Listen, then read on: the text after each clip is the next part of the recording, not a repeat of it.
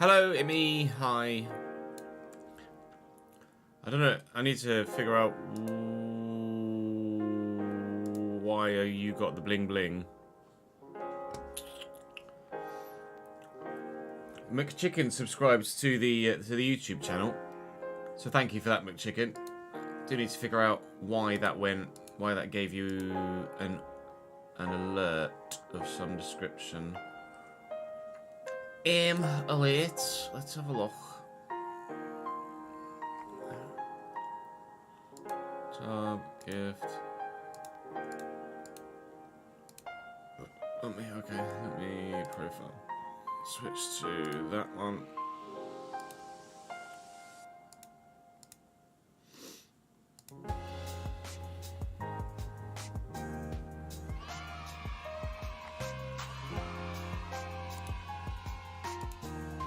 AJ, thank you very much indeed for the 37th month, mate. Appreciate it, dude.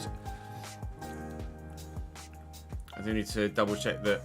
That should just be your anniversary, shouldn't it? I don't need to gift you anything at the moment. You're still currently active.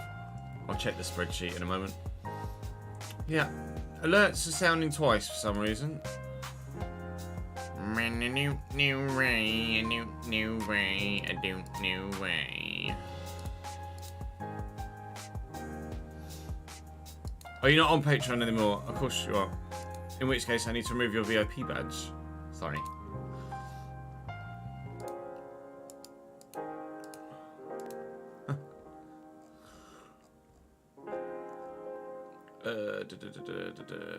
MN.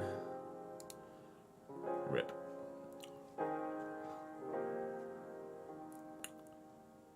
Oh, maybe it's because RestreamBot is a mod. Kieran, thank you very much for the 55th month, mate. Very good of you. 40 in a row as well.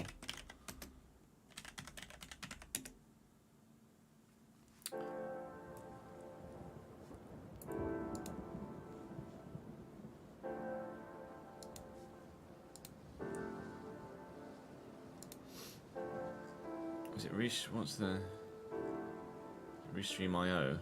RestreamBot.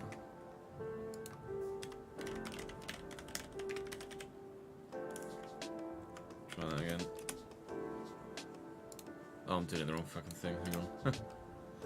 I need to do it here.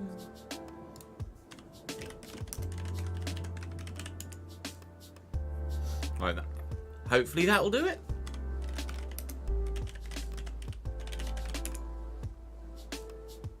Hopefully that does it.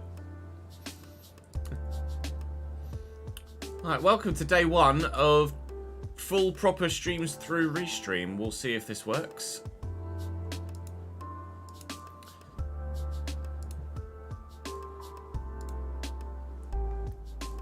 It should be fine. We hope it's fine.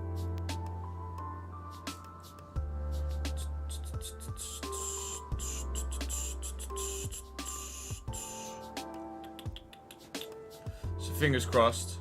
Fingers crossed.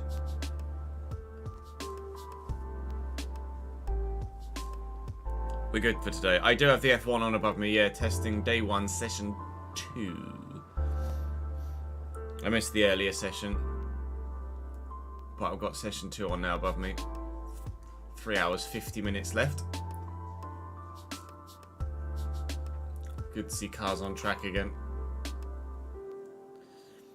Saw that Max Verstappen went fastest by 7/10 in the first session, but obviously it's testing. You literally can't read anything into it. Ollie, thank you very much for the follow on Twitch, mate. Appreciate it, dude.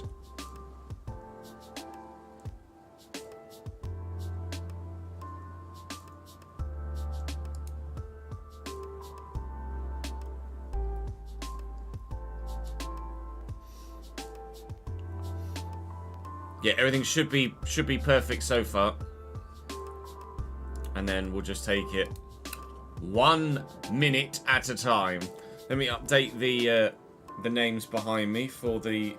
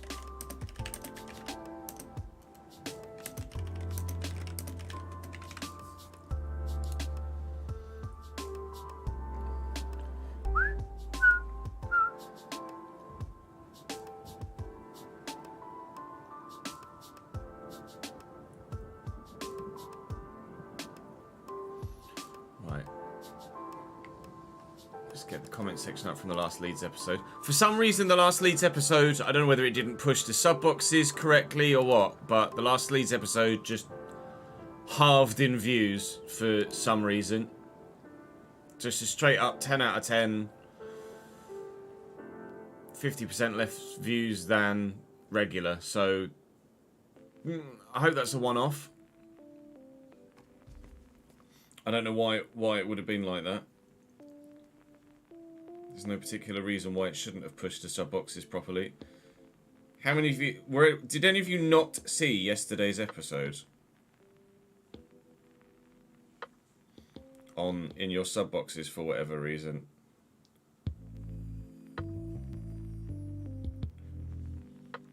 Because I don't know why views are so low.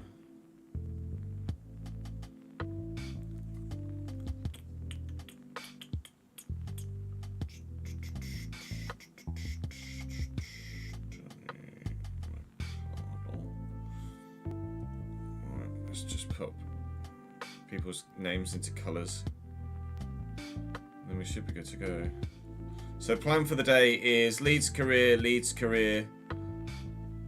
or at least Leeds career, player career. Probably Leeds career, player career, and then record as much of a Leeds career as I can after that. I want to get one of each done at least today. Leeds career, player career. Maybe, depending on time, do another bit of a Leeds career, and then we will get, provided there are no technical issues, we will get some Formula 1 in today. Yeah, 21 hours ago, so it seemed to push for most. Just for some reason, like, after this period of time, the episodes have been on a span of, like, obviously outside of the opening episode, the episodes have been of a span between 5.3 and 4.2, and this one on its own was at the bottom with 3.3. It was, like, 25% short of even the next highest performing video, of even 9th in the last 10. So that's fun. Hopefully today goes down better. But yeah, definitely some overdue F1 content. McCracken, thank you very much for the follow on Twitch, mate. Appreciate it, dude.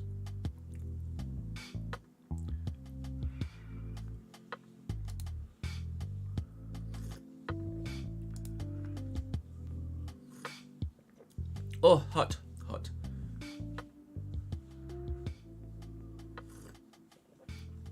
Excited for Monaco? No, not really. The typo is probably pretty accurate there, to be honest, AJ.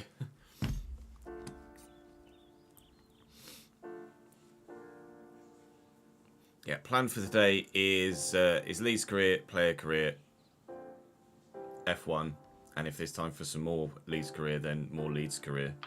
Where are we? We are at home in the first game, so let me pop the home shirt on. I need Modi on for now because I'm not very warm. I know it would have been a great pun to make. Oh, I probably should have taken the hood out.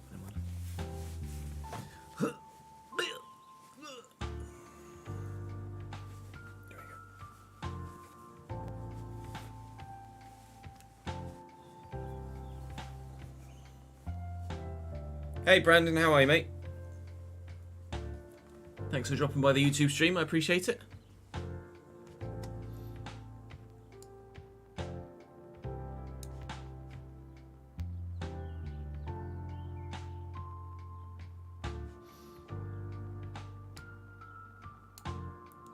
Let's do this, there we go. Perfect, perfect.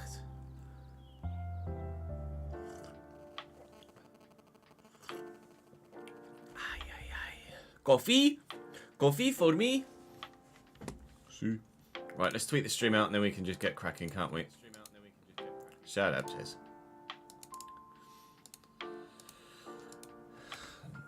Lie. Oh, no, fuck you.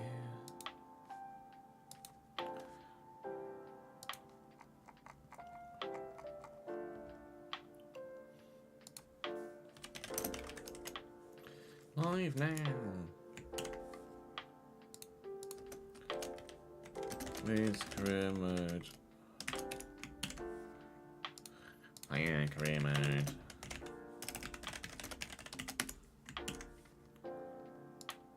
F123 driver career. Links below. Boom, bum, bum. Twitch, YouTube.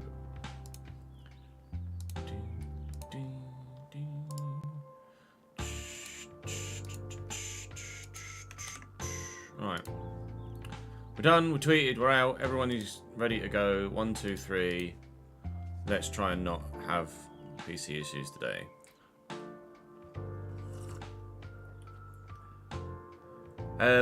We didn't really mess about with too many game settings, Jamie.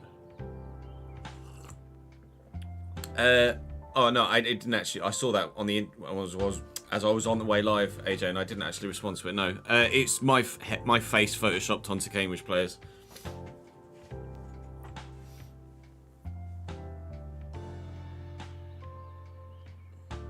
I appreciate it, Brandon. Thank you, mate. Thanks for the support back in the day. Yeah, this was like a Suarez Road to Glory, wasn't it? Road to Redemption or something. We are indeed now, I believe, ready to start. So we'll just double check the game settings. Now that Jamie's made me second guess myself, but still set to legendary. Full frame rate on, and it's set to high, not to ultra. We're good to go. I think we're good to go. Let's double check the training plan as we progress towards the next game. Yep. Need a bit more sharpness. Sorry, fitness. A bit more fitness. Scared. Scared.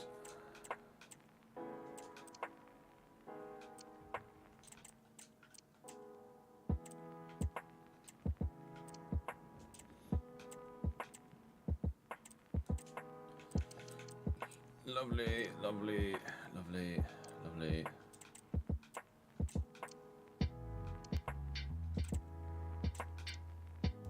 Vamos. Let's get you some sharpness, shall we, Mr. McDonald? Right, we've tried to address the player morale a little bit.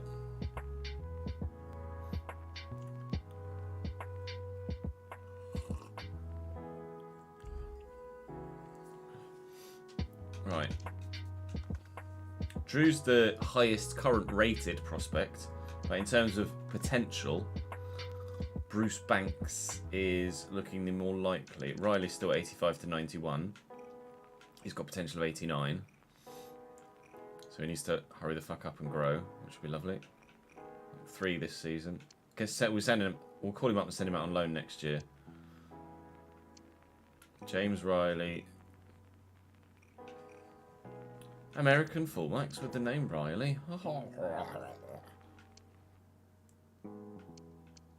Harvey Brown could be decent. Fletcher's up 5. That's with a position change, though, obviously. We're not actually training some of the key stats like finishing and shot power, curve, etc. by putting them on a development plan, but they just kind of need to be on a development plan, really. The best thing to do is to loan them out, and then obviously they'll get growth from there. Alright, so we have 7 games to go in the league season.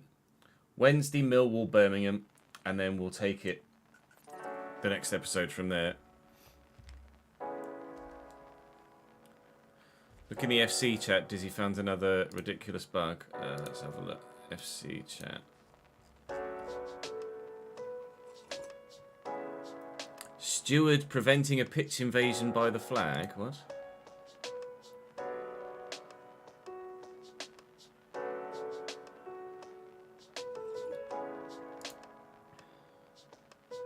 Oh yeah. Not noticed that before.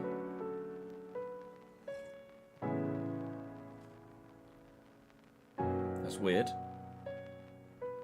I've genuinely never seen that before.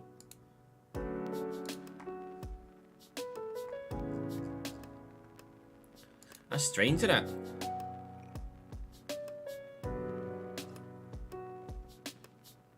What's the least favourite career I've done? Christ. I couldn't tell you, to be honest.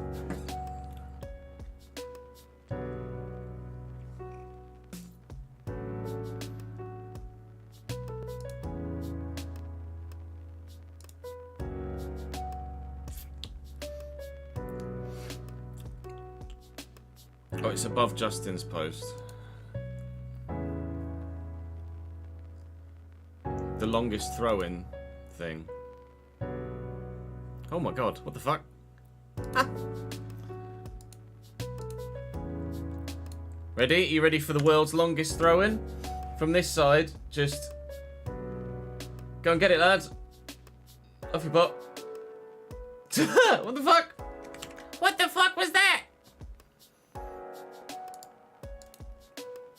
Alright, let's stop the music. Start recording. And we're off. Rory Delap, eat your heart out, you're not wrong.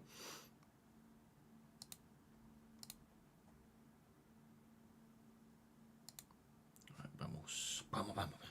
Record. Helps if you're on the right thing, doesn't it, Ches? There you go.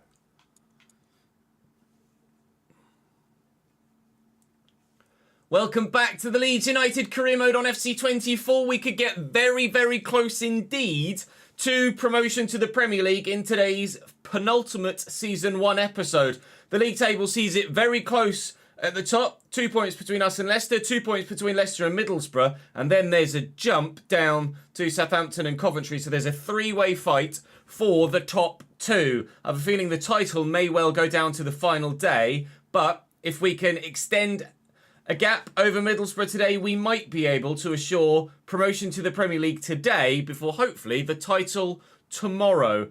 Sheffield Wednesday, Millwall and Birmingham City will be the three games we play today. And then tomorrow's season finale will be Swansea, Blackburn, West Brom and Hull City. That is the current plan for the time being. We're in a very good position. Our form recently has been not as strong as it was at some points in the season, certainly, with a couple of draws and a defeat thrown into the last episode. But other sides are not necessarily hitting their best form at this moment in time either. But, I mean, we went on a really decent run there other than the defeat to Leicester. Outside of cup competitions, we were on quite a good winning run, to be completely honest. But that came to an end in the last episode, where we picked up a couple of draws and the defeat to Norwich was really frustrating. So we need to bounce back from that, and hopefully we'll absolutely do that. Do drop the video a like if you're enjoying, of course. Make sure you subscribed to the channel with the notification bell ticked and you won't miss out on more. I have a feeling some of you may have missed yesterday's episode. I don't know whether it didn't push to sub boxes or whether just people were busy on Tuesday, or Monday, but Tuesday. But the video got like 50% less views than normal, so do double check if you missed the last episode. Actually, as you see this, it'll be the episode before last. Check that you didn't miss episode 10. Hopefully episode 11 does push to sub boxes. We're saying thank you today to Ali for your comments in the comment section, to Bobinho, and to Danny as well. Thank you very much indeed for continually showing your support in the comment section. Hopefully we can justify that support by now going and maybe even getting ourselves promoted today. Show you Sheffield Wednesday's lineup. Whilst you're here, Malik Wilkes on the right-hand side, Josh Windass up top, Barry Bannon in the midfield. Wednesday, I think, gave us a difficult game last time, or did they? I remember Barry Bannon being very good. I think we took a strong lead, then they pulled one back with a very good goal. Then we showed our strength. They do have 2 wins and a draw in their last 3 games, though. So despite being in the relegation zone at the moment, they will have ambitions of getting themselves out of that precarious position. Let's not let them do that. Thank you everyone for joining us. We're going to start questions now.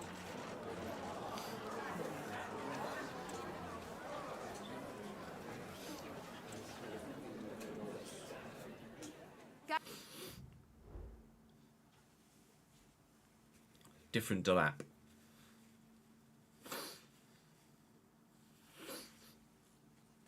Which bugs in particular, DG, sorry, brain. Matt, thank you for the 5th month subscribed, mate. Appreciate it, man. My hero. What is going on with my fucking face? Whatever, doesn't matter. We're not in a beauty pageant.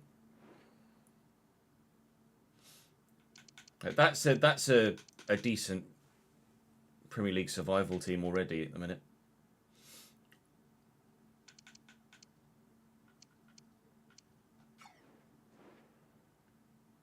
Actually change Wednesday's kit. Nope, we won't change Wednesday's kit. That was an easy decision. Yeah, gutted, to be honest, Alistair.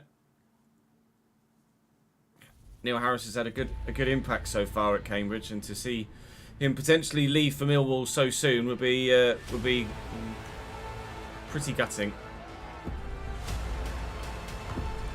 Yeah, I think you're right, Marcus. It was 4-2. 2-0 up to 2-2 to then extending a 2-goal lead again. Do let me know if there are any graphical issues. I'd appreciate it if you could. Tar. Hopefully we're alright.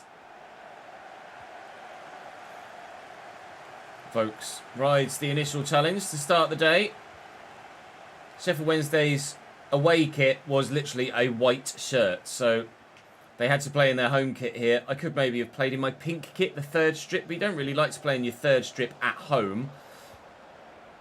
We should be okay with the blue socks and the blue shorts. And hopefully we might be okay with the early 1-0 lead as well. Joel Peru's in the box. Joel Peru fires wide. I made a mistake in the opening sequence saying that we went 2-0 up against Wednesday and they put it back to 2-1.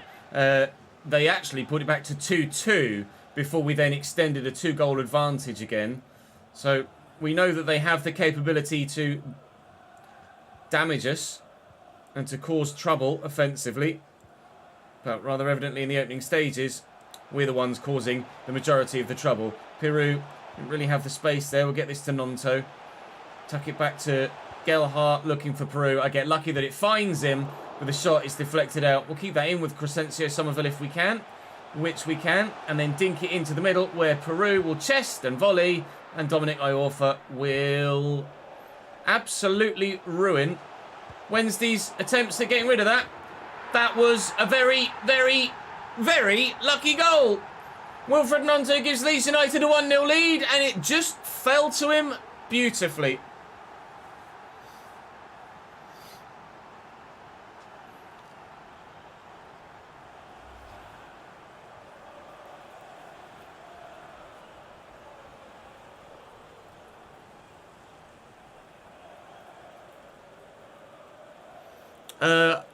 No, it's not a rule that the home team kicks off, Marcus.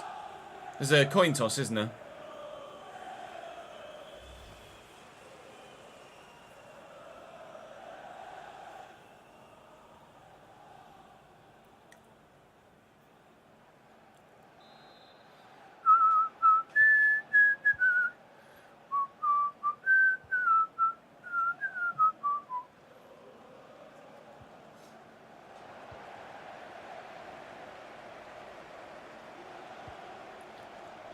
It's my 50th match, apparently, according to the graphic in the top left.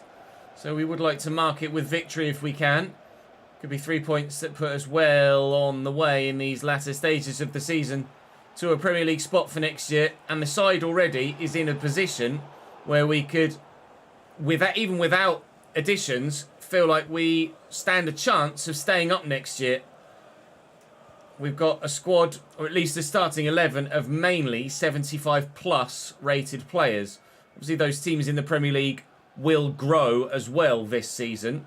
But because our side is so young and we've seen growth so widespread throughout the squad, I think we're going to be in a very good spot to stay up. Whether we challenge for a European spot is something entirely different next season. But certainly, the main aim will be to stay up, and we'll take it from there. But we've got to get there first. The minute we're doing what we need to, but we have to do it for this game and then 6 more just to make sure. You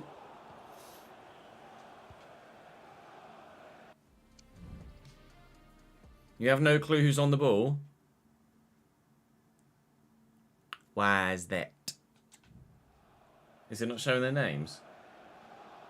No, it's showing their names. Oh, camera's in the wrong place, isn't it? Oh.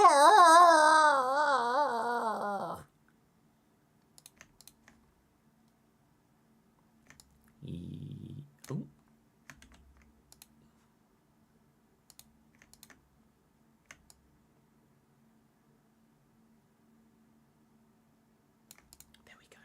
There we are.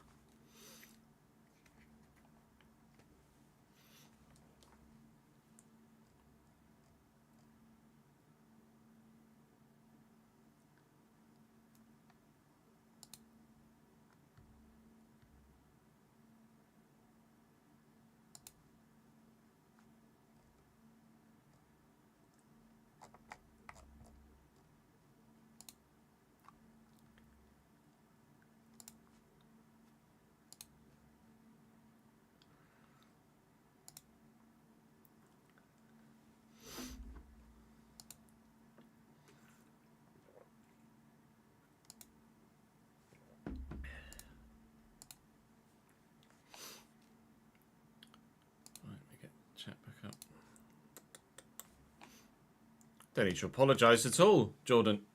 Don't need to apologise at all, my man. Drama. And Ampadu. Gelhart. It's drama again. Gelhart for the second time. Ampadu is there. Great. Through that gap. Nice. Gelhart from range, maybe? No.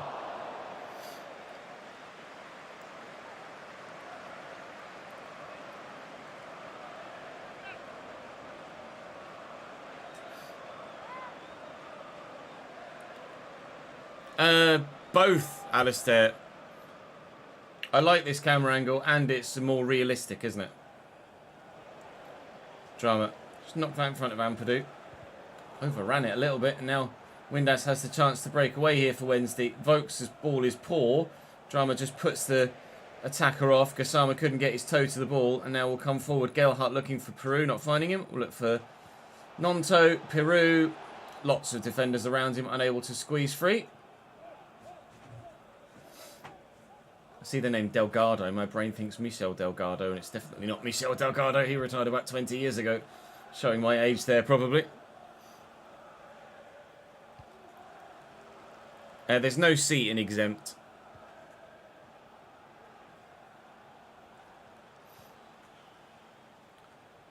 Iorfa squeezes that in there to Gassamo. We win it back, we give it away. We win it back, we keep it. No, we don't. There was absolutely nothing wrong with that challenge from Nonto, if I'm completely honest. But the referee oh Christ, never mind. Fucking Nora. Bear with. I'm just doing something. Do do do do do do. Do, do, do, do, do, do.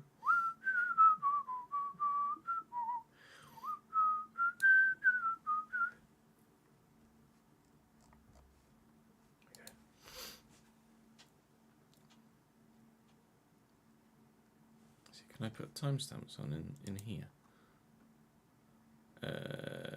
Chat appearance. Timestamps. There we go. There we are. And we're off again. It was Rotherham we beat 10-0. 10-1. 10-1, not 10-0. Give them some credit, Marcus.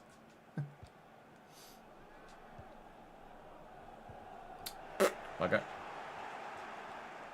That's probably a foul as well. Yep. No surprises. Free kick for Sheffield Wednesday here. Josh Windass will loft it and hopefully we'll win the header. Yeah, we will. Dominant in the air there. Pascal Strout. And Gelhart has well and truly left the defender for dead. Runners everywhere, including a brilliant run here from Kai Wagner, who has the support. Peru's short. Nonto through the gap. Get it on his right. Wilfred Nonto makes it 2. Always the option for the pass, and more deadly in the finish as the season goes on. Nonto extends our lead. This one he had to work for a little bit more, but still very well put away. I do use tactical view, Mex.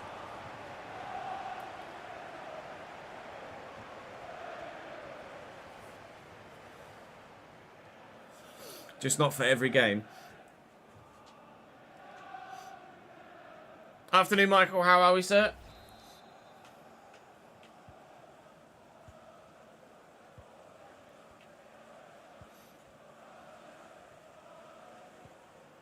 Peru's just taken that off Barry Bannon. This has a familiar feeling to the first game at Hillsborough. Was that hand? No? Where we took a 2-0 lead. Now we just need to stop them from getting back into it this time. Malik Wilkes and Josh Vega. So Malik Wilkes again and given away. Thank you.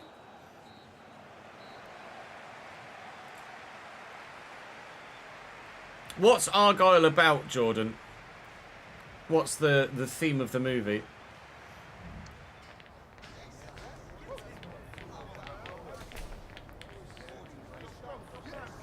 Tactical view's good, but obviously it would help if you could use it with the touchline view.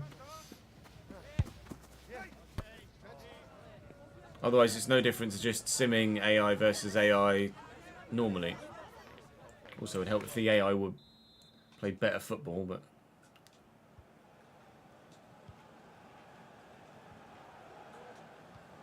Oh, Wagner, that is poor, pal. That is not great. Harry Bannon forward into Vokes. Through the gap. Picked off. Picked off again. Worth a go. Worth a go for sure, but Mellier's been pretty damn solid this season. Don't think we've had any complaints at all, really. I can't, off the top of my head, remember any moments where Meslier has definitively, absolutely let us down. It just popped up underneath my webcam that you can't see that Leicester have taken a... Oh, go on. What? Oh, yeah. Just popped up that Leicester have taken a 2-0 lead against West Brom. So they are keeping the gap at just 2 as it stands. No news yet on a potential Middlesbrough result with regards affirming automatic promotion today. But as it is at the moment, the title is still very much up for grabs between ourselves and at least Leicester, if not still Middlesbrough. Actually, Gray's done well there. We'll try and go through the middle. I see Nonto could be on a he's on a hat-trick here and could be in for it if we can get this under control well. Oh, I thought he was going to steal it off the defender after a heavy touch, but no, he doesn't.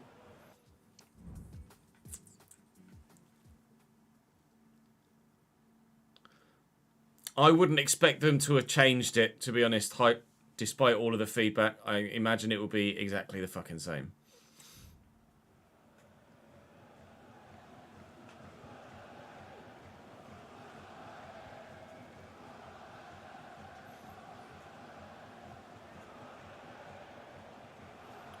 Flattened. I think that's definitely a foul. Christ. Basically a spy comedy. Nice.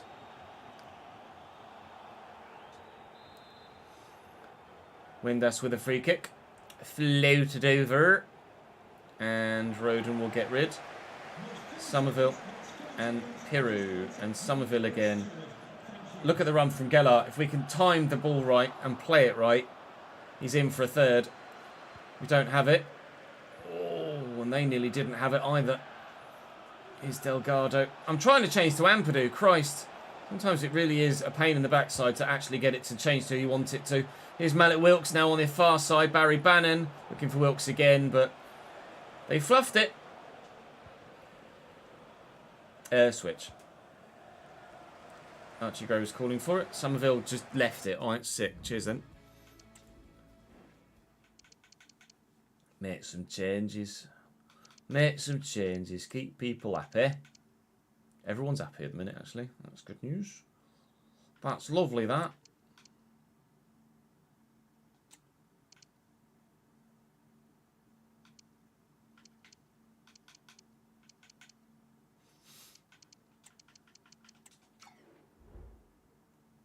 Yeah, it's up at 6,000 now, Jamie.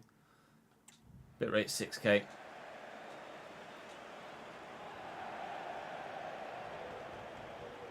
Both for streaming and recording.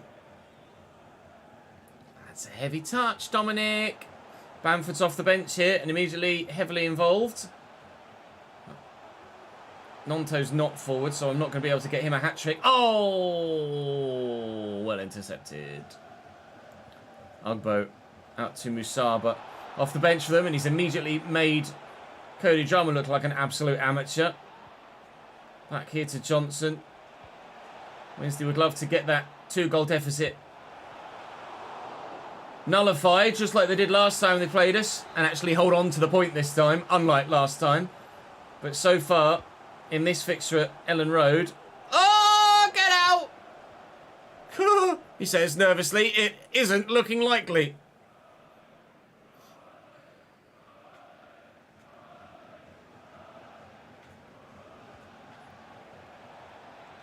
Well, how's he done that then? Windass.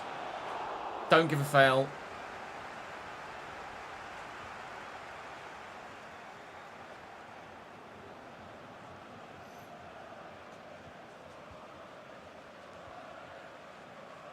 Somerville forward into Geller. Looking to Somerville again. Bamford's going to be in the middle, so we'll look to deliver it. And Paddy can't get on the end of it. Flattened. They just said F2 have incorporated IndyCar's rule where in quali, if you bring out a red flag, you lose your 1 or 2 best times. Nice. Makes sense.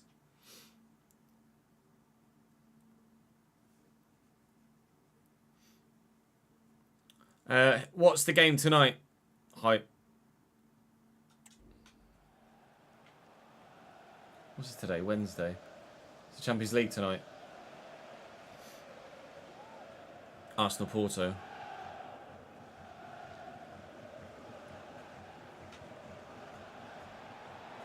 Musaba. 10 to go. They've had a go, Sheffield Wednesday. Give them their due. They are trying to stay in the division.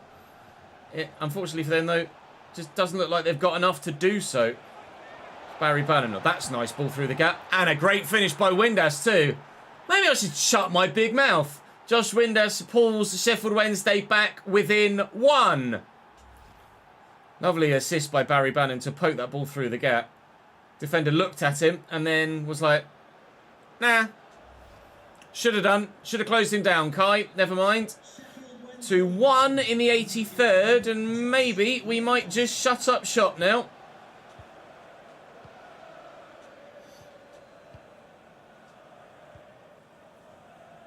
The 1-lap DRS rule is fantastic, Imo. I love that.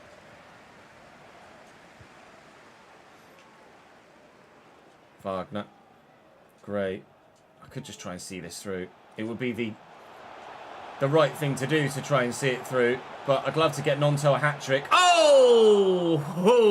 How he nearly did. Initially, I thought it was going wide. Then the keeper scrambled. I thought, hello, this might be sneaking in the far post. It did not sneak.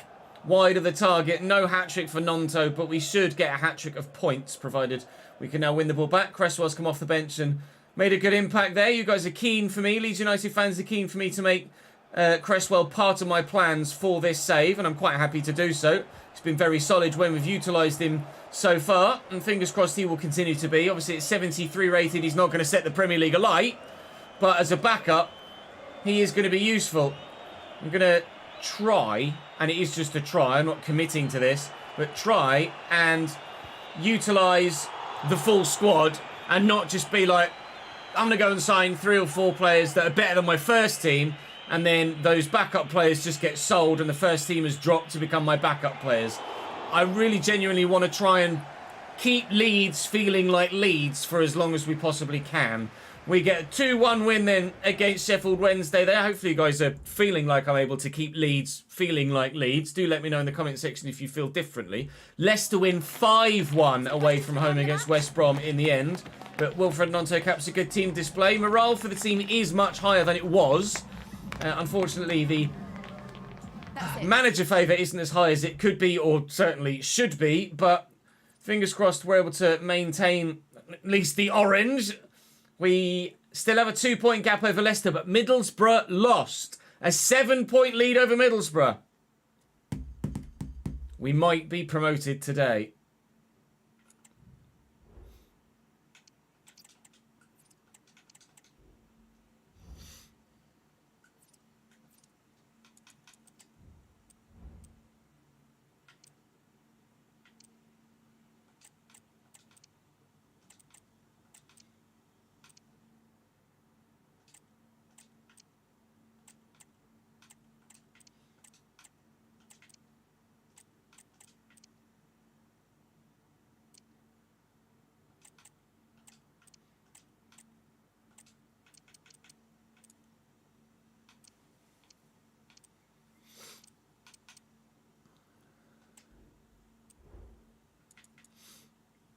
wait for this next one, so I need to change the shirt.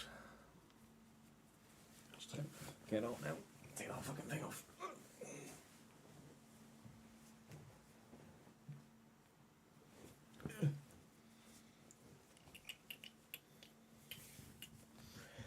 Hoi. Yeah. I know I deleted the review meeting email. I've had it about 7 times, so fuck them. Zach, thank you for the follow, mate. Welcome to the channel, dude. We won't get sacked, because as soon as it registers that we're promoted and or I've won the title, it'll be fine.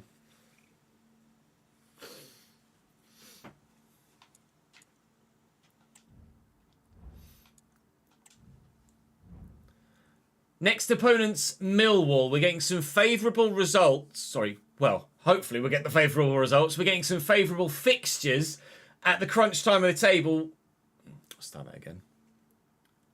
Millwall away up next, and we're getting some favourable fixtures at the crunch time of the season, playing sides that are having not so great a time this year, and even though they're higher than Sheffield Wednesday Millwall, they're actually in worse form than Sheffield Wednesday were. 3 defeats in their last 4 games for Millwall, and they don't look that strong, even though they are relatively, we believe, comfortable mid-table. So I'm not going to make any changes at the moment, I don't think. I'd like to get ourselves promoted first. And then we'll look to play some fringe players and get their morale up, get them some more football, hopefully help their growth. And whether the title comes as well, we'll wait and see. We should be able to get the title as well as automatic promotion, but we'll try and get victory against Millwall first here and see where we go from there. Actually, not going to play in the home kit. We'll play in the third kit. Pretty in pink and gold. You never know. It'll either be gold or silver, I think, for us this season in terms of our league position. We pray for gold, but silver will be good enough.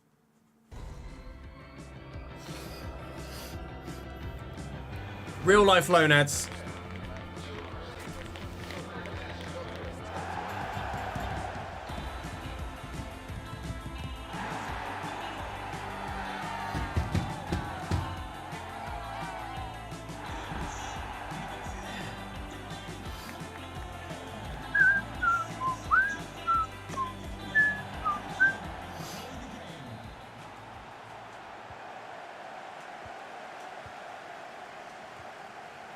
Oh, well intercepted, Duncan Watmore.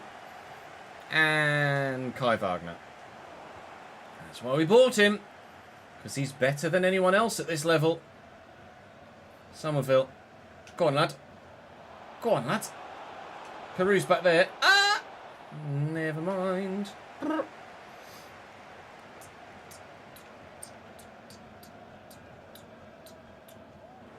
It's not great.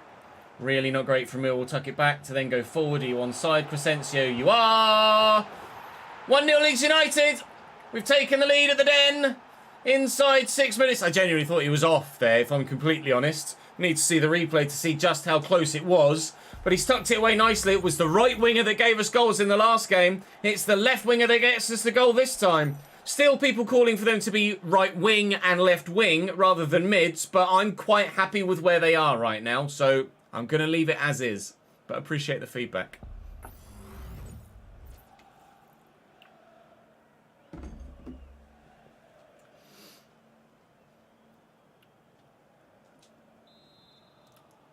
I mean, the pitch isn't the worst in the world. Definitely seen many a worse pitch at IRL, but it doesn't look great. He's Longman. Holds it up nicely, actually, and then slots in Nisbet. Picked off by Roden. Nicely done.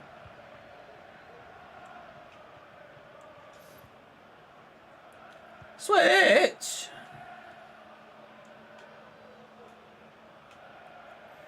Bryant. Essentially to Denor. Nisbet quickly, but too quickly. Inaccurately towards his front man. Somerville. Short to Wagner. Peru. Crescencio again. He's onside for a second time. And he's got support here. And Gellert pulls the shot. Wide of the target. Ordinarily, Peru and Gellert are our go-to goal scorers So far today, they are not on form.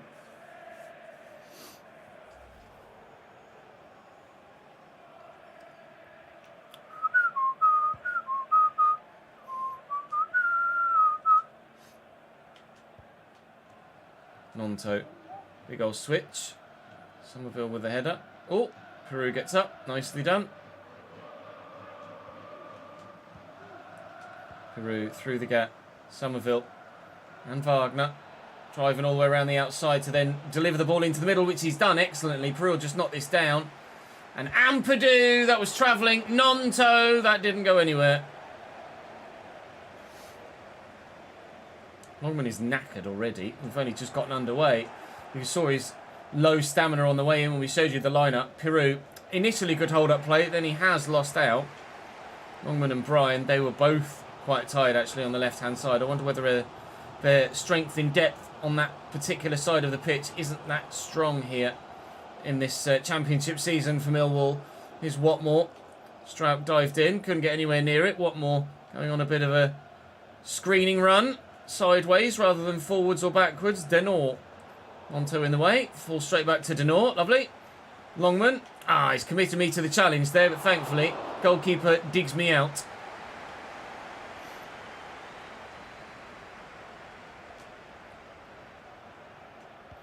Switcheroo, switcheroo.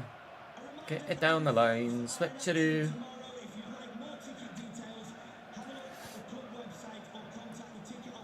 Wagner through the gap. Gallart is going to go again. No, we'll go short. No, Wagner's who we'll look for, and then Somerville and Wagner. I find it difficult to break them down here. We've got a lot of bodies back at the moment, and Tanganga puts in a good challenge. Can Gellart get to that? He absolutely cannot. And Ampadu can't get to that either. In fact, the referee felt that he fouled the man. Wallace. Can get near him. Gimme. Gimme. No foul, ref. Oh, he actually didn't give a foul. No. I thought he was going to like. Honeyman. Challenge Pascal Strout. And he's up to his feet to get the ball back as well. I'll give him that away, haven't I? Idiot. Peru wins it back. That's poor from Honeyman there. Somerville need the support. Peru's on the run. So it was meant for. It's gone towards Somerville. Never mind. Can I have that back? No. All right, fine. 1-0 on half-time then, probably.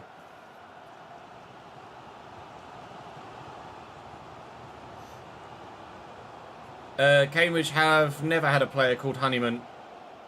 Adds. Here's McNamara down the wing.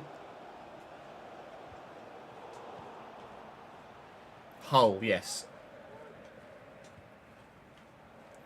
Stroke. Gray. Hull and Sunderland. Drama. Into Gellart. This is good stuff. Even if it's just keeping it away from Millwall and ensuring our 1-0 lead stays intact till half time.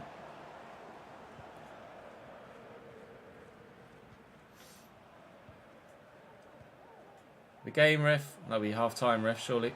Please. Please. Please.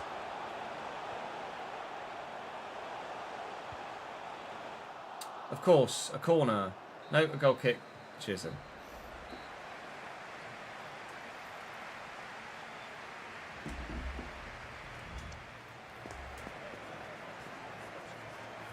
Do do do do do do.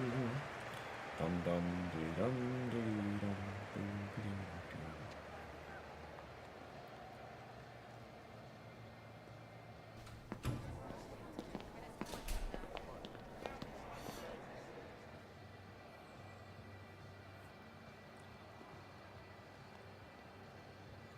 How are we, Andy? Well, I hope.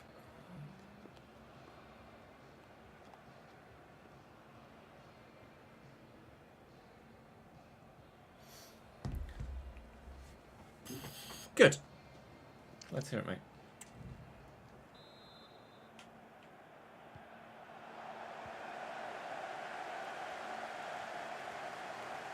Well, that felt a little bit weak. Lifts it looking for Nonto. Oh, this is excellent so far. And Peru's just in the middle. He's not made that run, though. Has your touch. Not amazing, actually, on his knee, but good enough. Geller. Oof. Flattened. Gimme. No. All right. I'll try again. Oh, sent me.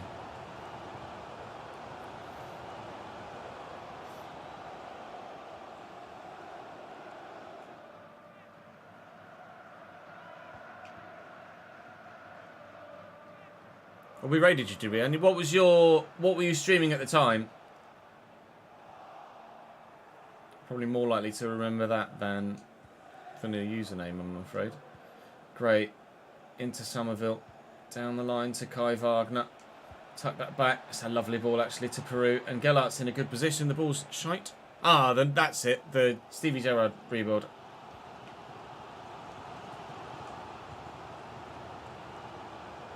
Great. Forward. Space there for Nonto. And Peru's in the middle. Oh, some of it. Nobody, actually. We nod that back. Find a teammate. Archie Gray! Good save. Good effort, too. Shark hits with the stop. Still only 1-0. Doesn't feel like we're 1-0 up, actually. I feel like I'm having to work quite hard for this. We very nearly weren't 1-0 up. We were 2. But Ampadu's header, unfortunately, just arcs past that far post. Keeper was worried about it, though. Gave a little wah-wah with his left hand before diving with his right. But no.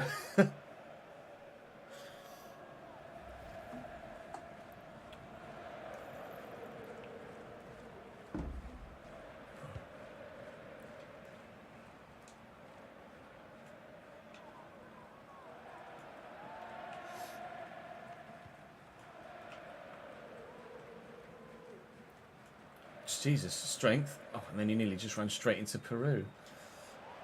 Right, Millwall are actually outmuscling us and bullying us around the pitch at the minute. Obafemi, Nisbet.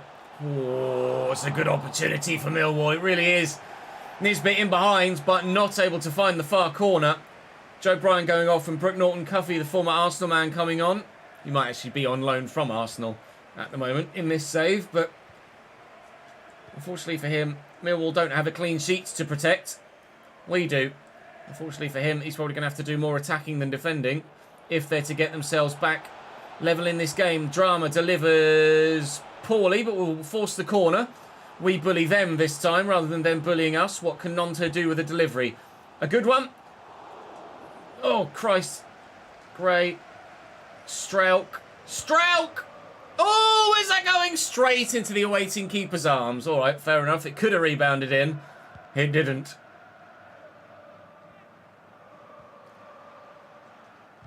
Well in, Cody.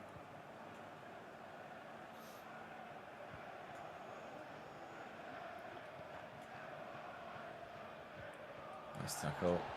Peru. Archie Gray. Somerville. Wagner's on the run. I'll go to Gellert first.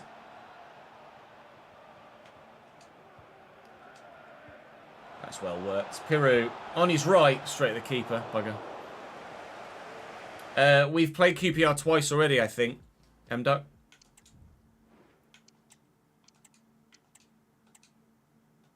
Pretty sure we've played Queen's Park Rangers twice. This is match day 41 of the championship season, so we've played pretty much everybody. Nearly. Somerville forward to Peru. Nonto's going to go on the run, but we will... Actually, you know what? That's opened up for Nonto into that channel. We'll get it back to Cody Drama. Ah! Go on, knock it long, lad. Morton Cuffy into Denor. Oh, Strout put a toe out. Could get something on it, but not enough. And that's a lovely ball into the channel. And Michael Obafemi, former Southampton man. He's fallen over his teammate, I swear. Penalty Millwall. We were incredibly frustrated at one given against us a couple of episodes ago. I've not done anything there. He's fallen over me. He's literally fallen over me. I've not stepped in. He's just run into my leg, fallen over, and the ref's gone, oh, you've nailed him there, mate. No, I didn't. Nesbitt. Saved by Meslier. Justice done. Because that was never a foul. And breathe a sigh of relief. That could have been Leicester going bloody top. Peru out to Drama. Fans thinking we're going to score in a minute. Not sure whether it's the home fans or the away fans, but I think the away fans probably stand the more likely chance of scoring if there is to be another goal in this game. Although Norton Cuffy played through. He and Obafemi have actually made a big impact on this game since coming on, but not a big enough impact for them to get the goal. Missed their penalty, wasted the chance. Did he use a hand there? I think he might have done. He did. And with time ticking away now, Nonto's there. Go on, Willie! Never mind. Time ticking away. I think the 1-0 win is going to stay with us, because in the 87th, 88th minute, I'm just going to pass this around and waste time. Sorry, Millwall, but that's game, lads.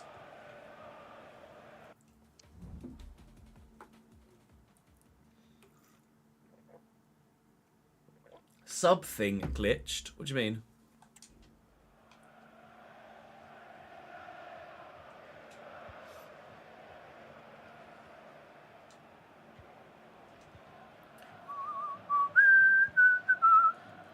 Oh, it fixed after the pause. Oh, you mean top left, like that. Ref! Oh no, it's 2 minutes added on, my bad. I thought it was just the one. Touch is decent. Ball's decent. Alright, maybe we will grab ourselves one more before the end of the game. Cut it back, hit it first time. Good save by Sharkic. Nothing from open play. Or just lump the cross into the box. I really don't care if the keeper comes to get this. I'll try and win this header. Oh, he's run away from it. Didn't even lock him onto it because it wanted to blow the final whistle. And blow the final whistle, it has! Leeds United 1, Millwall 0. No sign of a Leicester result so far. In fact, we were the early kickoff, so that's why. Middlesbrough Plymouth is their game. Middlesbrough should win that, but at the moment we're maintaining our gap over them. So we'll stay at least 7. And if Plymouth could do us a favour, please, Pieface, that'd be lovely. Thank you. And maybe the gap will open against Middlesbrough a little bit higher than it currently is. No, they won. It's 7 points. Leicester haven't yet played. We'll go and play the next game. I know. You don't like me at the minute, but you're not going to sell me. Not going to sell me. You're not going to get rid of me, are you? Birmingham away the next game. And Leicester were victorious. Still, it's just 2 points. Scout reports come in here. Ooh, no. And no. And no. And no. And probably no as well. This one from England. I don't know why some bug like that. That's definitely a new phenomenon. Got 2 or 3 goalkeepers already. We really don't need a goalkeeper at the moment. Right, okay. So with regards to the youth team, I know you guys are curious. We've got 11 players in here at the minute. Some of which, well, the majority of which actually have decent potential. In fact, the only reason I'm keeping Drew at the minute is because he's the highest rated. But if his potential is only 80, I don't know whether I really need to keep him. I guess I could just sell him on and raise a little bit of money. But with the players that are coming back from loan next year that you guys don't want me to keep, we'll be making lots of money anyway. We've got quite a few players that could grow quite well. See, where's young Riley? He's still 85 to 91 potential, but only up 3 so far and is at the bottom of this list right now. Allen is actually only 75 to 83. So I might let him go, actually, because we've got a number of other options in that area. So, tutty bye, sir. Outside of that, hopefully everyone grows quite well. We'll just have to play it by ear and see what happens. If you have any ideas about where I should send my scouts for Season 2, then do let me know. But for now, we're going to go and concentrate on this game against Birmingham City. And their starting lineup is a 4-2-3-1, similar to us. Again, a side in the bottom third of the table that aren't in great form. 3 draws and 2 defeats in their last 5. A better team, however, than Millwall or Sheffield Wednesday, ratings-wise. But I don't think they're going to get a better result.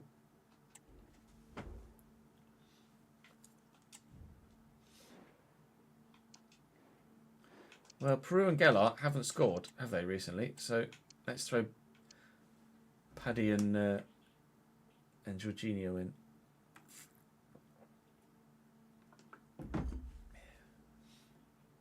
Pop Gruev in there as well, why not? Somerville scored.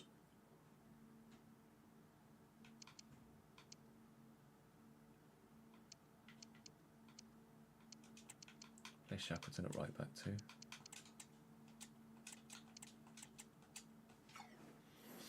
Why not?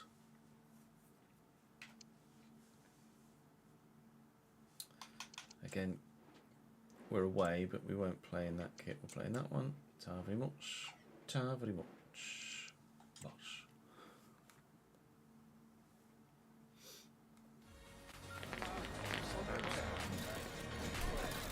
Isaac Toro, yeah. He was recommended in a previous save.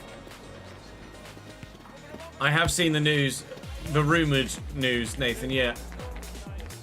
Whether it happens or not, I don't know, but I would imagine it will.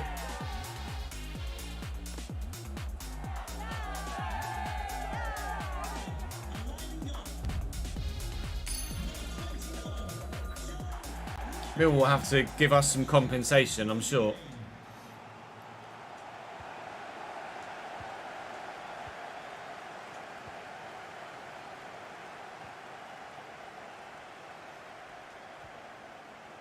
Gruev and Nonto in nicely to Bamford. Will switch this all the way out here to the left-hand side. Somerville has been in the goals today, as has Nonto. My front two haven't been, so they've actually been changed for this game. And seemingly rightfully so. We love an early goal today, don't we? Bamford and Jorginho Ruter into the starting lineup. And Paddy wasted no time. 1-0 leads. Good finish too. Probably on his way out in the summer though, unfortunately, I think.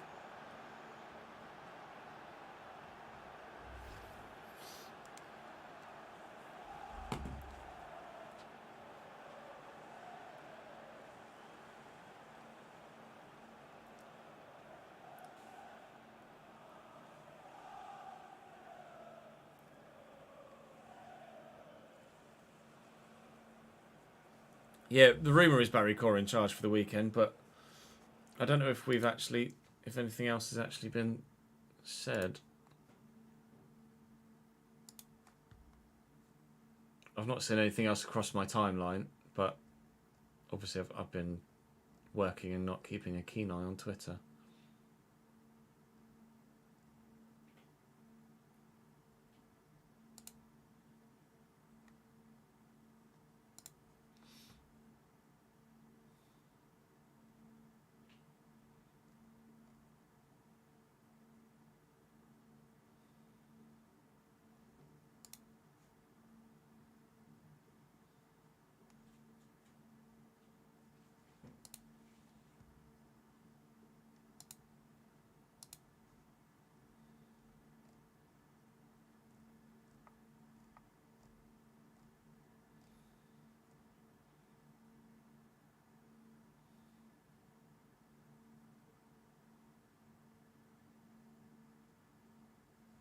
Yeah, it doesn't look, it looks like it's pretty much happening, to be honest.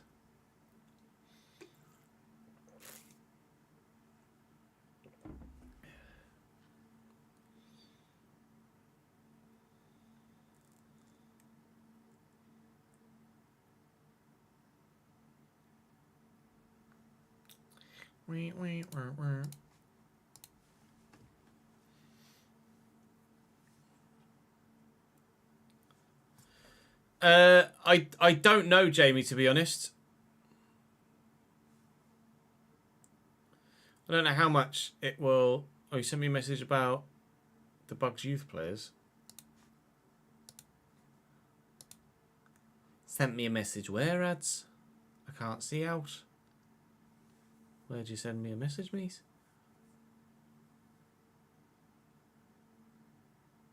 Oh, up in the chat, Soz. Scrolling. Youth players bugging are from having created/edited players in the game. Report them all in your testing, remember. Only different here is it's from your edited ones. Oh, yeah, you're right. You are correct, sir.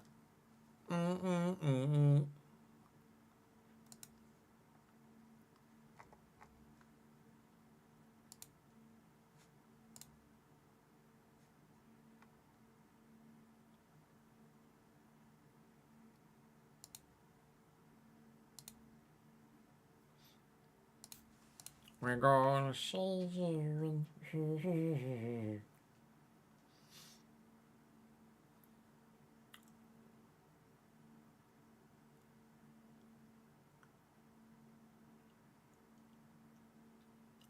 Sounds like it's going well, Marcus. Lol.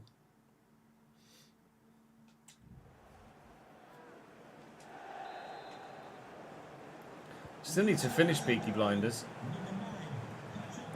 Started watching it when I was off with COVID. I love that. Thank you. Archie Gray says, "Ta very much." Jumps in. Somerville deflected. Sanderson, never mind. Oh, it's loose. Never mind. Not loose enough. Foul for them. £128 million signing on bonus. Yep. Lol. Sunyets, picked off by Rodent. That was actually quite loose from them. In that forward position, you expect them to be a bit tighter with their passing. Oh, Archie, that was sensational. And Bamford's going to go through that gap. Oh, he's not able to do the defender this time. Can I get to that? No. 13 million a year actually isn't... Obviously, let me... This is relative. 13 million a year actually isn't that much a week in terms of globally, comparatively to other players. What's 13 million a year? Like 250 grand a week? It's not that much at all, comparatively to some that are on like 500 grand a week. At 13 million a year, he won't even be the highest paid player at Real Madrid, let alone around Europe. Yeah, Haaland's on 375. De Bruyne's on 400.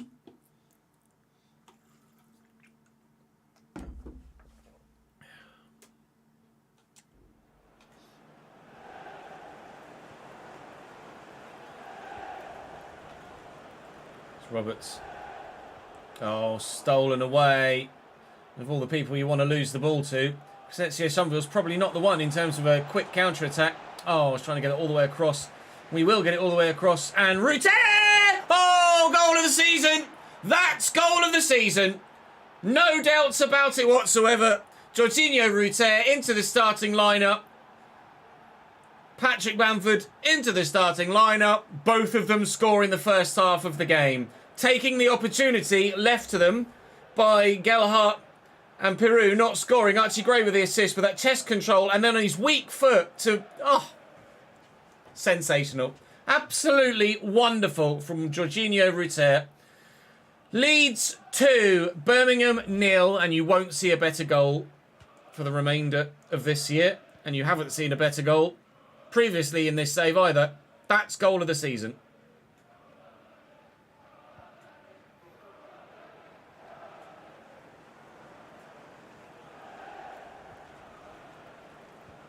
Well intercepted by Wagner.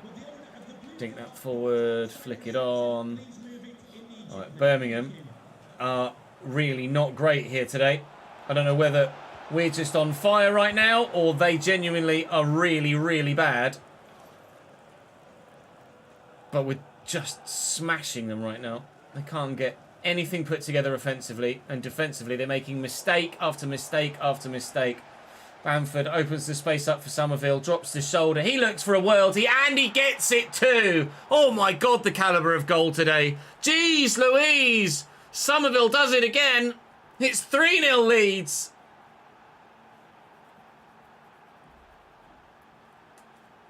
I really, really love that steak livery. I think it looks great.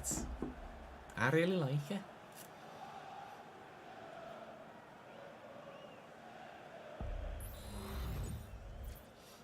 Goal for Leeds United, number 10, Crescencio Somerville.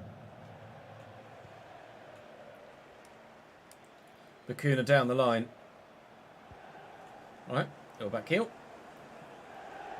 Sanderson, Sunyets, or Shunyets, given away.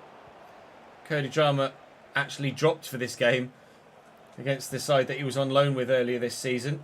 It wasn't intentional. I've only just remembered that he was at Birmingham earlier this year. But Jamie Shackleton gets the opportunity at right back for this particular fixture.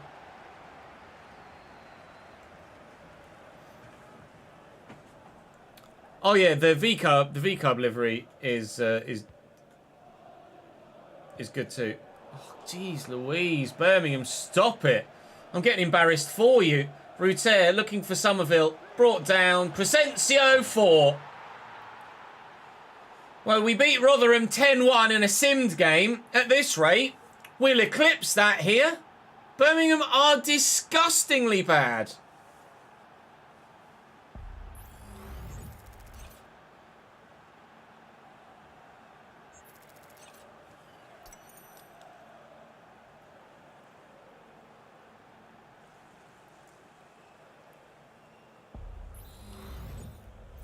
Blimey.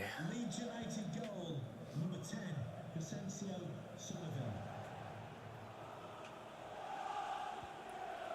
God, they just can't keep the ball in possession. They're getting tackled every time they come forward. We either tackle them. Oh my God, he's gone. He's got to go. Bakuna, back pocket, red card. As if things weren't already bad enough for Birmingham City. 4-0 down. Now Bakuna just wipes out Ruter from behind and gets his team down to 10 men. They are the masters of their own downfall here, Birmingham. Ruter to make it 5. No, straight at Ruddy. Not a convincing save, but away at least it goes. This could be a cricket score today. And quite frankly, I'm quite determined to try and get one as well. Bamford wins it back off 1. Bamford wins it back off 2. And then misses. But Birmingham are horrendous.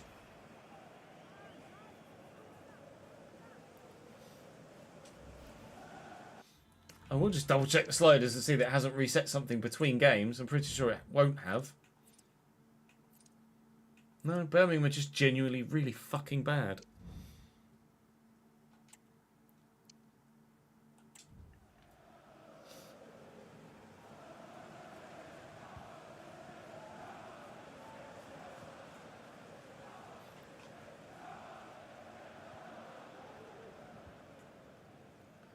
Dazelle, Laird. Dazelle on his own in the midfield now. Laird gets that forward. Dazelle, Shunjic. Beautifully through the gap. Don't tell me your team's going to go down to 10 men and then turn up just like the Stoke game. Well, they've pulled one back. Ebobisi pulls it back to within 3 goals for Birmingham City. It was lucky with how it came about. That stop and turn there was great. Got a block on the shot and then there's not really anything you can do from that. Moving forward, all right, well, the 10-0's gone out the bag, but we could replicate the Rotherham 10-1, perhaps. I'm so unconfident in their ability to do anything defensively that as soon as I get the ball, I'm just quite simply just running at them because you're waiting for them to crumble apart. And they are crumbling. It's going to be... Get up, Crescencio. It's going to be 4-1 at half-time. But the second half, it might not be 4-1.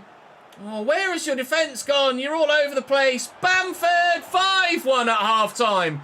Birmingham, get relegated, please. You are not good enough for the Championship. Jesus Christ. Only now do they start to boo. 4-0 and a man down.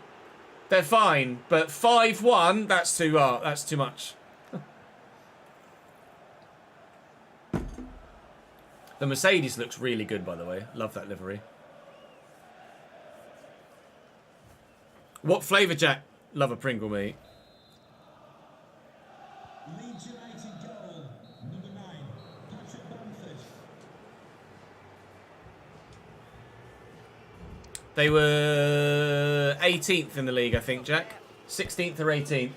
I think Millwall was 16th, Birmingham were 18th.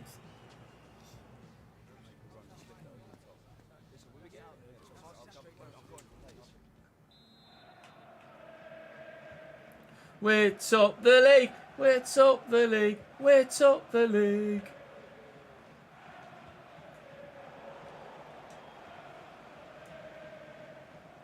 Somerville swept out wide to Nonto. The fans in the background singing, we're top of the league, we're top of the league. Bamford's in. Are Birmingham going to start the second half the way they ended the first? No. John Ruddy with reactions to defying his age there to make that save. Bamford heads over the bar, but it did take a deflection off Dion Sanderson, so we'll try again. Looking for a sixth here and not able to get it. Actually, they've found Dembele with that clearance, but this is only going to end one way. If there are no more goals in this game, I would be very surprised indeed, even from just the opening 5 minutes of the second half. Oh, Millwall were beating Leicester until the 50th minute. Fatou's just equalised for Leicester to make it 1-1. So Leicester dropping points. And I think there's no chance of us dropping any points in this game, don't you? So we're, as it stands, extending our lead at the top of the table. Not sure what the result is in the Middlesbrough game right now, but the gap will at least be 7, if not more, as we head into the season finale tomorrow.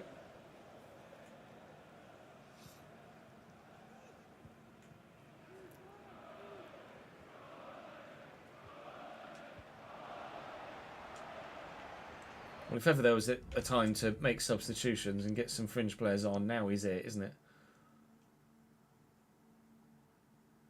We'll put Shackleton into midfield. We'll put Firpo at left back. Dan James can come on for Nonto. Cresswell for Strout.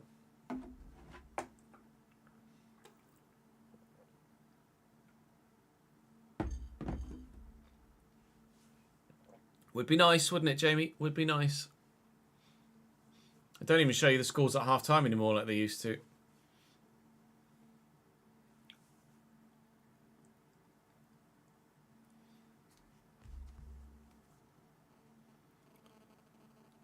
If you guys see anything come across your timeline with regards Neil Harris and Cambridge, then do let me know.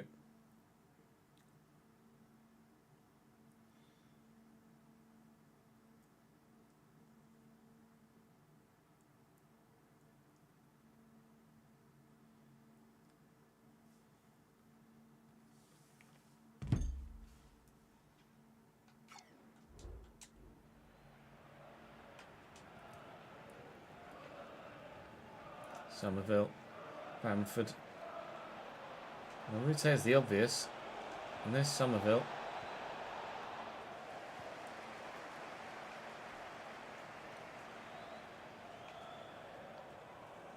Oh, it's just embarrassing. They are so bad, Birmingham. Rute through that gap. Never mind, that was a bit ambitious.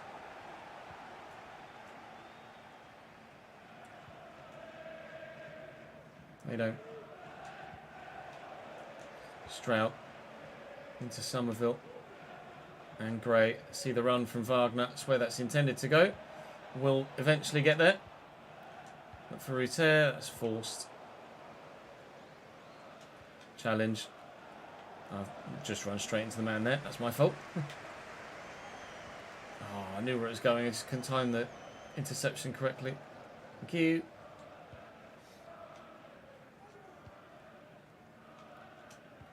Bamford to Jorginho Ruter. Nonto. Ruter's there again. Is Bamford going to make the run? Nonto's going. Nonto over the top. Up against Sanderson. No slouch in a straight line, I don't think, Dion Sanderson. Ruter. Somerville. Trying to replicate the goal from the first half. Might get a free kick. Gets nothing. Fine.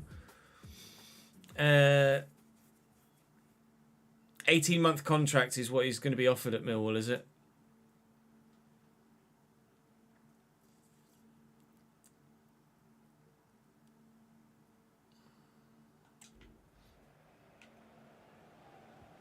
Thank you. Fucking Nora. Well in, Jamie. No. Not what I wanted to do there. I'll have that. Well in, Joe. Fans calling for a foul there, but they're not going to get one. Bamford. Oh, balls.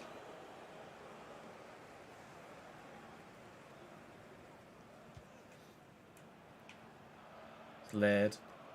Lovely little ball roll this way, then that. And around the outside. Tucked back. Dozel. Norwich 2, Huddersfield 0 is the latest score. Von Hooijdonk. Get rid of that. I've had changes waiting to be made for about 15 in-game minutes now. And the ball just hasn't gone out of play for those new players to come onto the pitch. So Nonto might be able to be involved in a goal, in this game before he goes off for Dan James. He's also not going to do that. Afternoon, AB. How are you, mate?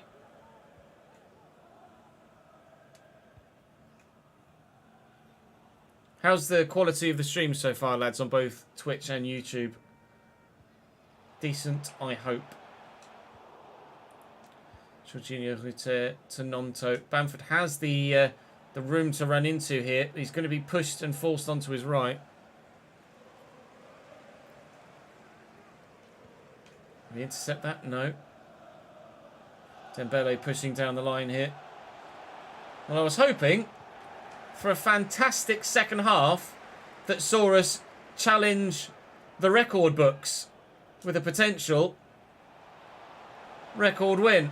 Oh, Leicester take the lead against Millwall late on. Ndidi in the 86th. Rutter in the 87th. We are going to add to the lead. It is 6-1 now, but it's not been as enthralling a second half as it was in the first, unfortunately. Annoying that Leicester have taken the lead in their game as well. So the lead at the top of the table is going to stay at 2 points. This title battle is going to go all the way to the final day, isn't it? But if we just keep winning, then we win the league.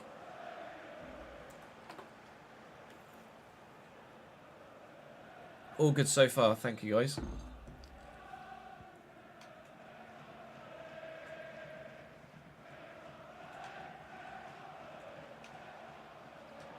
Our goal difference is better than Leicester's. So I'm not sure on the exact amount, but it is better than Leicester's, I believe. Bielik with a free kick for Birmingham in the 90th minute. And hoofed away. Don't add too much on, ref. There you go. 2 minutes only at the end of the game.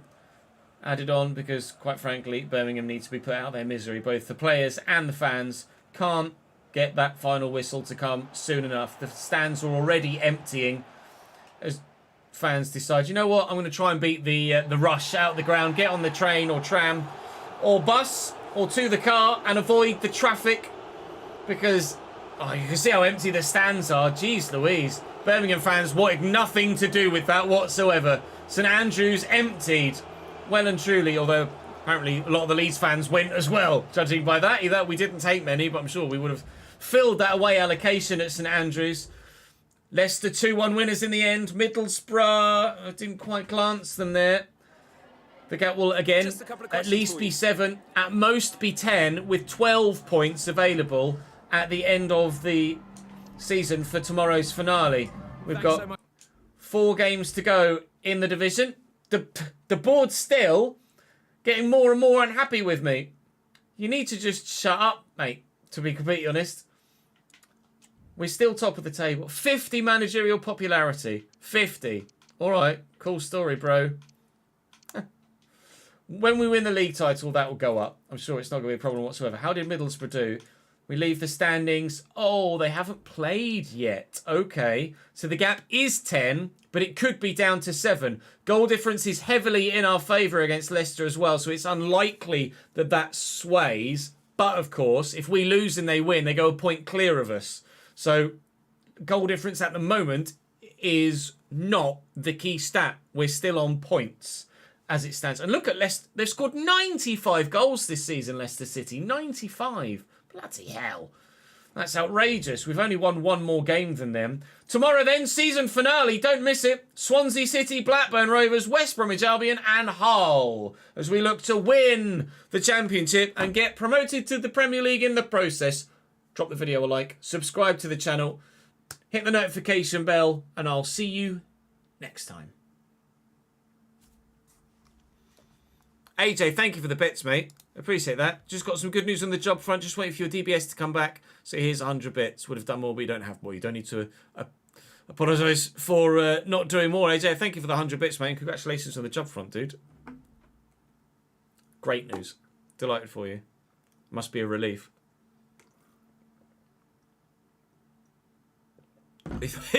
He thought AJ's message said he was waiting on DRS. Yeah, he's waiting on his DRS so he can streamline his way, slipstream his way into a new job. Needs episode 12. Right, we will record an episode of Player Career. I want to make sure I get both done. And then we can come back, if there's time, which there should be, to record at least partially the season finale of Leeds. Huge fucking relief. Yeah, I can well imagine. Don't jinx me, Jamie. Don't jinx me. Right, we'll turn that off. We'll turn this on. You load up that software. Yes, I know the EA app is running in the background.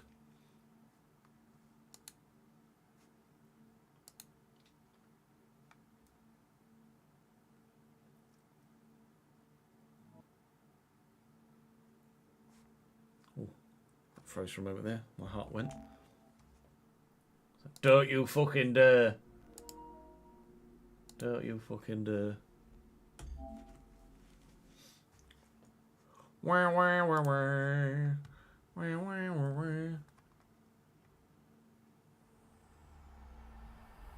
EA Sports. It's in the game.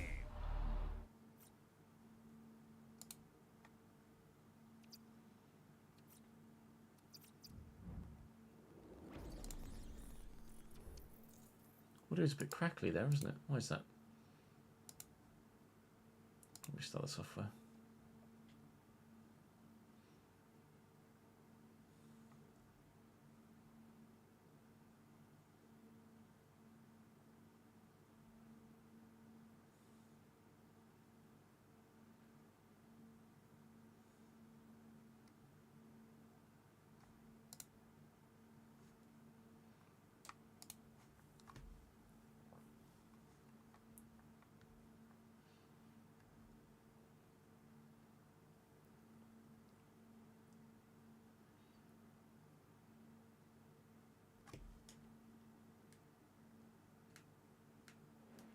Hey, look, it's our Kyle there. How's it going? Love me a bit of Kyle Riley. What a man. I'm going to run out of water today, I think. I need to go to the shop. I need to go to the shop.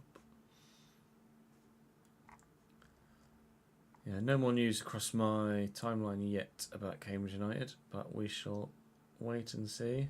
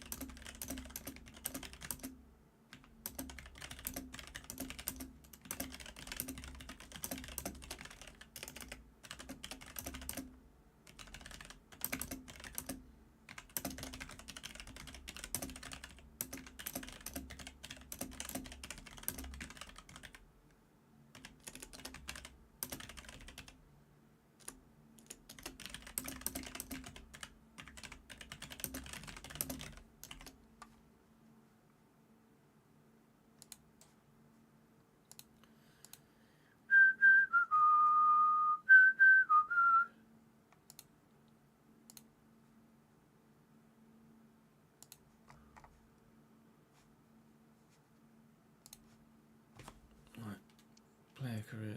I'll need the spreadsheet in a moment.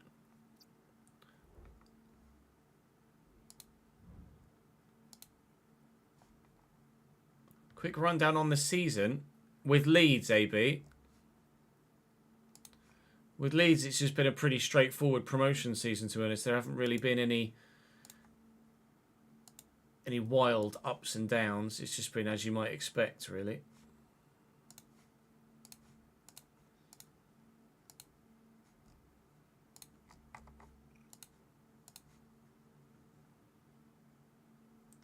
Right, we'll have a quick toilet break. And then we will record an episode of Player Career. I will be back in a moment. BRB.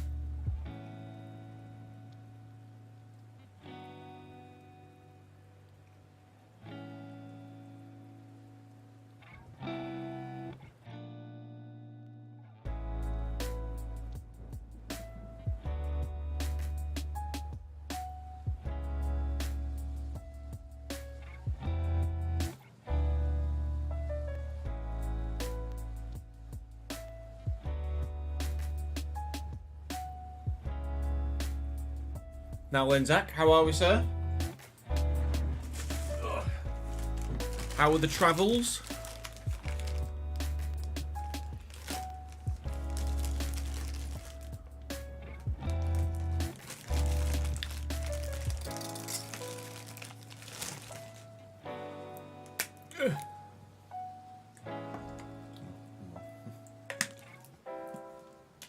You've got the little bottles left now.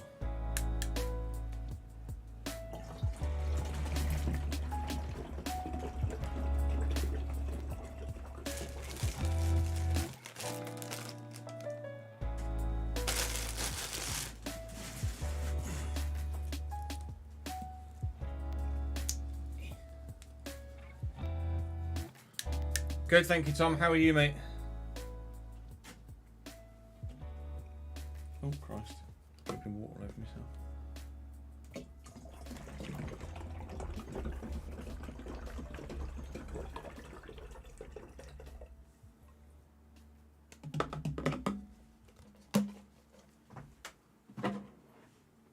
Right, don't let me drink too much water today, okay? Okay. When was the last day I never had crisps?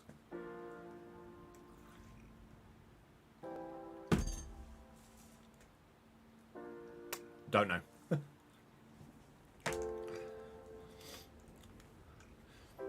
Friday, maybe? Genuinely don't know. Right, Fuzio Musica.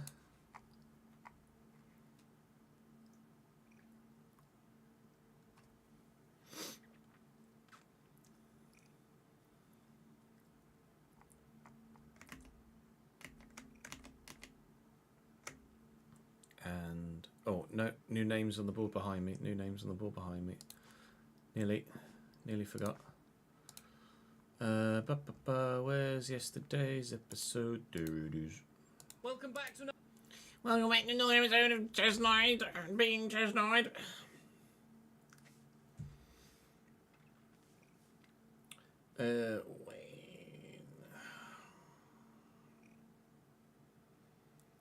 Wayne in.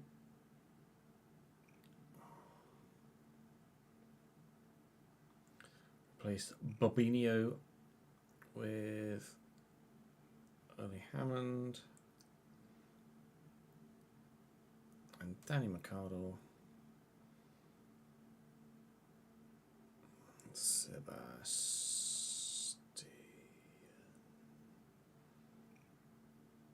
RA354. Right. Wayne was here earlier with us, wasn't he, in chat, subscribing to the channel for the 50th month or something silly, wasn't it?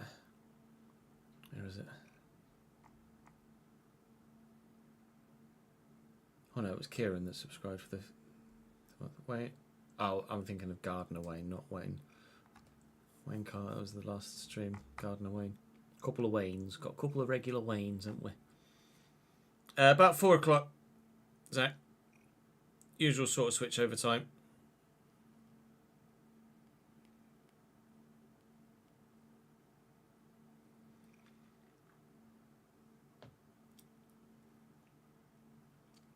Just heard on the F1 feed, teams would theoretically be able to change the car from sprint going into quali, but they don't expect many changes of a vast extent compared to many years ago due to the budget cap. What? So Parc Fermé rules would be in place for the sprint, between sprint quali and sprint race, but then Parc Fermé rules would then be opened again before qualifying for the full race. Is that the understanding, Eds? So basically go into Parc Fermé for the sprint bit, and then out of Parc Fermé to go back into Parc Fermé for the Grand Prix bit. I mean, that makes sense. I think that's a logical decision. Did I actually update that? I did. Right, record.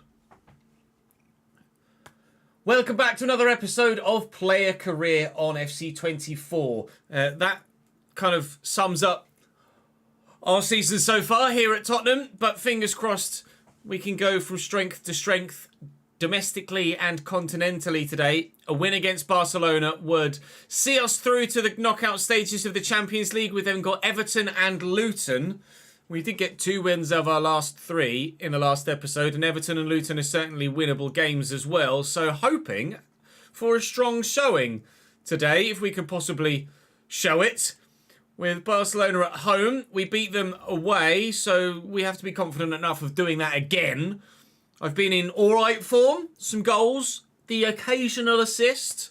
Fingers crossed teammates continue to chip in like they did in the last episode, and we should be good.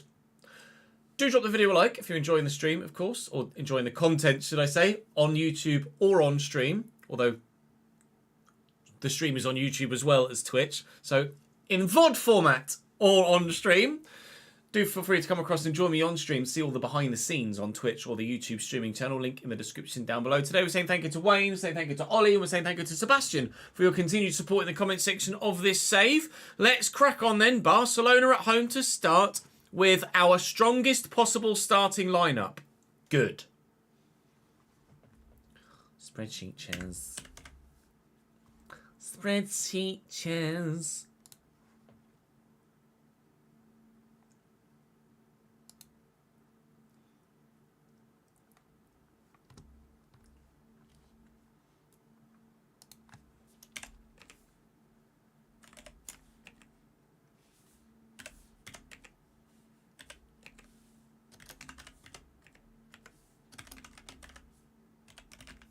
Oh, wait, I think I put FC Barcelona, didn't I? FC Barcelona at home. Starting striker, doo-doo-doo-bee. And it was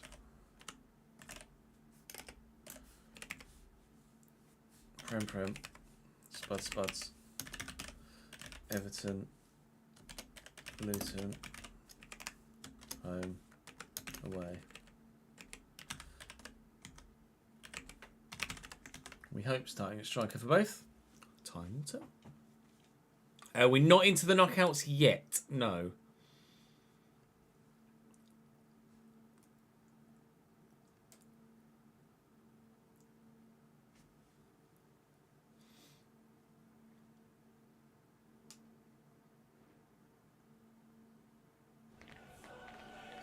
They're showing it on Sky in the UK, Zach.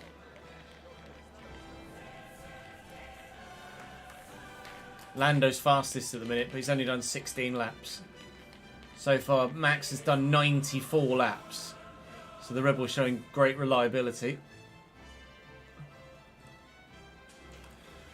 3 shots on target, at least 2 goal involvements, not necessarily having to prioritise a goal or an assist. So that's doable against Barcelona. Whether we actually do it or not is a different matter, but it is doable for sure. We have our strongest possible lineup out, as we said, so we have to be as confident as we could be. We are top of the Champions League group, so I know we've been quite disgruntled at times with how the league season is going and at the manner in which we lost to Benfica and drew with Rangers, but when we put our mind to it, we are a very good football team. So let's put our minds to it, please. Doku, looking for me and messing it up is the kindest way to phrase it.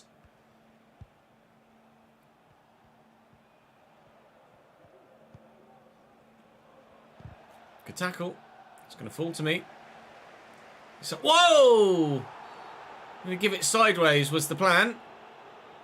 Go to me. I will give it sideways. I'll go again. Trying to stay onside here, he says, as they play the ball inside and then the defence holds its line. Shillo.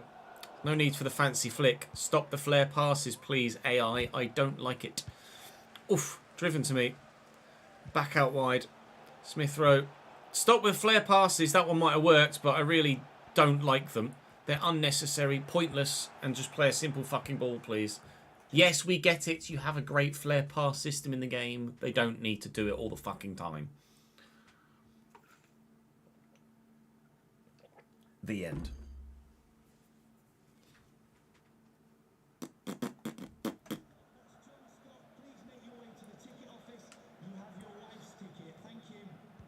Chilwell.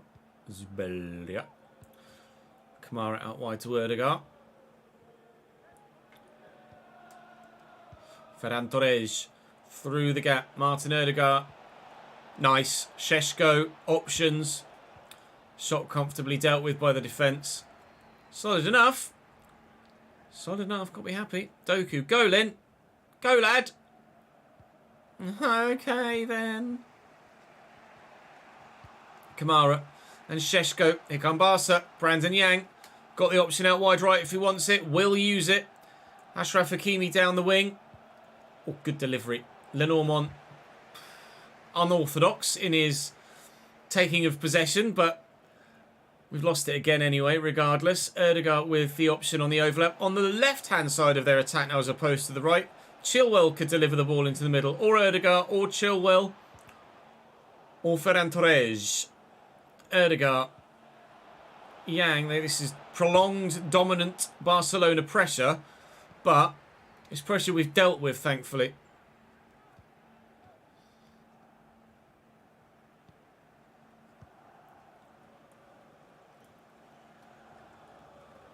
Smith Rowe. Bissouma. I thought that was meant for me for a minute. I was like, I'm not getting to that. Wesley Fofana was not the man of the moment in the last episode. We very much disliked what he was doing. Erdegaard into Yang and Šeško. There's the through ball option and they've messed it up. 2 potential targets there.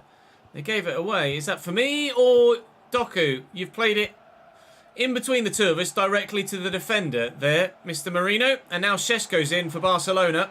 And they very nearly take a 1-0 lead. Vicario drawn into a good save. Comfortable enough. A save you'd expect him to make, but he's still got to make them. Erdegaard takes that short. And Brandon into the middle. Saliba with the diving header. But saved again by Vicario in a manner in which you would expect him to do so. We haven't yet tested the keeper at the other end, and Barca have had the majority of the ball so far. 4 shots and 2 on target for them, as you saw from that graphic top left a moment ago. But if we can get the right counter-attack here, then we could be in to actually score the first goal of the game, which we do. All the ball and all the pressure in the world for Barcelona. Can't get them a goal. Counted on. Tottenham lead. Love it. We're loving it, loving it, loving it. We're loving it like that.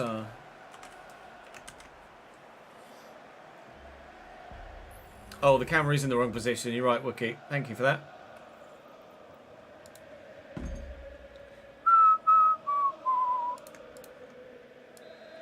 Oh, God.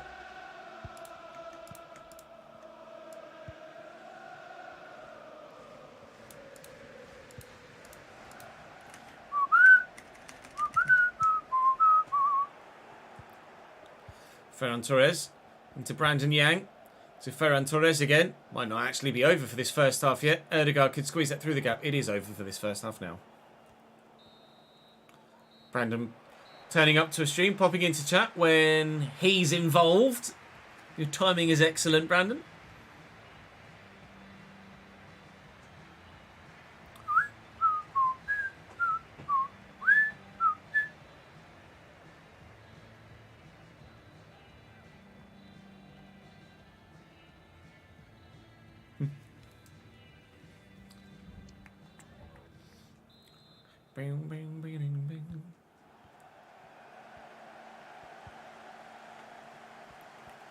Swaps per half, doesn't it, Jamie?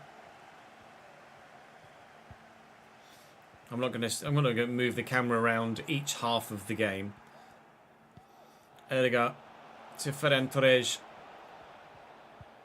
Barca starting the second half as they ended the first in our box, having chances, but there's nothing so far that Vicario hasn't been able to deal with, and the defensive line haven't been able to keep out.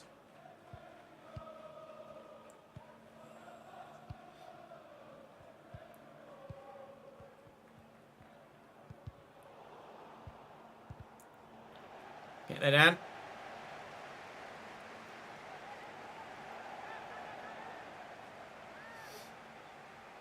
Brahim Diaz coming on for Emil Smith-Rowe for us here at the beginning of the second half. And Brandon used his hand when getting that under control. That went well. Lumped down the line towards Brahim Diaz, who gets it under control very nicely. And Gore will use Diaz again and Gore again.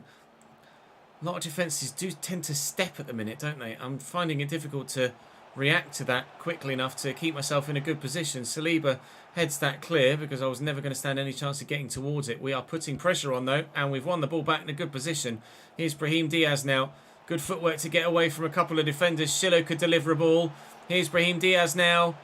Gore working on the floor, comes to me, and Hakimi gets a toe in before the shot can come in. Hopefully on 25 they'll make a change to the gameplay so that wingers actually cross the football. That would be lovely. And when they do cross it, hopefully those crosses are actually decent. That would be great. Lovely. Good addition. Good. I'm glad we thought of it. Now, fucking do it. Erdegaard. Ferran Torres. Little cutback would have worked, and then the space closed up. Chilwell's got Erdegaard there. Erdegaard to Šeško picked off. Counter-attack is on if Doku can get the ball down and drive forward with it. He's gone backwards, but we do have a lead to defend, I guess. So we don't want to be too gung-ho in going forward and risk losing said lead. Doku's going to go. I'm going to dink it. Oh, and Chile's in the way. Doku was clean in behind there. Basumarov and Jorginho on here. No change in formation, though. So at the minute, Jorginho's playing in a CDM role despite being a 93 rated cam. But hopefully, he's still able to do a job there. Put himself about, use his physicality on top of, or instead of, his defensive stats to actually ensure that he's a decent CDM. Mikel Merino wins that header well. I've won my header well. And continually, we'll keep Barcelona out here. Doku finds me. I've got no room, though. Vanderson is on the run. And I'm offside now. But that's a lovely ball. Excellent vision. He was offside as well. Probably not, Rob. Probably not.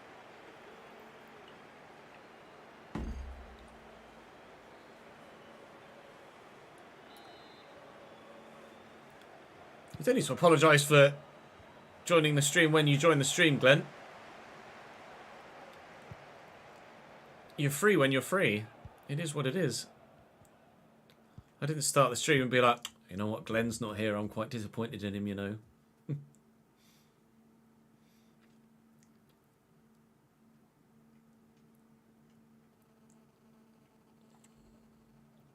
Lenormand.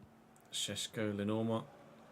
We might have tried to risk it through the gap there. Jorginho short in support. Hello, it me. Go away. It him. Doyle. Oh, nice.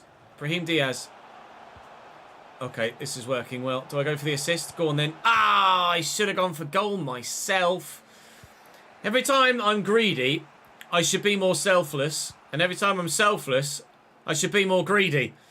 Ashraf Hakimi down the right-hand side. From us gifting them possession, are they going to steal a point here? Or will we get the 3 points we think we need to guarantee progression through to the knockout stages of the Champions League? Hakimi with the ball in. Ferran Torres up, but the defence deals with it.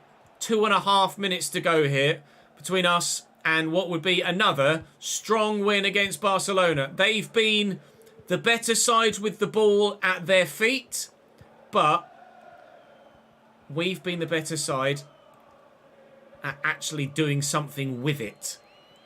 Jorginho and Marino. And that 1 minute is gone now that was added on. Brahim Diaz-Silo to me.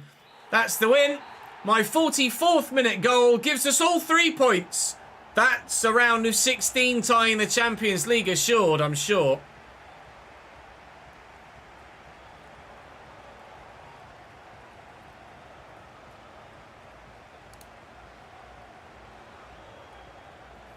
Hang on.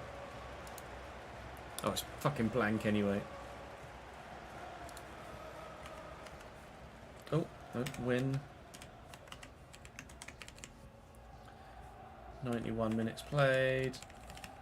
No assists. Just need my match rating and my overall performance figures, please. 8.2. Yeah. Yes. What was my shot conversion rate? 1 shot, 1 goal. Fucking superb. 100%, mate. 2 games in a row. 100% shot conversion percentage. Which is, on the face of it, you think impressive, but when that means I've only had 1 shot all game, maybe I should be shooting more. None of my objectives achieved. Dropped to the bench. I get the only goal in a 1-0 win and dropped to the bench despite a man of the match performance. Not to worry. Not to worry. Everton next, and we will be able to train and sim. And starting lineup again. Thank you very much. Just see, the prayer just says something about scouts. Nope, still just 3 teams in for me at the moment. There was some call in the comments section actually to make Arsenal my target team for A, a bit of banter, and B, the fact that Spurs have been rubbish, so maybe I should jump ship to the other side of North London, do a bit of a Sol Campbell and go and win trophies with Arsenal rather than Spurs. At the moment, I'm happy to leave it as is, but it would be quite the storyline if we were to do something like that. Right, cracking on. Tottenham versus Everton.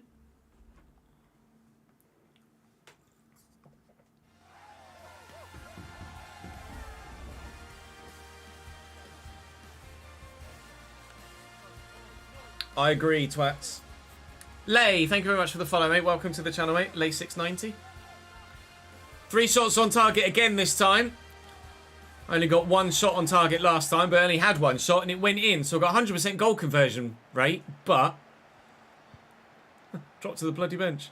Thankfully, the training system exists and this match wasn't too far away. So we were able to get ourselves back into the starting lineup. Doku to me. Anderson is on the overlap. Always ready and waiting to go. It was Bradley, actually. Connor Bradley for this one. Nice intercepted. Falls to us. Away quickly. No, Lopez gets the interception in. Never mind. Did open up briefly, but my reactions weren't quite quick enough to actually get the shot off. Come to me, and then I can go to Emil Smith Rowe through that gap. And Ali will intercept it. Great. No, Salvia, they can't.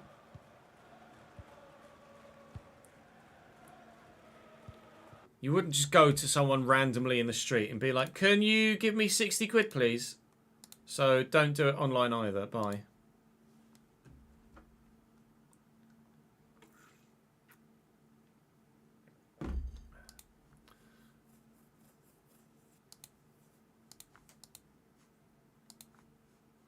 We're 86 at the minute, Casper. We've been as high as 88, but we made some changes to make us a better player at the sacrifice of our overall rating. Don't know what you're talking about, Jamie. Don't know what you're talking about.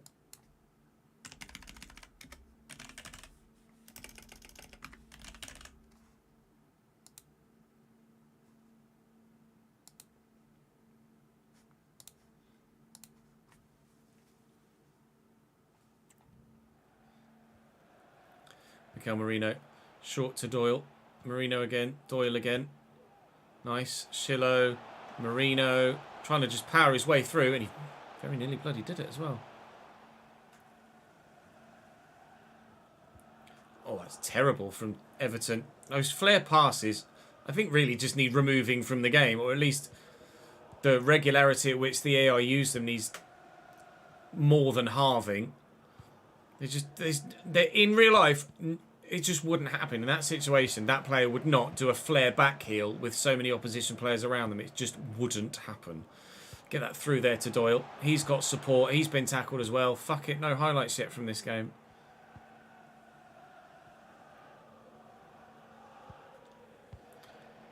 Marino and Shillo. Fofana, Lenormand, Fofana, it's Bissouma, Marino, I'm going again. Smith Rowe. It was for me. It found me eventually. Get that back to Smith Rowe. No, that's shit. Okay. Shillo. Oh, it's to me, is it? Okay. I'll get that back there to Marino. And worth a go, I guess. Didn't really have an obvious passing option there. Doku was available in the middle, but felt like shooting was a justifiable decision to make there. Smith Rowe could come back to me here. Call for it.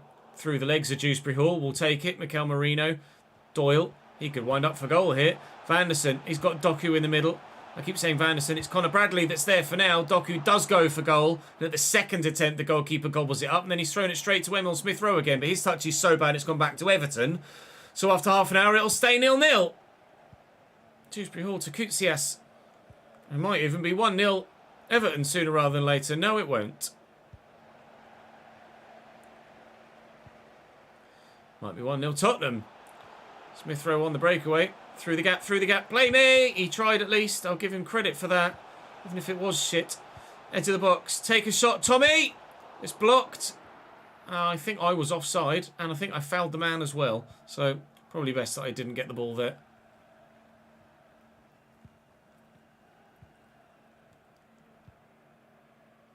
Pepperloo. Floated out wide. And Campbell. Back again. Nieto. Campbell. Cleared. Doku, you have that, lad. Nice turn. It's got many an option. Bissouma. That's to me, is it? Okay. Well, you have it back, Eve. Come back to me if you like. There you go. Make the run. Oh, what an interception by Lopez. Fucking Nora.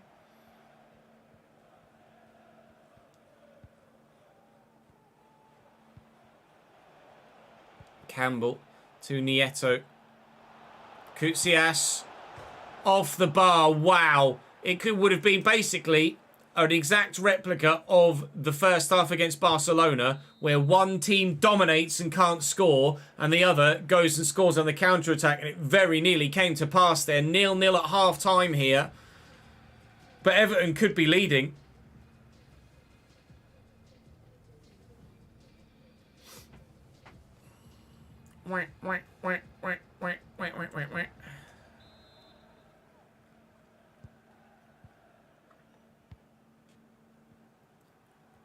See, can I, on here, have mod commands?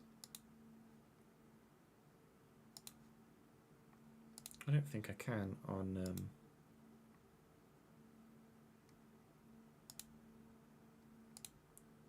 Here, no, I can't.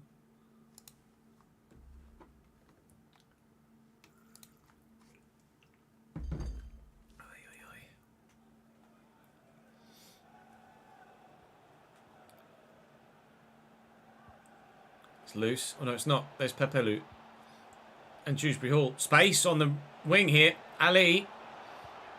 And Dewsbury Hall on his left. McNeil. No. Alright. So. Sweet. Connor Bradley. Doyle. Bradley and Doku there. Bradley. Doku. Nice. Doyle to me. Oh! That was not really anywhere near the ball, was it? I think he got away without a card for that. That was a pretty nasty challenge. Okay. Play it to where I was. Won the header anyway. Doyle, Bissouma.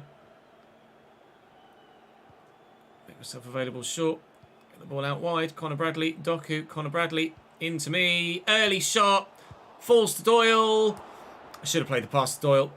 I felt like I had the opportunity there to smash that into the near post. I definitely had loads of space when the ball was played, but by the time it reached me, as I'd already made the decision to hit the first time shot, that space had gone. That's going to fall kindly for Doyle. I'm going to try and run off him here.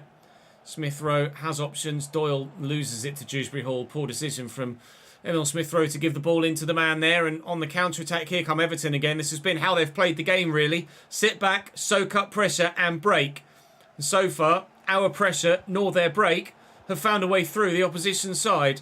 Mikel Merino and Doyle into me. Smith Rowe is there and we'll give it to him.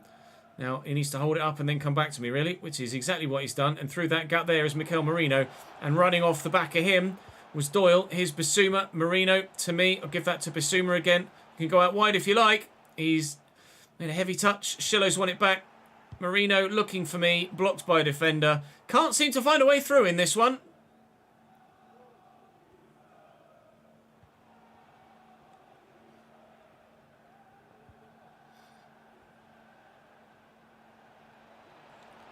Evans, poor. Bissouma to me. Marino, Bissouma. Come on then.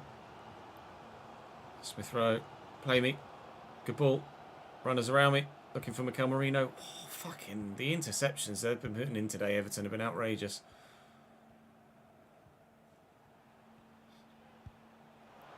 Lovely ball into McNeil. Things have not gone our way in the Premier League so far with Tottenham Hotspur. I can't remember what we're doing in the Cup. I think we're out of the Carabao. My brain is telling me we're out of the Carabao Cup. I can check the spreadsheet, of course. Little drop of the shoulder there, and then we'll find Smith Rowe trying to find some space away from the defender that was next to me. Oh, I just didn't feel like I needed to commentate that. The obvious thing was there. Square the ball and Doku tucks it home. Open goal missed by Jeremy Doku. And in the 80th minute, we should be 1-0 up, but we're not. Doyle off, Jorginho on. They've made a change as well as Romero comes on for Kem Campbell. But oh my lord, how have we not taken a 1-0 lead there? I thought I won't go for goal myself. I'll cut this back because it's definitely opened up for that. Give that to Jorginho. He's going to go for goal, and we won't get a goal yet. 83rd minute, still looking like we might win the game, potentially. McNeil off for them as they make a change again. You've kicked that to absolutely no one, because of course you have. Smith Rowe, options, picks out Bissouma. Bissouma, Jorginho to me. Immediately tackled before I can do anything with it.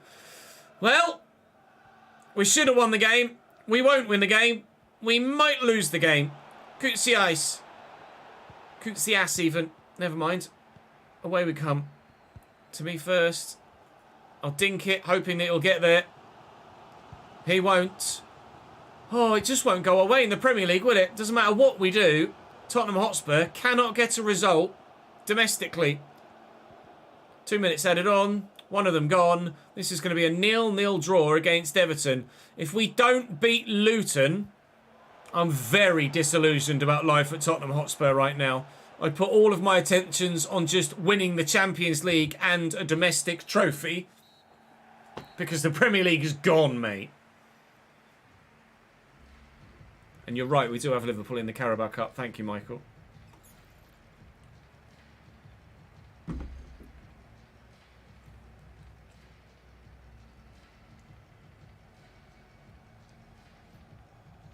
.1. Another decent performance, but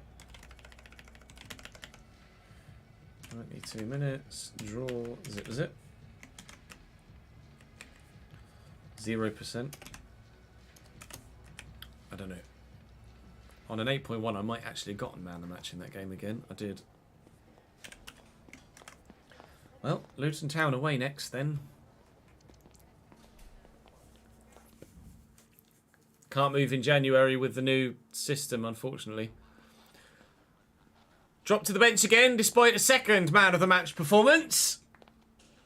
But with the game against Luton just a couple of days away, again, in fact, it's very, very busy right now. We've got a game every midweek and every weekend. We are still in the Carabao Cup. I mentioned it in commentary. I'm not sure if it made a highlight. I'm sure it did. I wasn't sure whether we were or were not still in the Cup. We beat Leeds, of course, in the last round. We have Liverpool here away on Boxing Day in the Carabao Cup quarter-final. So we're very much still in that competition. We're very much still in the Champions League. And we're very much out of the Premier League picture. 11th in the table at the moment. 19 points. We're a full... Well, to be fair, still quite tight. We're 6 points off a Europa League spot. 8 points off the Champions League. And 12 points off top of the table. Yeah. All right. Luton away, though. They are 19th in the table. Playing horrendously. So, watch them beat us. I'm going to have a quick toilet break first, so if you don't mind. If you'll be patient enough to wait a couple of moments, I will be back in a minute. BRB.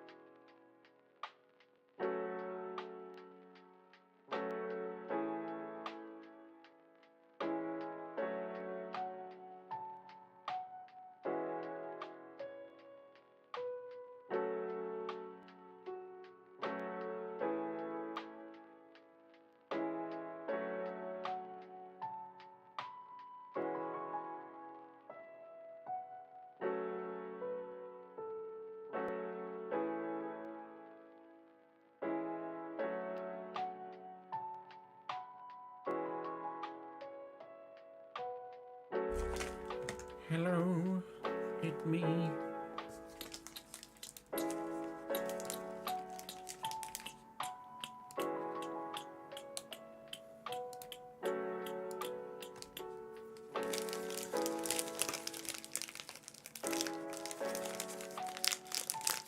Yeah, the 1 year rolling contracts is a pain in the arse, isn't it?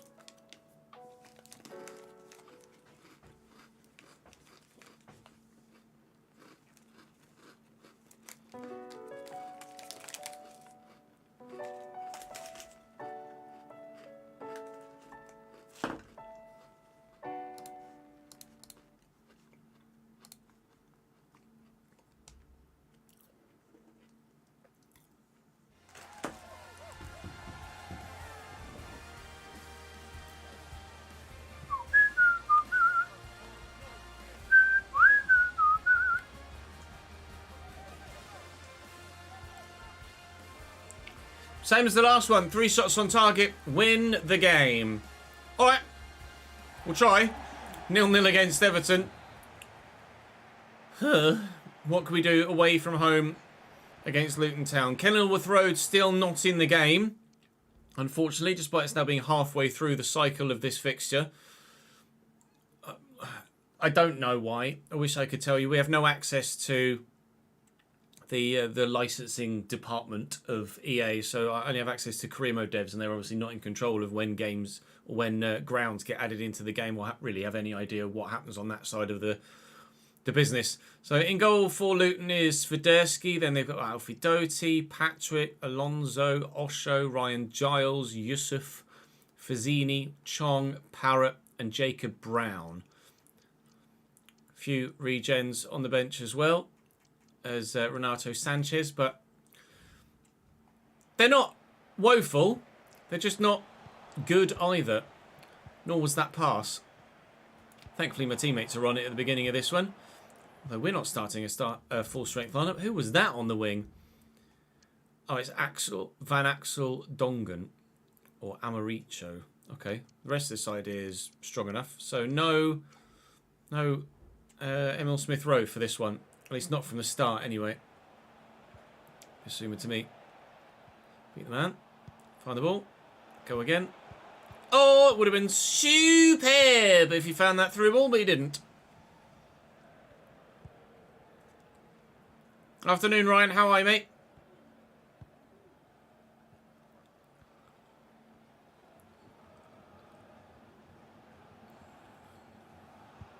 Giles inside. Zaidu gives it away and wins it back again. Makes up for the mistake.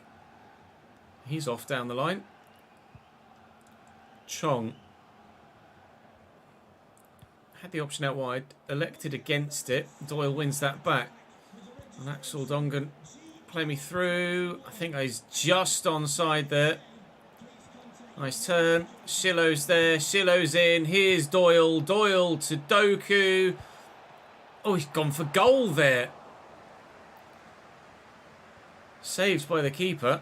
It was an awkward one. Unexpected that he went for goal. It might genuinely have been a cross that just ended up going quite near the goalkeeper. I'll give that to Doyle. That's not Doyle.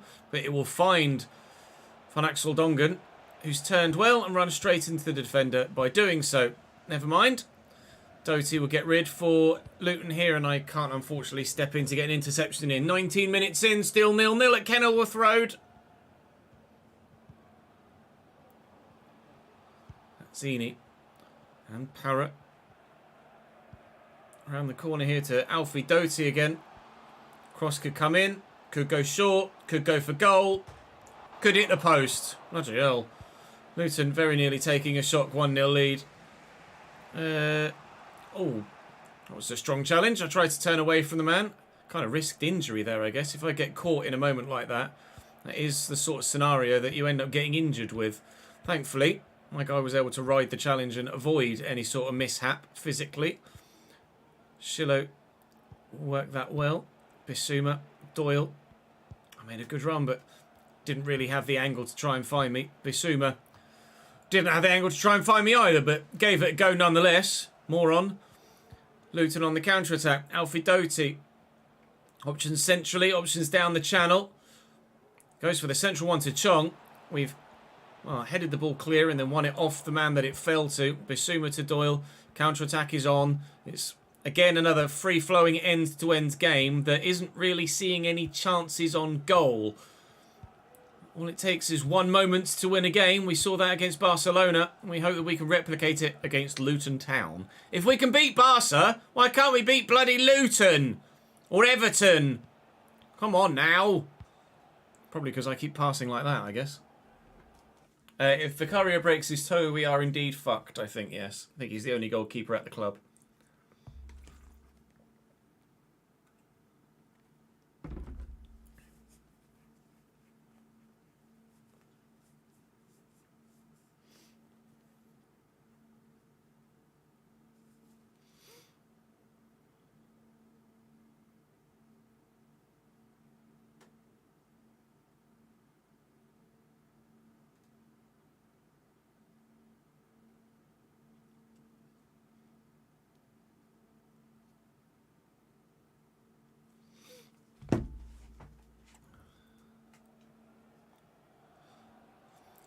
Fazzini. All out wide is on. And Axel Dongan to me. Go back to him. Oh, takes such a wind up with the left leg there. Like, just kick a bloody ball, pal. Okay, Nora. Brown. Back to Zaidu. A late first half goal for the second time in 3 games, maybe. Giles, good cross. Perhaps. No, Shillo clears. If we get 2 wins from 3 again today like we did in the last episode, then I have to be relatively happy with that, I guess. Keep going, lad. But we do need to actually score the goal to take the lead here. And it doesn't look like we're going to do that in this first half, at least. 0-0 at half-time in the Premier League again.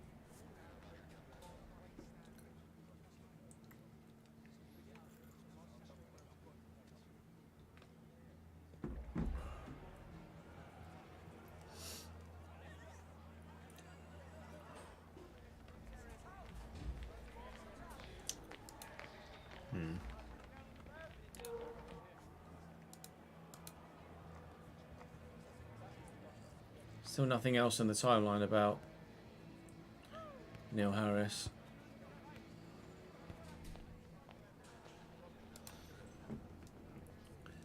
Max currently fastest by 0.8 with an hour and a half left of testing on day 1.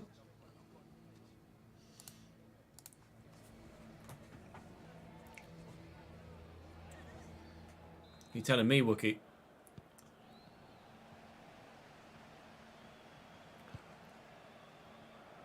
Go. Lenormand, Bissouma, Lenormand. Doku. We've got runners. It's just not room to get it to any of us. Gore. And Doyle. Doyle to me. Bit of magic maybe? Oh no. No magic there, that's for sure. Puts Swiderski under pressure. Just rush the ball away. Fofana wins it back. Fazzini intercepts well. Well up. Bissouma to me. Runner out wide. And Dan Gore is in. And away. Oh, where are you going though? Oh, you got the goal right in front of you. Go for it. God damn it. Doku with the throw. Back to Gore. Nice turn at least, but he's not really found any space. He's found Doku though somehow. Go for goal. Own goal. Own goal. I didn't score that. Doku very nearly got the goal himself. I'm allowed to celebrate it apparently, but that was definitely me getting tackled. Expected the shot from Doku to go in. Off the post. I got control. As the ball fell, the defender stuck his toe in. Just like that. Tackled me. And Tottenham 1, Luton 0. Although, it's only a goal for them in theory. Doyle quickly to me. Keep the run going, lad. I'll play you in. Von Axel Dongen. Back to me. Through the legs. Doyle winds up. Narrowly wide. Looking for an assist. Not able to get it, but very nearly adding to our lead. He's now gone off, Doyle, for Jorginho. His last action is to shoot wide of the post. That's a Jorginho quickly. And across to Fofana. Jorginho. Got ball back to Gore. Jorginho still there around the corner. He tried. He fell over. Brown to Troy Parrott. And through that gap is the option. There's a second one. Pearson and Brown. Doty. Still onside just. Fazzini. Dangerous this for Luton, although they've committed a lot of bodies forward. So if we do get the ball, we could catch them on the counter. It'll be a goal kick only, though. Troy Parrott off from Renato Sanchez on is an intriguing one. That was Mikel Merino coming on for Yves Bissouma, though. So we strengthen at CDM. I don't know what they're doing formationally, unless they're playing Renato Sanchez in a striking position. Mikel Merino to me, and I've lost it.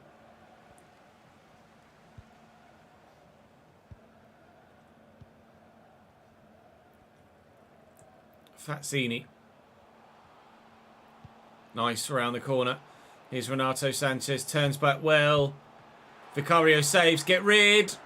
Keeper comes to gather. He's done well. If we lose Vicario, we are screwed. He's proven to be a very capable goalkeeper so far this season. And actually, I think he's the only goalkeeper we have at the club right now. So we could very much do with him staying fit, please. And in good form as well. Because if he's in bad form, we're knackered as well, because we've got nobody to come in to play better. 15, or less than 15 minutes to go now. We've got Aston Villa in our next game. That will come in the next episode, of course. Just trying to shake off the attentions of some defenders there. Find Mikel Merino has found me again, looking for Doku. Tackled by Pearson. 10 to go. 1-0 Spuds still. Afternoon, Ollie. How are you, mate? Put the pressure on. Alonso, Osho, into the space, tackled Zaidu, run Jeremy, run lad, run like the wind boy, Vanderson. Doku was offside so he had to go backwards there, no real options. Gore, come back this way, nice-ish, kinda, no, alright. On that header we've still got it. All we need to do is keep it away from them, I suppose, and the 3 points are in the bag. Vanderson, Doku, tried the fancy flick, didn't work. But we might have wasted just enough time to get the win. 91st into the 92nd. Patrick driving forward. He's Renato Sanchez. Luton looking for that late equaliser. Alfie Doherty could go solo. So far, the defensive line stands firm. Although Zaidu finds Brown, and there's the equaliser. And we'll only get a point. Oh, man! This Tottenham side just cannot do the job, can they? So Spursy. Luton 1, Tottenham 1, an equaliser at Kenilworth Road. Only 2 points again for us in the Premier League today. Back-to-back draws with the last kick of the game. Luton steal a point and cost us 2. We can give up on any Premier League ambitions here. This is now purely a cup-focused season.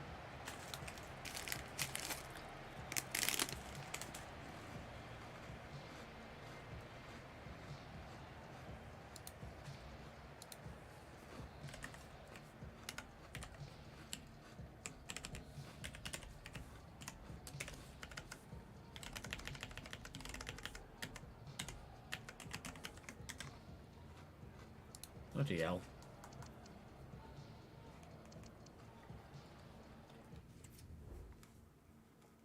City 5, Villa 2 is the result elsewhere in the Premier League today. We dropped to the bench again. The next game is in just a few days, and we do have Villa, who just got absolutely smashed by Manchester City. Villa around us in the league, presumably, because it just said there that their point tally was 19 and ours is 20. We're in 9th, they're 11th. We actually rise back up the table a little bit, but there's 5 points just to 8th now. Then a further 3 to 4th. 8 points off the Champions League spots. It's obviously not entirely gone here, the chance of Champions League football for Tottenham next year. We have 14 points off top. The title is gone, but the top 4 is still very much doable. All it takes is us to pull our fingers out and actually get the job done, which apparently at the moment we just can't do. We beat Crystal Palace, but we've drawn with Everton, we've drawn with Luton. The game against Benfica is not that important, I think. We guaranteed progression through in the Champions League. So Villa, Benfica and Fulham in the next one tomorrow. And then we head into the January transfer window, where we could very much do with some new players, please, boss, if you don't mind. That's all from me for today, though. Thank you very much for watching. Apologies we weren't able to bring you a victory in the league, but we were able to grab a goal. We were able to beat Barcelona, and we were able to at least remain undefeated in the Premier League, which is technically a step forward after losing to Chelsea last time. We'll hope for more in the next one tomorrow, though, so join me then.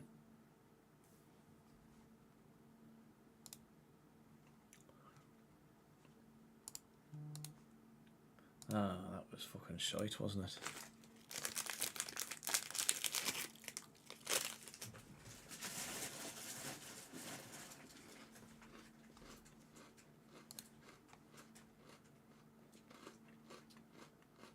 What episode number is that? Have a look. The last one was 8, so that one was 9.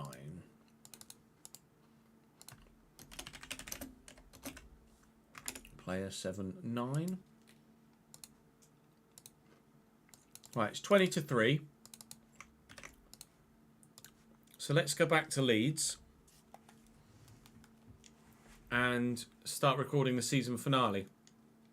We'll get as much of it done as we can. And then hopefully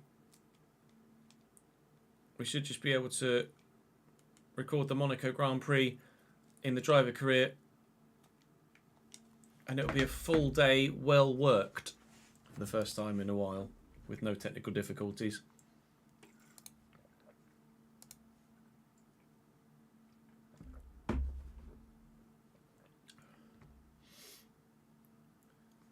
That's the plan, any hoozles.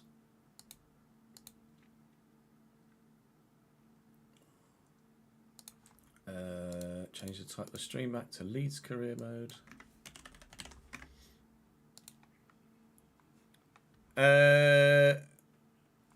I don't know whether I did or not, Daniel, actually. Let me have a scroll. I can see it there. Look. Have a catch up to me in Leeds. You've seen a lot of fixtures. You played some big games against good teams, Leicester and Norwich. You've been so. I'm at Dortmund now, and you're safe. Nice. You're up to speed again. Are you? Nice. We've recorded an episode of Leeds already, so you've got a couple of games to catch up on from that episode whilst you've been at work today. But just the 3. And then hopefully we'll end the season. Verstappen has now done 109 laps. Lewis and Checo haven't done any thus far. Read into that what you will. I don't know whether they've got some issues or not. EA Sports. It's in the game.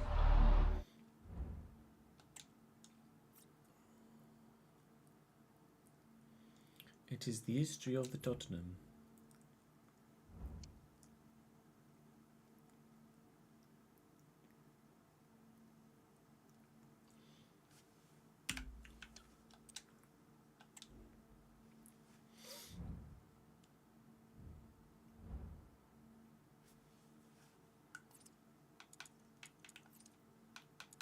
sure the training plans are all right.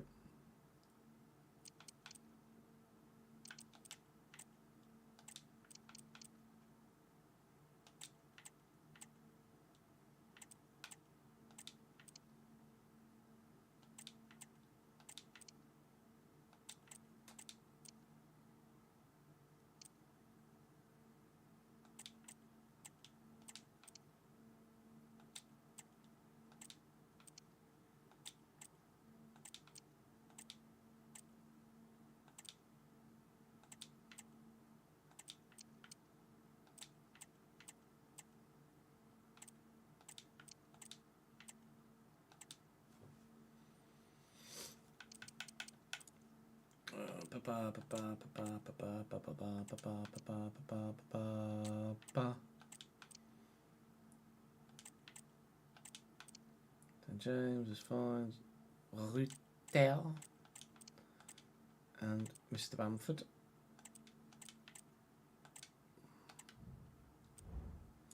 Let's get to that next game then. It's Swansea away, so I'm wearing the right top at least to begin the episode.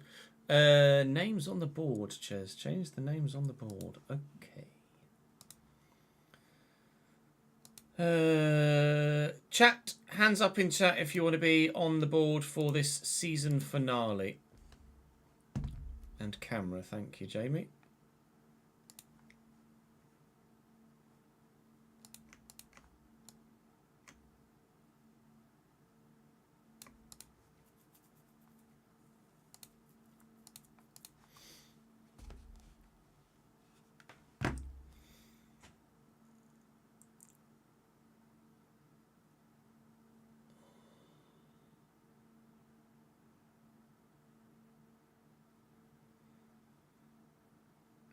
Let's see, we are replacing that one. We're replacing this one. I vote for myself. And we'll do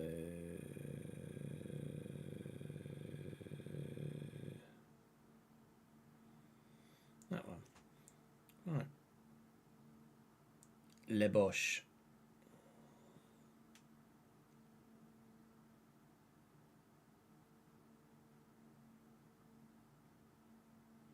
Oh, the suspense is killing you. Who's going to make it onto the board? Who's going to make it? Oh my god. Oh my god. Who's going to be there? 3, 2, 1.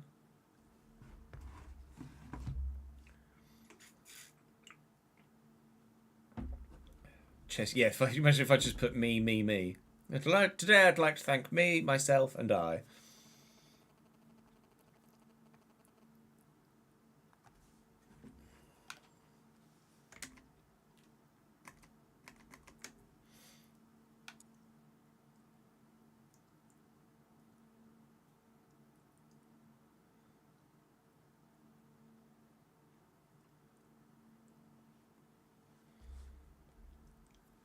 Here we go.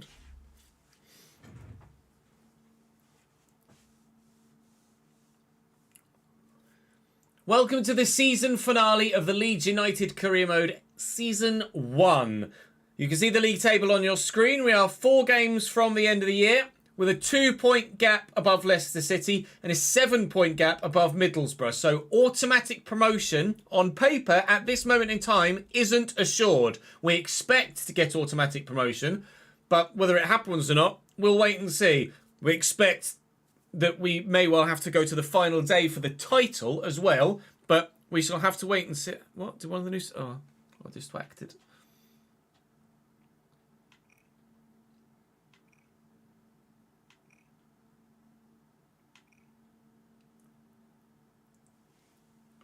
$50 game milestone, yes.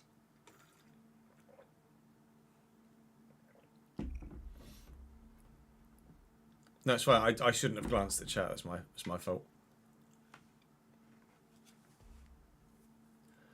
Welcome to the season finale of Season 1 at Leeds United. You join us with 4 games to go in the Championship season. We are very close to Leicester City. Bit nervously close, actually.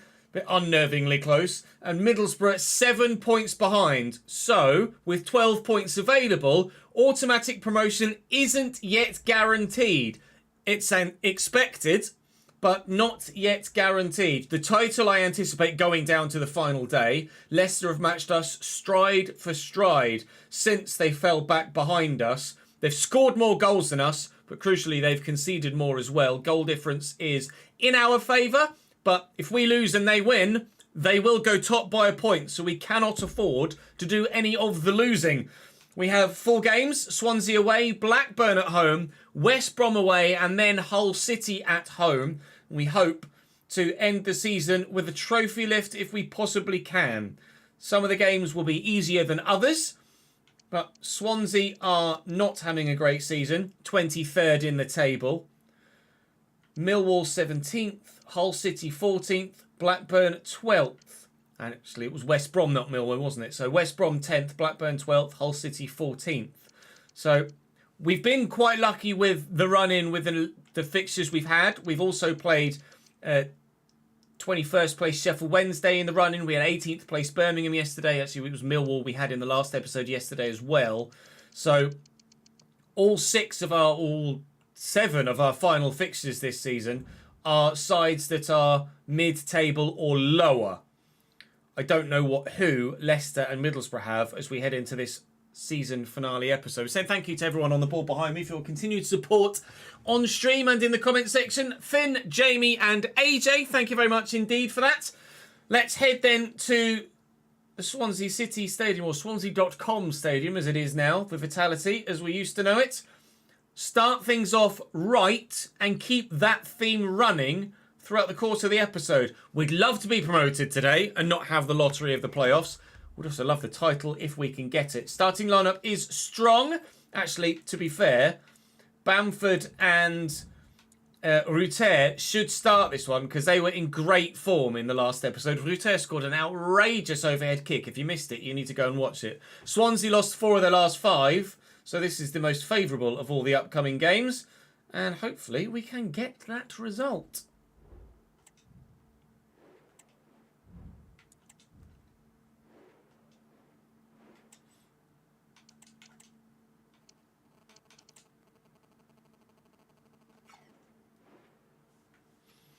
Bam up! Afternoon, Elliot. How are you, mate?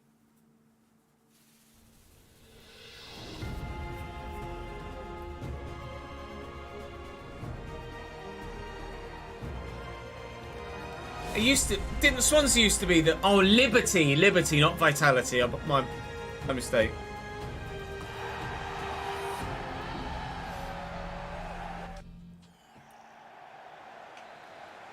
Kickoff underway then here at the Liberty Stadium, not the Vitality Stadium as I previously mistakenly said.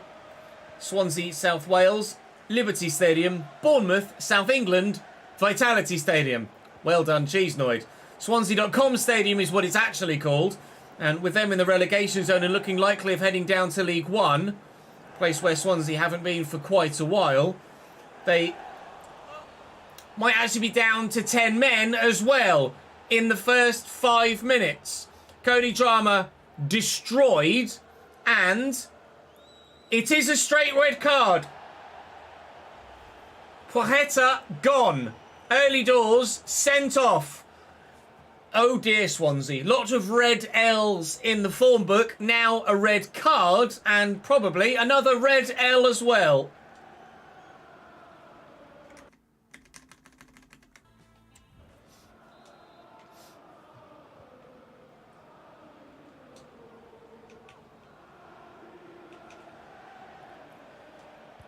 Drama's off on the run. Somerville's at the back post. Oh, it's too clear, too near the keeper.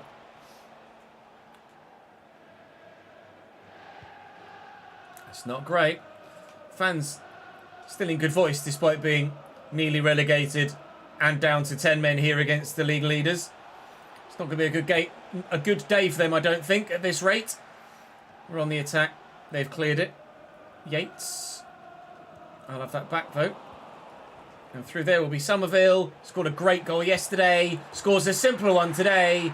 Swansea 0, Leeds United 1, and Swansea's day is only going to get worse from here.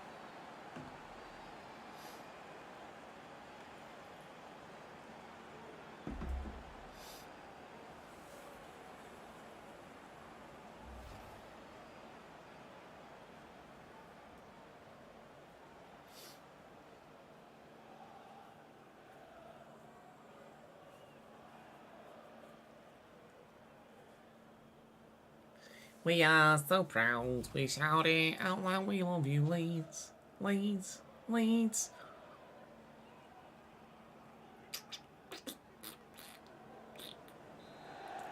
Who's my favourite Leeds player so far? I don't know as I have one, really. It's given away. Routero intercepts. Wait for the overlap. Do we go back central? And we'll go to the overlap. Bamford's in a good spot. Nonto's making a good run. Get this all the way out to Kai Wagner if I could. I couldn't. Oh, I committed to actually just running at the man and getting the ball there, and I very much missed it. Out to Josh Timon at left back for them. Tucks back inside to Yates. I have less support now with Pajeta not being on the field on that left-hand side. Swansea still going to have all of their defensive unit put together, but they are a man light on our right. So we'll probably predominantly play down that side and try and double up on Josh Timon at left back and ensure that he has a terrible day. He's already had his work cut out in the opening 20 minutes, and that work is going to grind him to the ground. We're going to work him rotten till the end of this game, he says, as we actually come down the opposite side of the field with our next attack. Somerville scored a very good goal. Looking for Bamford. And... nope.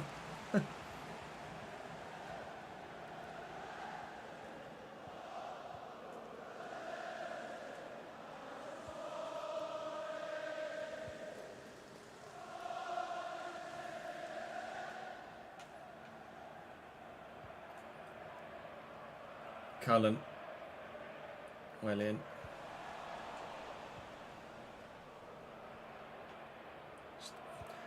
Dilly-dallying with the ball there to ensure that Wagner had the time to make the overlapping run. Cut this back because there wasn't really anyone in the box. Oh, Somerville was there to be found.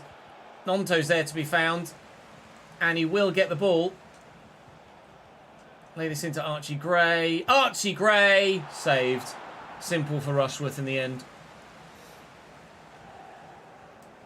Hey, Nathan. Win that header. Solid. Lovely take by Bamford as well. Ah, not so good a pass, though. Not so good a pass by them, either. Here's Wagner. Wagner to Somerville. Somerville to... goal kick. Who's your guys' favourite Leeds player so far in this save?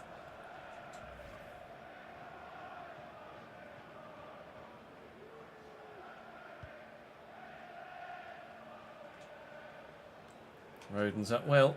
Onto with the fancy flick. Drama to Ampadu with the switch. Somerville helps it on its way. Wagner will look for Crescencio again. Bamford's going. It's a little loft. Not quite enough on it, really, to get him into a goal-scoring position, but still we have the ball in the forward area, and that's very well worked. And Nonto's out here. Wait. There's the run. There's only Somerville in the middle, so I didn't really fancy whipping that. Bamford at the back post probably wouldn't have gotten there. Now, I've lost the ball anyway. Kai Wagner, Ampadu, Gelhardt, Nonto, Somerville. A wide range then. No duplicate option there in 6 different people. Josh Key. Down the line to Cullen. Can you get to that? I can't. Yates is in here. He's missed the target though. When you're only going to have a couple of efforts in the game as a whole, down to 10 men and struggling on the back foot, out of form, you really need to at least work the keeper to give yourselves the chance from a set piece and get more people involved in the attack. when you're probably going to be the only man forward. And he's not even hit the target there. They're trying, Swansea, but they've been trying all season, and so far they haven't been good enough. And they're not good enough here to do anything at the moment other than lose 1-0 at half-time, and hopefully by full-time even more. Soft spot for drama. Ampadu's probably the one that would stand out for me, I guess, above everyone else if I have to name someone.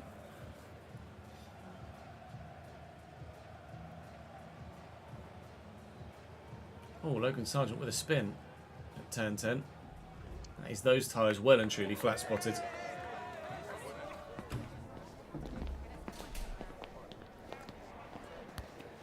Big lock up for George Russell as well. Front left.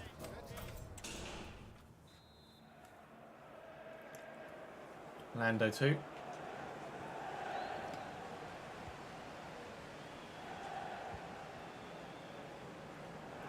Drama.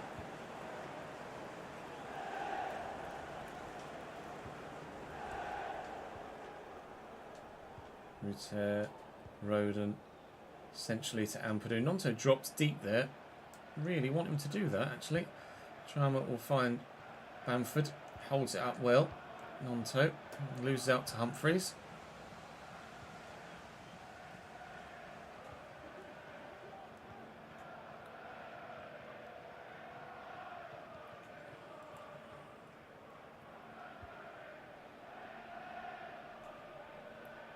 Fulton. Nice tackle by Ruter. Somerville's away on the counter. Defensively, they've actually been pretty good today, Swansea, if we're honest. As a unit, they have made it difficult to work chances, let alone actually get the shot on goal. We can't even get into a position to shoot, let alone test the goalkeeper. So I have to give them credit for that. They fought hard with 10 men, but I don't think just hard work is going to be enough for them here. There was a replay of spin.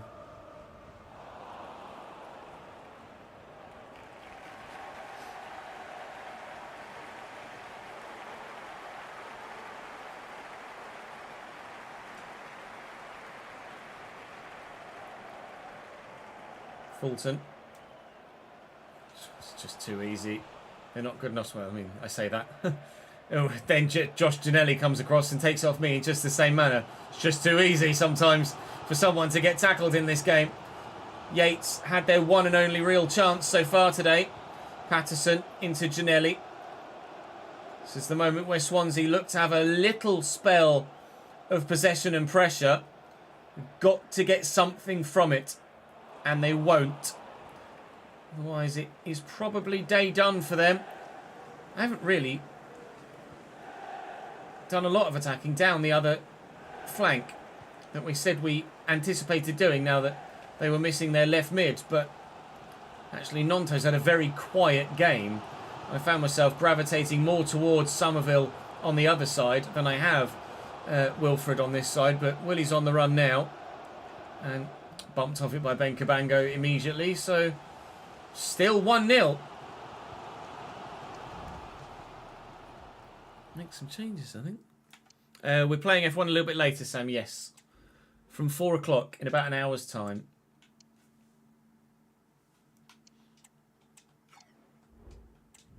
Bring on the two former Swans.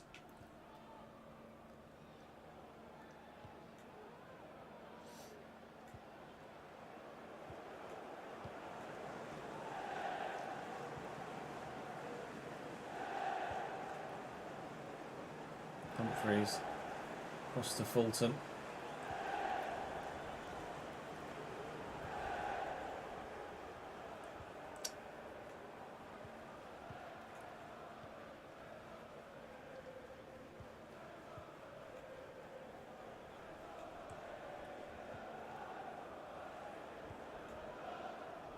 Humphreys.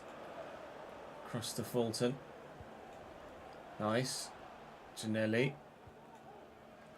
Yates. I'm actually a little bit concerned that they might get a result here against the Swansea. They are building really well, and Yates is in. And for the second time today, fails to hit the target. That was even better than the first chance. Swansea definitely could have taken a point out of this. It popped up during that highlight as well to say that Leicester are 3-1 up in their game. So we do need to guarantee at least a point here to stay top of the table. Looks like we're going to, but will it be the point or will it be all three? Still in the position for all three, but Swansea are growing more and more in the game. But is it too little, too late for the Swans to take something from this? And I'm not sure what their scenario is at the bottom end of the table. They're 23rd, but what's the gap to safety? I don't know. I think they and Rotherham in 23rd and 24th were both on 33 points. I think they were a little ways from safety as well. They, I don't think, are already down. So there's still something to fight for them. But, honestly, they really, really should have done better with those two chances.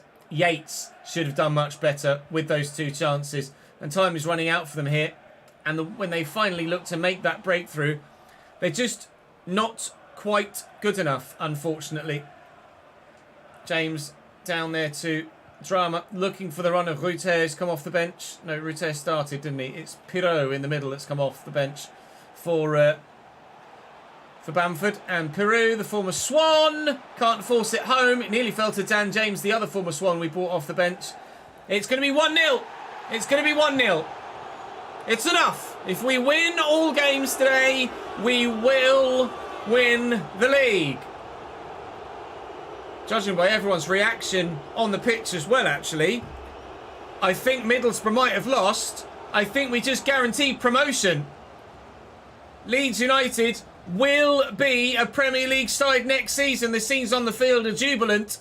The victory away from home, they're definitely celebrating a little bit more wildly than they would if it were just a simple 1-0 win against 10 men away from home.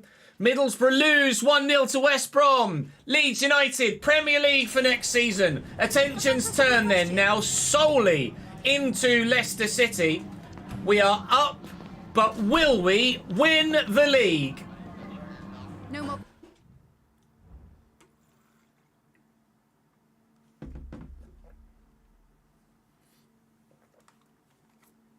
I appreciate it, guys. Thank you for letting me know about the note for today's episode.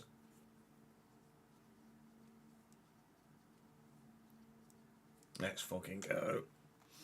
101 points to 99. 10 points clear of Middlesbrough. We are promoted, and now I've slipped into the red for the managerial position right now. What is happening, Leeds United board? Stop being absolute morons. Can you believe it? We guaranteed promotion, and now for the first time it slips into the red. Go away! Jeez Louise. Right, Blackburn at home. I'm going to change my top.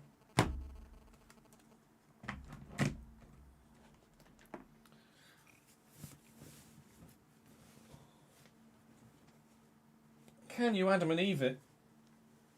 Unbelievable, Jeff. Yeah, contemplating sacking me for winning the league.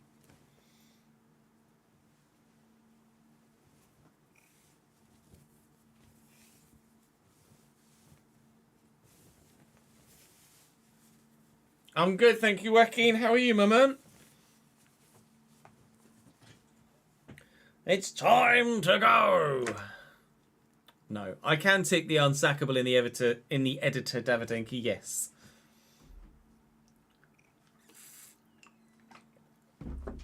Moral of the story is I shouldn't fucking have to. Everyone in the club is very happy. So why? Just why? Why is it 49? Because I haven't signed 2 players from North America. Fuck off. If I sign 2 North American free agents, will that box tick?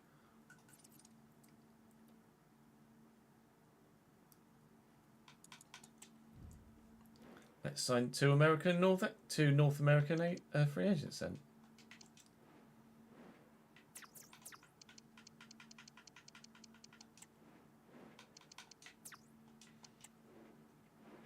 There's only one American free agent. Okay, Alejandro Zendejas. Are there any Mexicans? Does Mexico count as North America? I'm going to have to do Canada, aren't I, just in case. No Canadian free agents.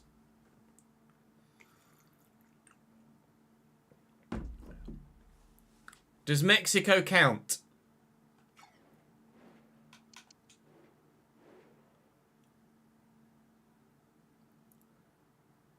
Mexico doesn't count. Yes, I don't know.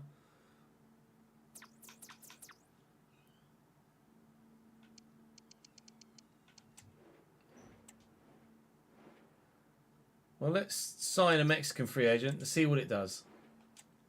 See what it says. I had just previously saved it, so I can always just do it again. Like reload the save. It doesn't work.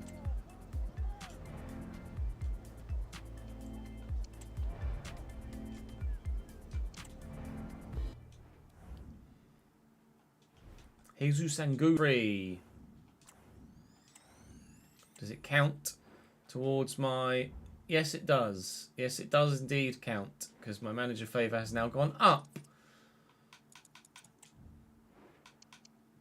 We signed one. We signed one Mexican.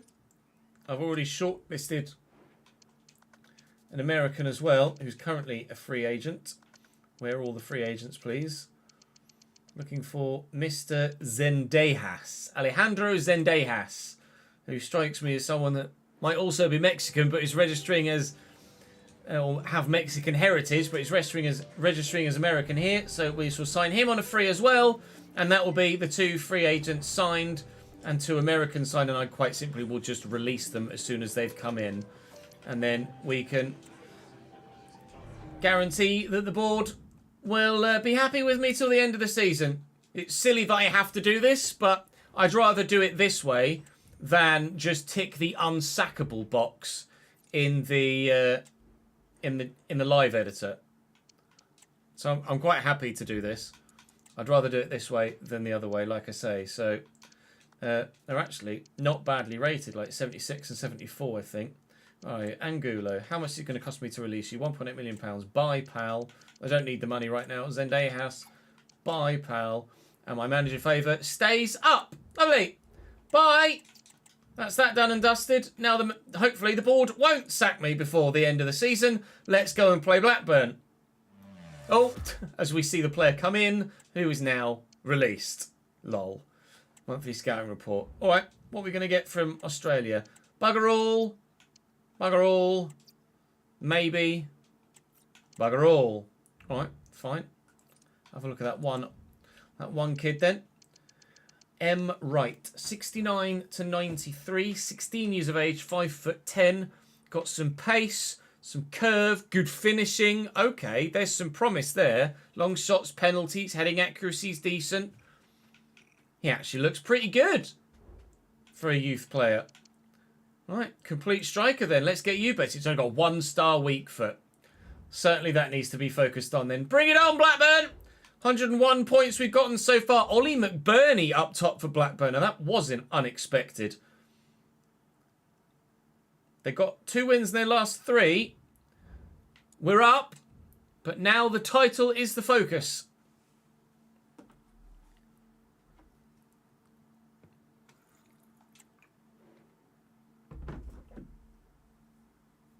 What's Reading's record? 104 or 109? 106.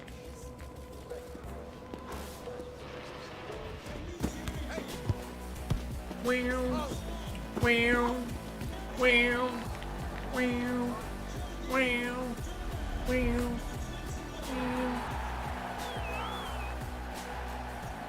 Wow. 3 games including this one, yes. Blackburn, someone and Hull. Blackburn, West Brom and Hull.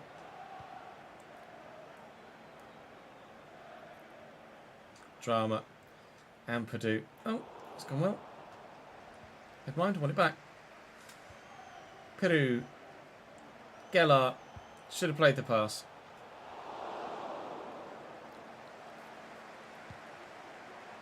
Can I get to that? I mean, he's brought it down for me. Thank you, mate. Peru looking for Gelart. All right.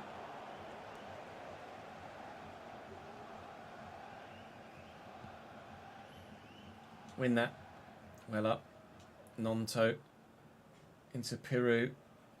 Through the gap, maybe. Oh, not that gap. That gap. Somerville. Nope. Hedges. Out to Rankin Costello. Tronstad. McBurney. Hedges again. Blackburn Premier League winners in 95, I want to say. 94-95 season, Premier League winners. Blackburn Rovers, so they have top flight credentials. Won more Premier Leagues than Leeds United have. But certainly Leeds have had the better legacy in the Premier League, you'd say. Blackburn are a great Premier League side. But Leeds have been more competitive in the Premier League over a longer period, you'd say. Despite the fact that Blackburn do have that one league title to their name. You'd say that Leeds are a bigger club.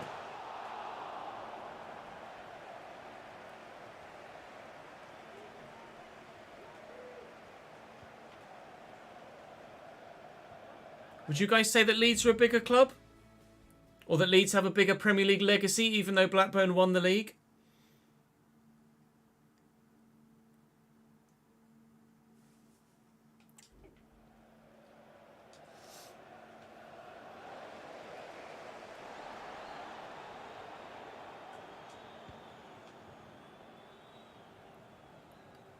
Drama. To Wilfred Nonto. There's Joe Gelart.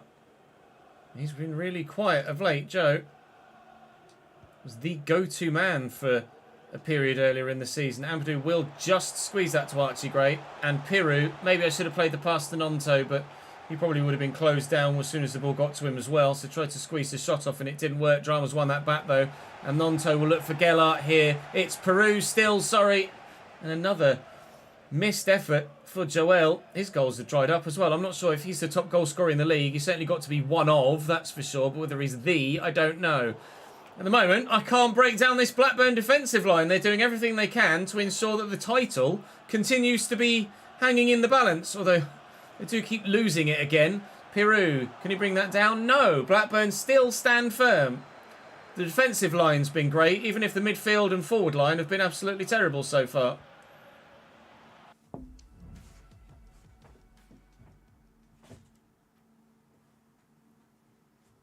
I don't know if the Blackburn win in the Premier League was out of nowhere, Sam, but it certainly wasn't expected.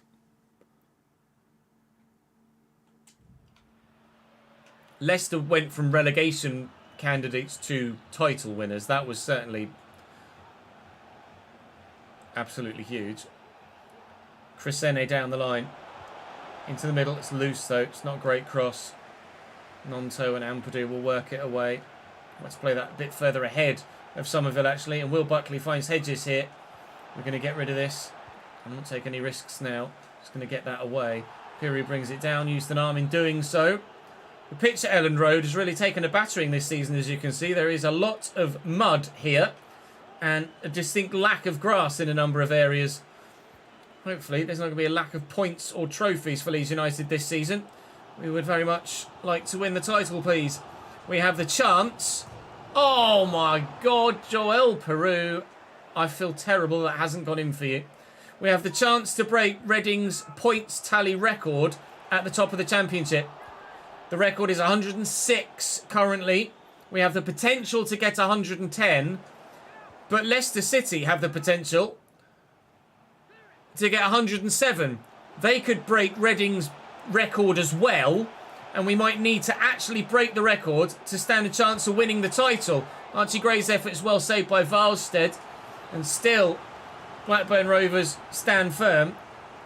And the fact that we'd have to break the point scoring record to actually still finish first is remarkable. And shows how strong a season Leicester City have also had. And how crazy a year it's been here in the Championship. Archie Gray will get this down. Joe Geller under control. Shot blocked. Trying to force it. Getting a little bit frustrated, actually, with that points record. And still the title on the line. The 1-0 lead, just as the 2-0 lead against Swansea, won't come.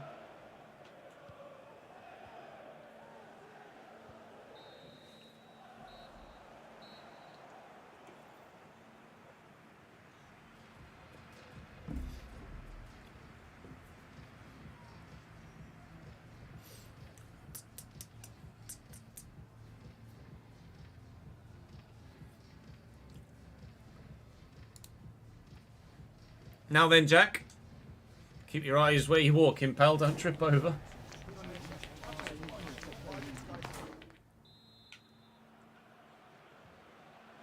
A goal would be nice, please, gents. Thank you. Geller. Nonto. And Purdue. Ah, taken away from me. Hedges. Back to Tronstad. And Gray intercepts nicely. Peru. There's the ball. Geller. There's the goal. Joe Geller finally on the score sheet again. And what a big goal it could prove to be. Leeds United 1, Blackburn 0. 4 minutes into the second half. One step closer.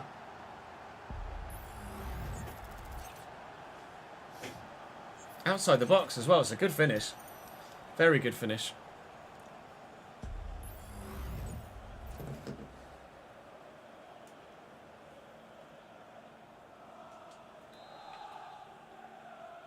Leeds United goal, number 30, Joe Gelhardt.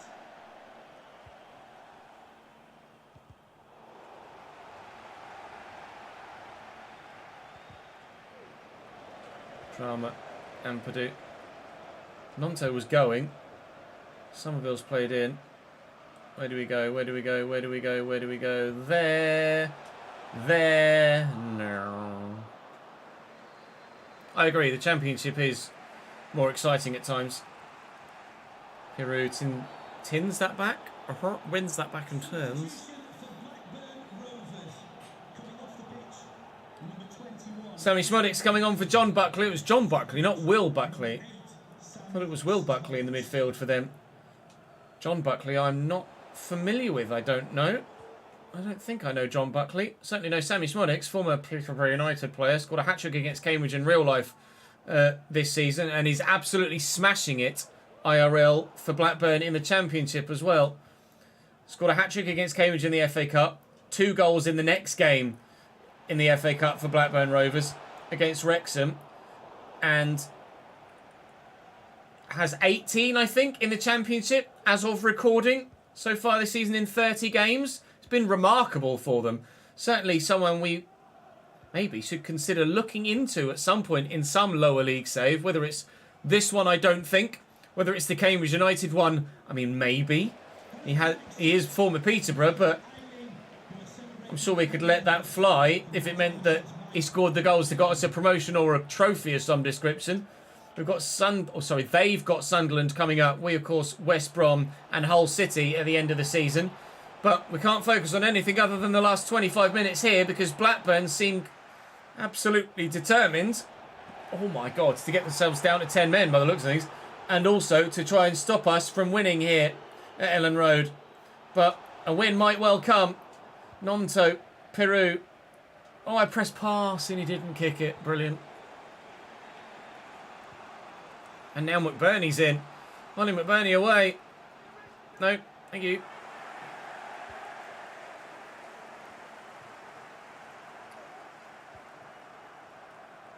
How good is Sammy Schmuddick? What's his rating? 74. I mean, he could be an option for sure. Not sure what his potential is. Let's have a look.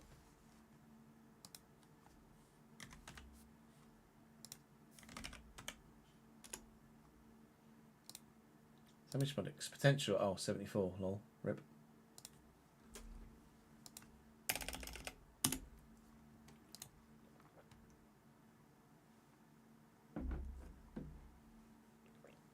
Okay.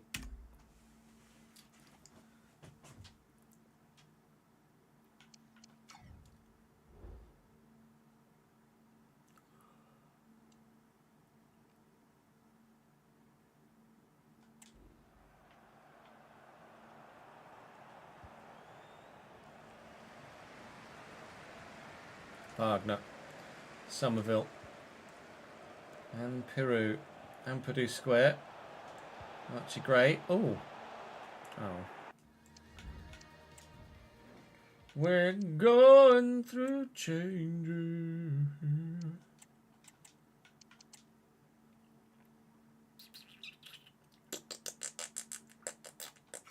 No.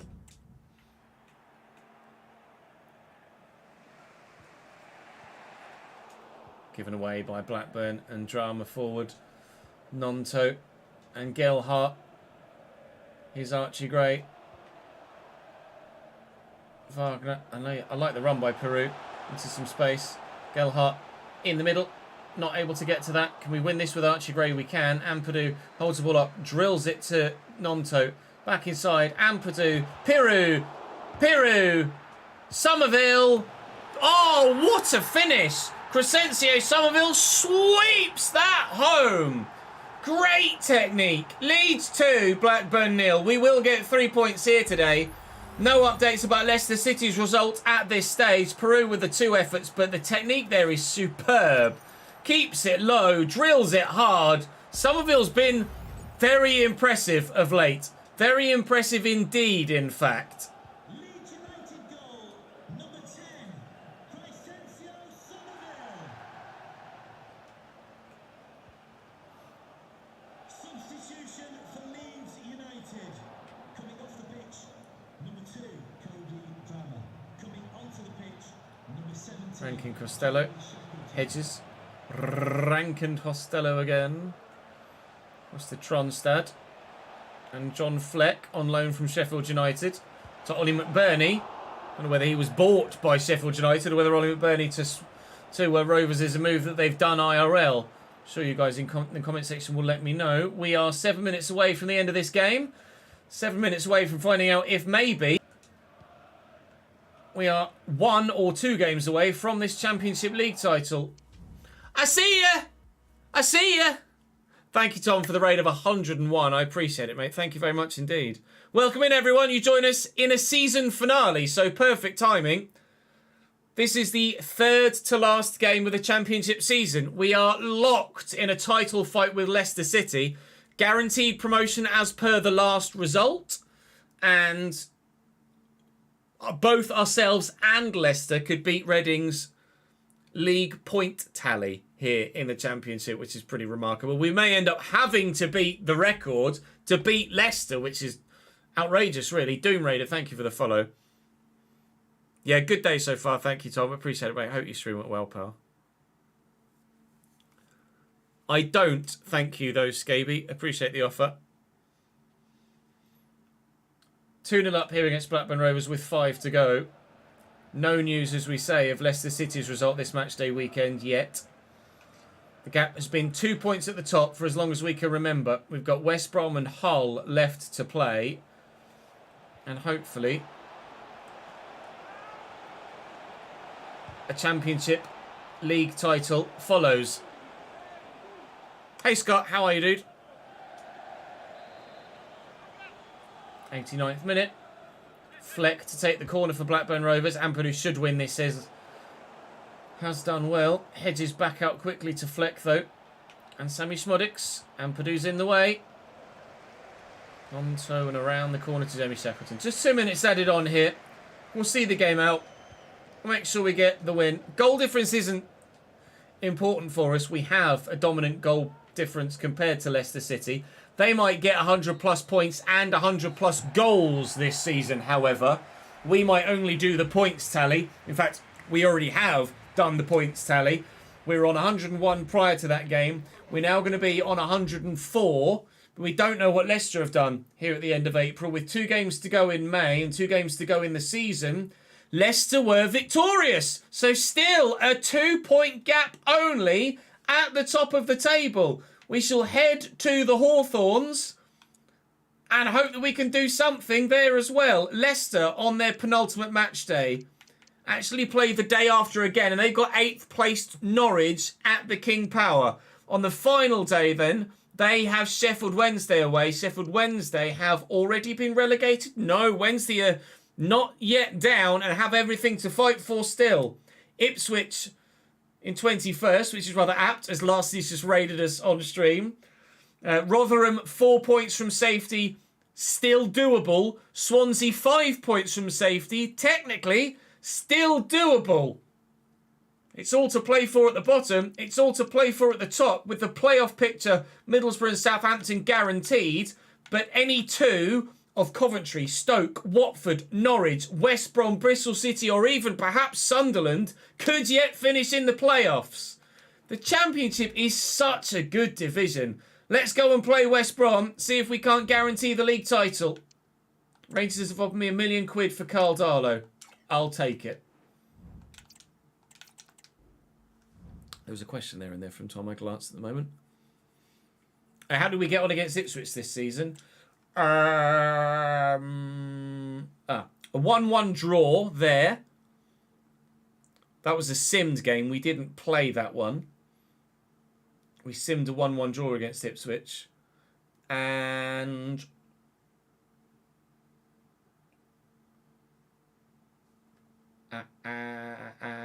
we started the league. It was the first game of the season. We started with a 2-0 win over Ipswich at Elland Road. But we drew at Portman Road. No need to apologise, lads.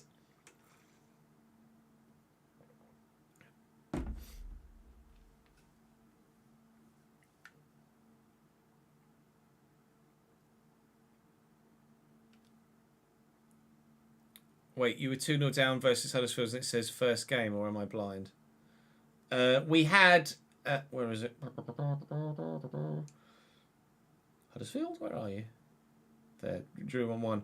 We had technical issues at the time, Spicy, where the game closed or the PC crashed, one of the two, and we lost that 2-0 down in progress game and had to replay it.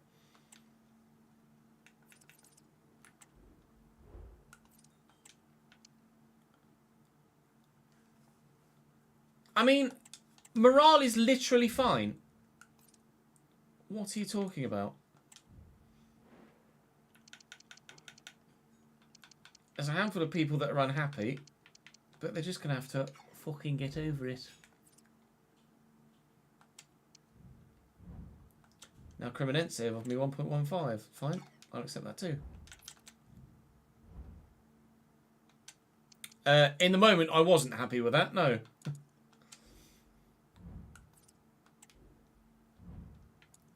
I would rather have lost the game and not had my PC crash, but it is what it is.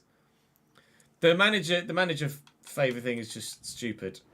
Youth development, done both of them. Brand exposure on high, done both of them. Financially, done that one. But because we lost in the round of 16 of the FA Cup, my manager favour is weak at 58, whilst I'm top of the league and have already guaranteed promotion to the Premier League. So if ever you needed proof that too much emphasis on manager favour is weighted onto the FA Cup objective, that's your proof.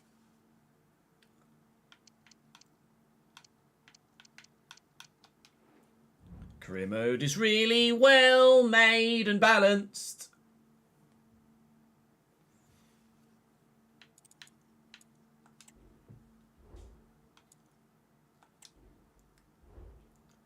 West Brom in 9th, chasing that playoff spot as we saw a moment ago.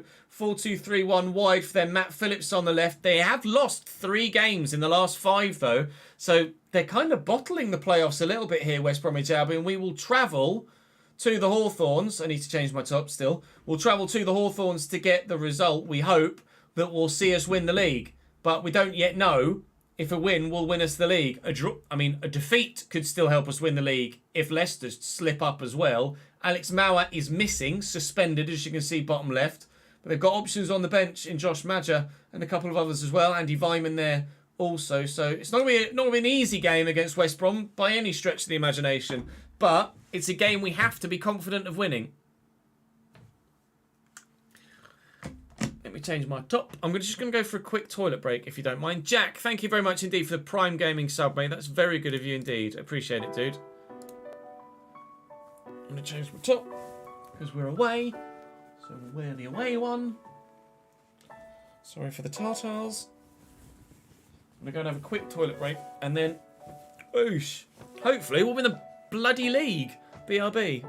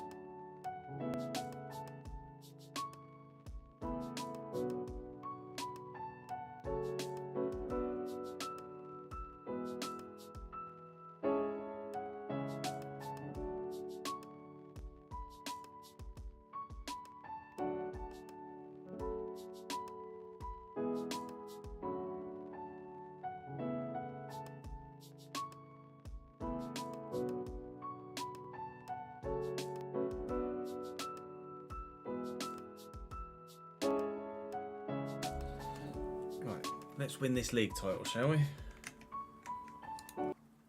Okay, Ches. Let's do exactly that. Okay, good. Kick off, please. Oh, some tired bodies. Peru for Ruter, actually. Let's do that. Gruev can come in for Ampadu.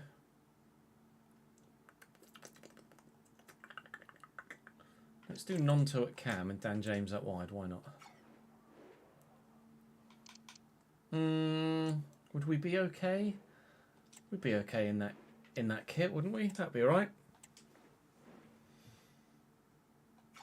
That'd be alright. Good, thank you, Nez. Can't go into any details, obviously, but very promising feedback session yesterday at Codemasters.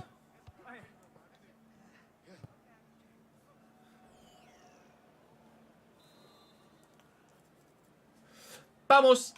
If we get any updates from the Leeds game, I will let you know. Obviously, you can't quite see it because it's going to be hidden behind my my face. Oh, Christ. That's not where that was supposed to go. Daryl Dyke. Is it Daryl Dyke or is it Daryl DK? I never know.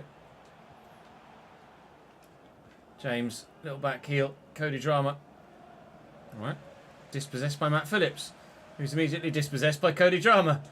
Gruev getting a start here for first time in a little while. Gets himself nutmegged by the West Brom man. And now Yakuslu.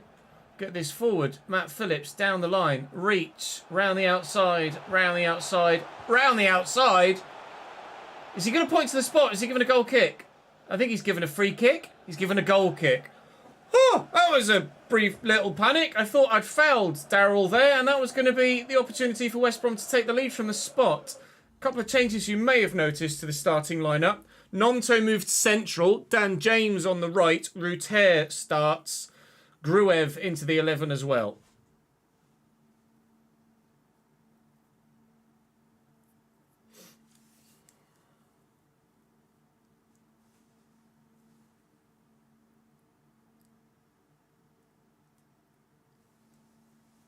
If transfer policy winning the Premier League next year was players that are too good for the Championship.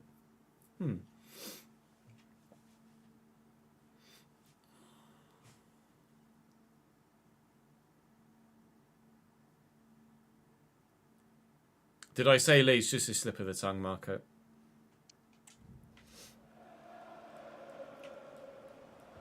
Time is it? 20 to 4. Wagner into Somerville. Nice little 1-2. Ruter's gone again. Kicked it straight at him. Yakuslu. I'm chasing. I can't get there. Malumbi. Kick that straight at Archie Gray. Oh, that was supposed to be a slide tackle, but we're going to get away with it. Are we going to get away with it? We're not going to get away with it. We get away with it.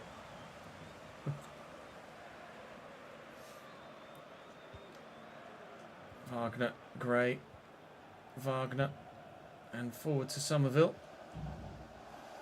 Nonto to Drama and Roden. Dinked over.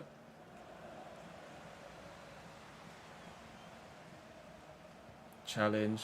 Give me a sec. I think I just had a knock at the door.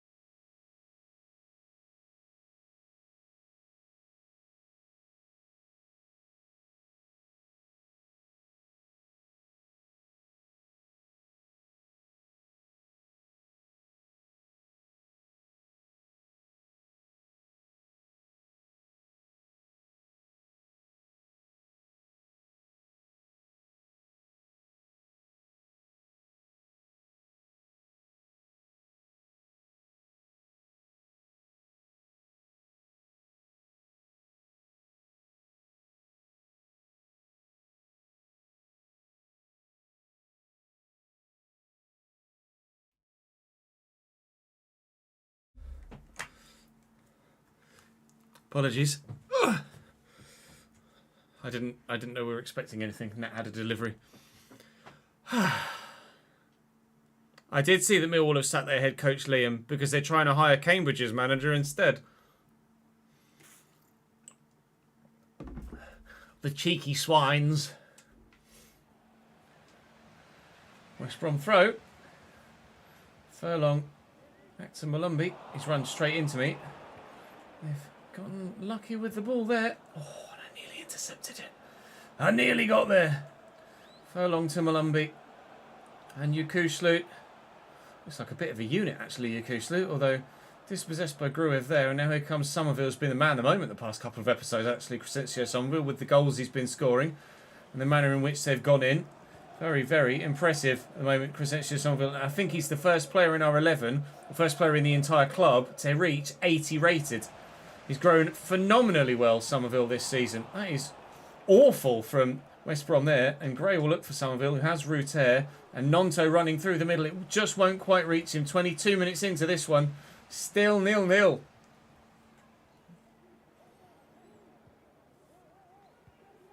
It could be both, Marcus, yeah. I didn't put the music on, I just paused and put the headset down. That's loose. Not sure about Gruer's first touch, but never mind. Nonto. Ruter, we're in. Go on, Jorginho! Leeds United are 1-0 up. Leeds 1, West Brom 0. If Leicester don't win against Norwich, then that goal wins us the league.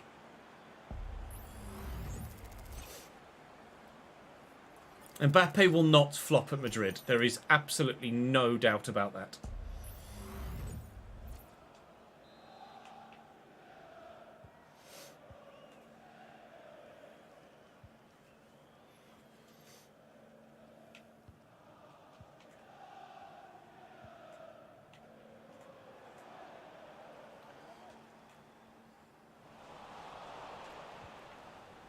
We have been using Gelhardt, yeah.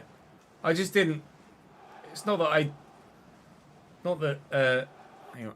It's not that Ruter is bad in game. It's just that Joe Gelhardt was getting more goals and assists for me. That's all. Ruter has since grown quite well, up to 79 now, and is better than he was for sure. But he was only like 74 at the beginning or something like that. So it was well worth playing Gelhardt. Drama. And Gruev. Okay, West Brom starting to drop deeper and deeper here.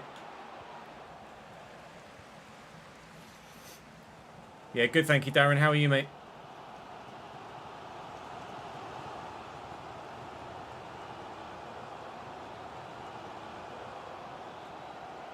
Reach. We'll have that. Goal.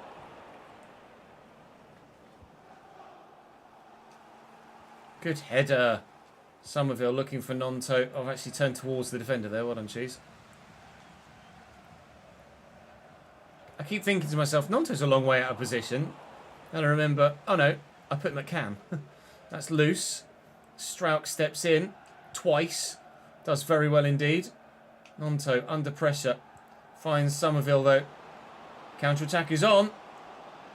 Kipre is trying to get to me. Here's Ruter. Oh dear. Oh dearie, dearie, dearie me. That's not the one, Jorginho. That is not the one or even close to it. That's horrendous. You got a red card in football yesterday, did you, Darren? Well, as aggressive as you get with your typing in chat, I'm not surprised that you got a red card in football.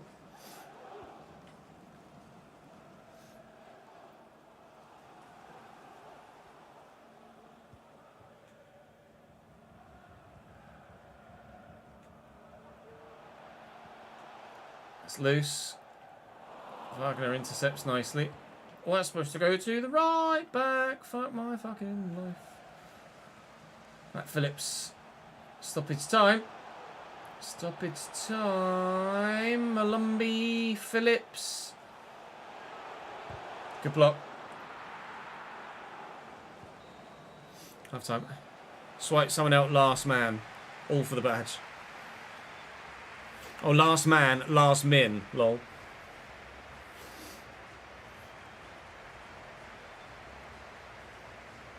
We will probably do F1 Manager a little bit at launch. Every year that it comes out, I will try and make content on it and hope that it's successful, but we haven't been able to do more than 2 or 3 episodes of a series without views just falling off, unfortunately. Well intercepted by Dan James. Gruev. Oh, given away. Given away. Oh, that's nicely through. And Dykes in. And Swift. 1-1. West Brom equalise and potentially a comeback is on. Just 2.5 minutes into the second half. We're normally the side that score as a half kicks off. We've been very good at scoring early goals in the first and second halves. But this turn from Darrell there just opened up the room for Swift to run through and slot home at the near post. West Brom making a fight of it. Leicester City will be delighted.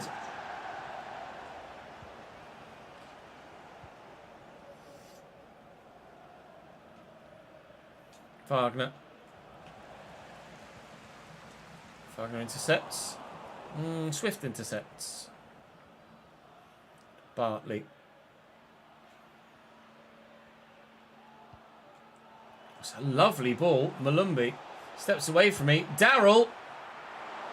Straight at the keeper, luckily. All right, West Brom. Calm down. You're getting a little bit too good for my liking here at the moment.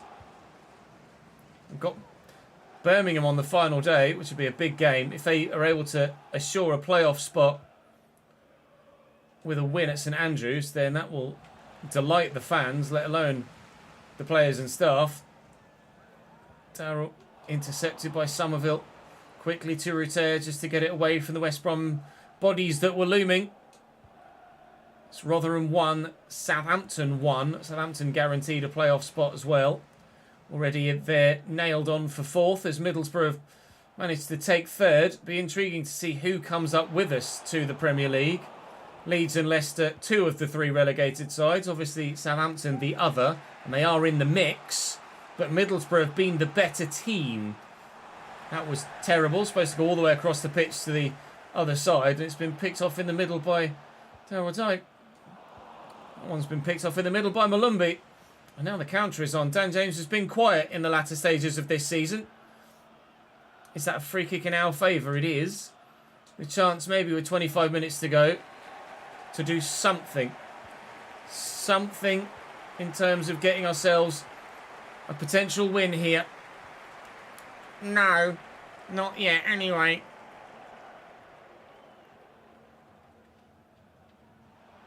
I mean, I don't know as it would be bottling the title, Mike. It has been a 2-point gap for a very long time. It's not like I had a 15-point lead and I've thrown it away.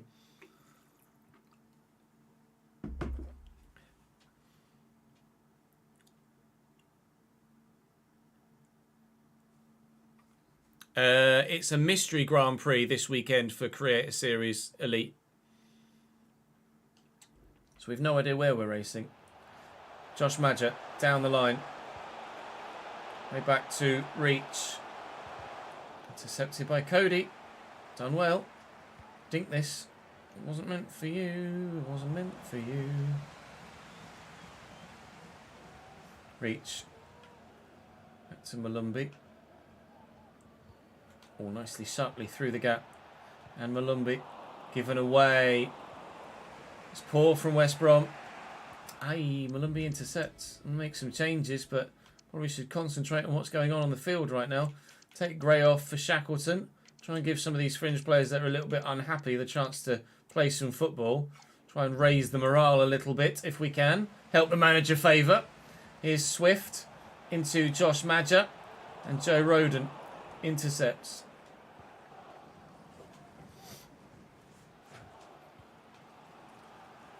Somerville looking for Rutter through the gap. Up against the defence. Cardiff 1, Middlesbrough 2 is a result at the moment. Middlesbrough just taken a 2-1 lead there. We'd love to take a 2-1 lead here. Oh, and if it had hit that first time like I hoped he would, we probably would have done. Now here comes Wallace on the counter-attack. Wagner has fantastic stamina. Even in the 78th minute, he's still got about 80% stamina left. Challenged by Daryl Dike. Now we're in trouble. West Brom maybe to take the lead here. Saved by Meslier. Falls to Furlong. Still the chance. Tackled and away. This is nervy, you know. We're not guaranteed anything here yet still. Let alone in terms of the league table. I don't know. Well, no, actually, Leicester are playing in the next day, aren't they? Leicester play Norwich on the Sunday. Strong challenge by Reach. Referee didn't like it. Free kick for us, but West Brom nearly took the lead there.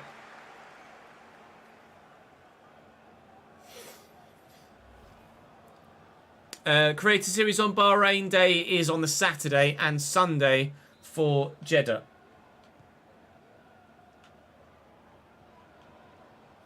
James down the line to Drama. Drama into James. Looking for Ruter. He's in. Keeper's going to come and going to look for the back post. I've absolutely fucked it. Leicester and Watford going up with you, is it, Daniel? Nice.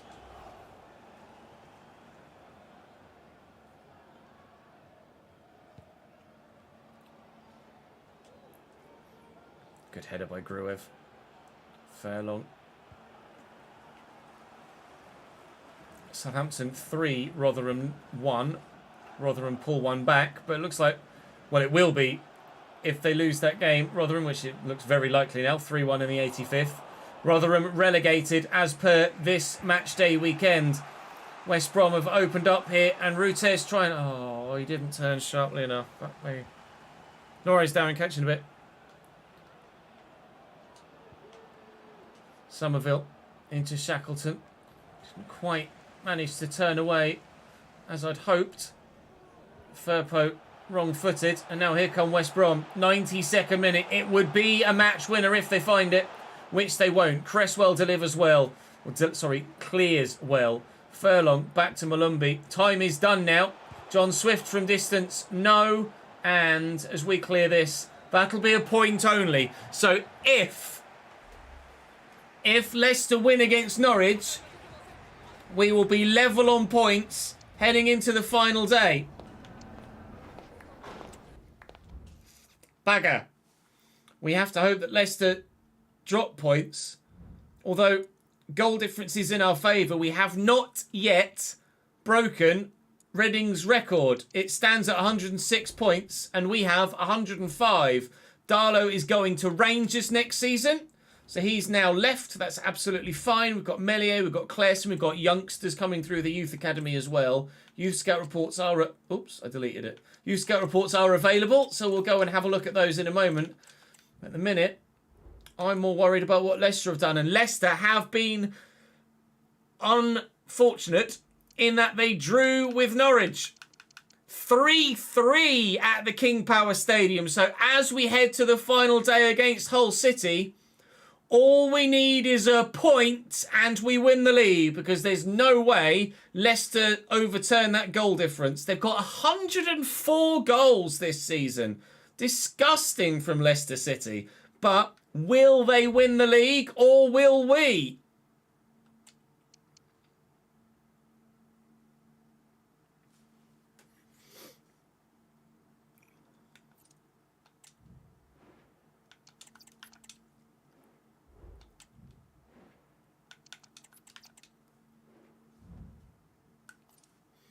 We will find out tomorrow, because we're switching to Formula 1 right now. I won't have time to finish this episode and the season finale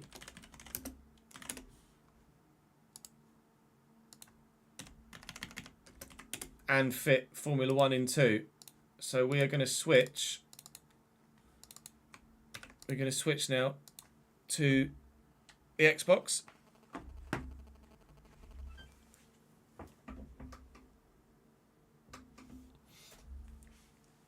And tomorrow, the first thing we do in tomorrow's stream will be finish off that Leeds United save.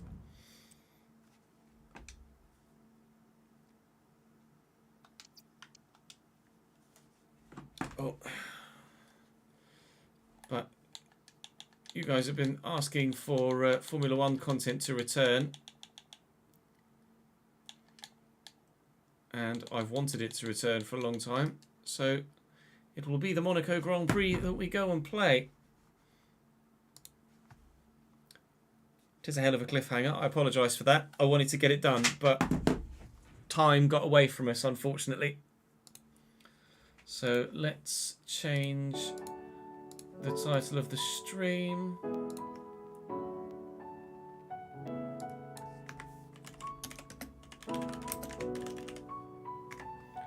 And the game category. We're at Monaco today, so that's going to be intriguing.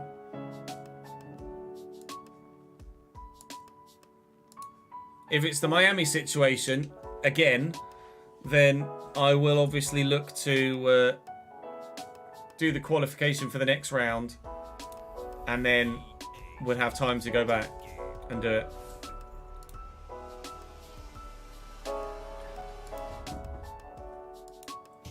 Ah, bum bum bum, go away with copyright music.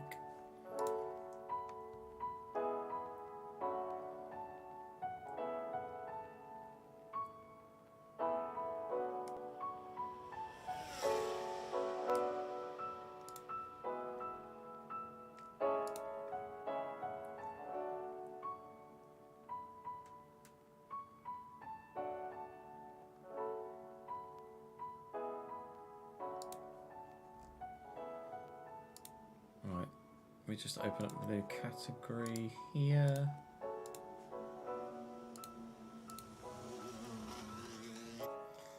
Actually, I need to edit it on the YouTube side as well. Let me put that email in there.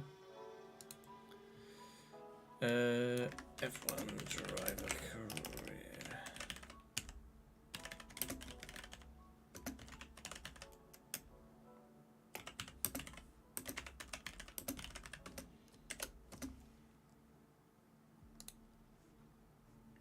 Change the category there now, because we're now streaming in F1. We're now streaming F123. Master of the Street Circuits. No thanks, I'm good. Sorry, Checo. What have we got? You got mail. I've got mail. What's my mail? Oh. Unclaimed EA subscription reward. I might just delete all of that because it's going to take forever to go through all that, isn't it? 78 laps of Monaco. We believe it's dry throughout. I'm just going to delete all. I don't care.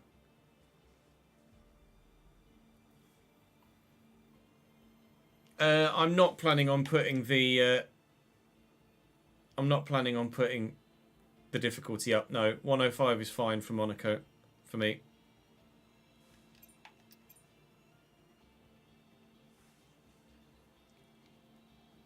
It is my weakest circuit, isn't it?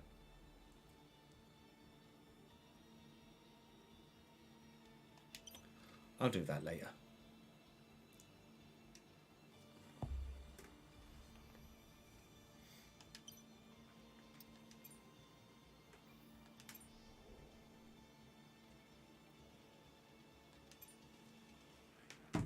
Here we go, Monaco.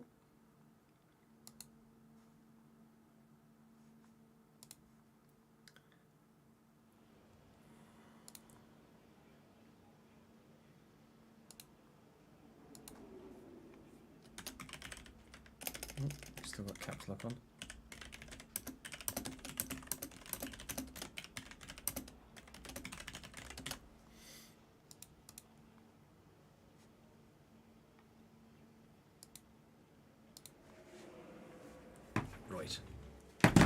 Change the board behind me.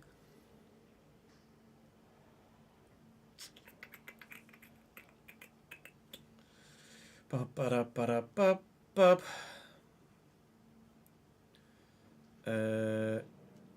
Edit that one.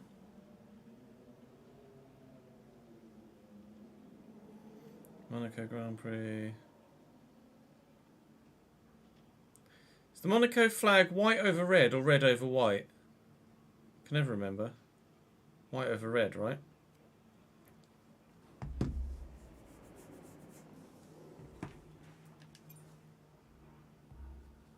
Red over white. Oh, bollocks to it.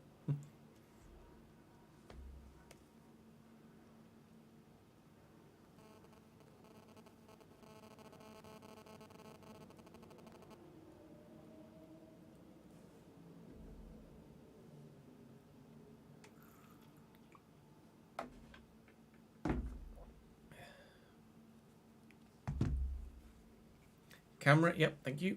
Actually, we'll just change to this. Oh yeah, I could just check the colours flag. Red over white. Beep. Oh well, I'll leave it as is.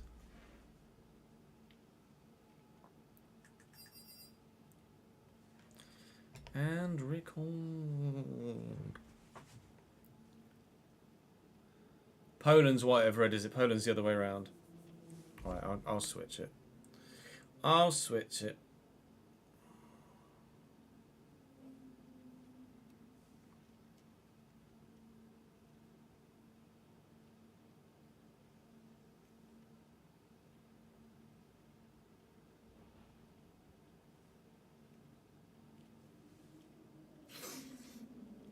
There we go.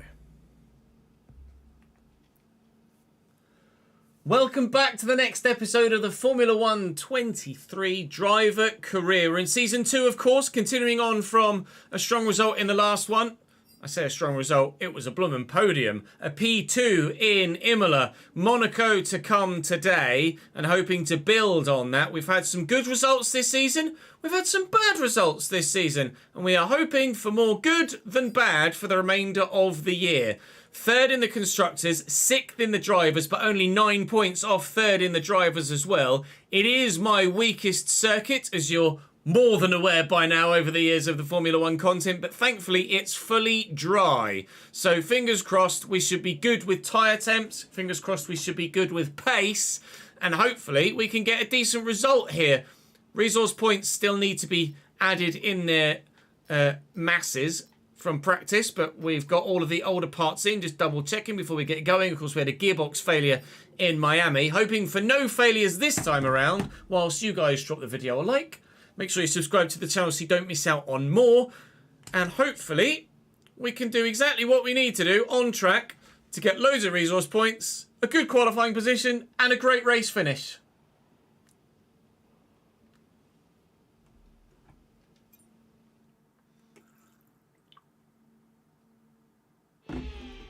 Did I DNF in Monaco last year?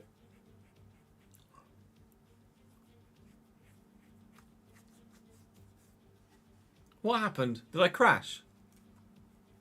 Or was there a failure of some description? Was a component failure?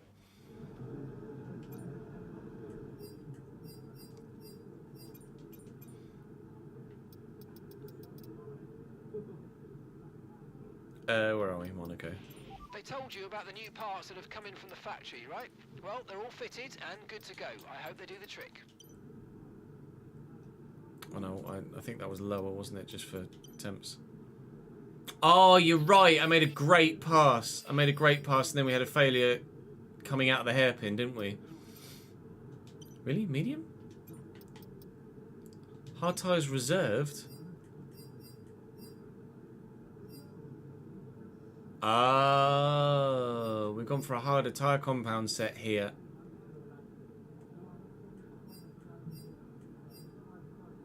Okay.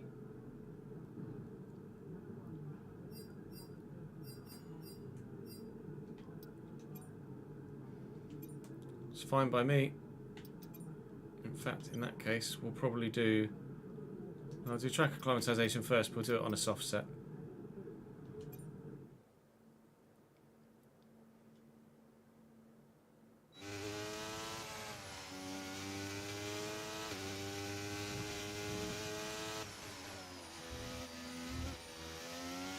Okay, your goal is... Christ's sake.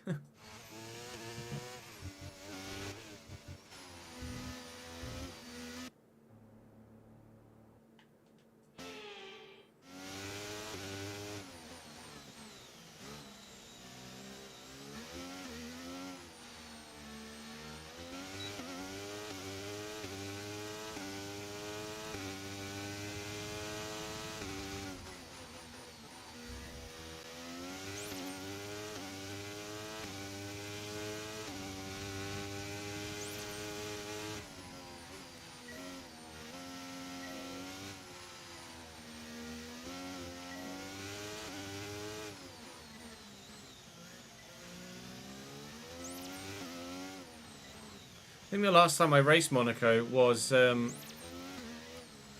Creator Series, wasn't it? Probably. Because we didn't... Lol. We didn't do it in... Let me know you're okay. We didn't do it in any of the open lobbies recently.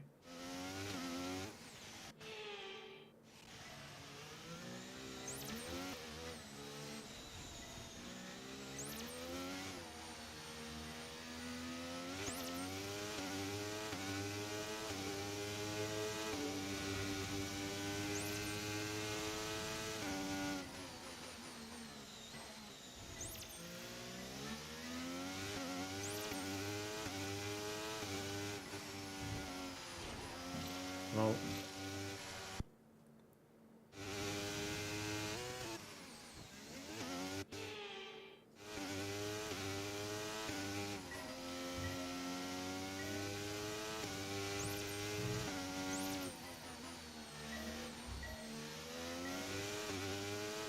We're approaching the DRS zone. Watch your MFD for the activation point.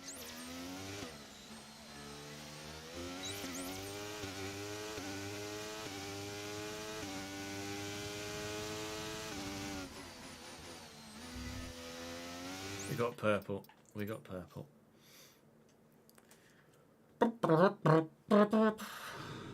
Quali pace is going to be well off. But race strategy we can do. I hope, anyway, we should be able to do. Let me check that we're still at 105. I'm sure we're 1 at 5 still. Yeah, difficulty 105.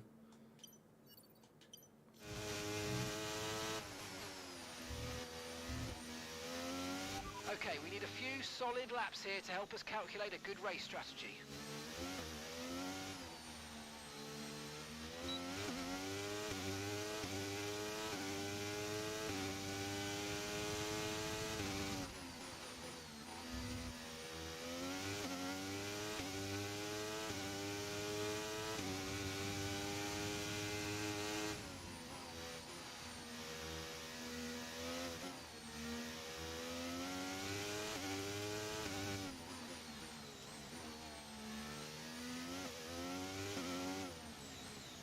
Sergey, let me through, pal.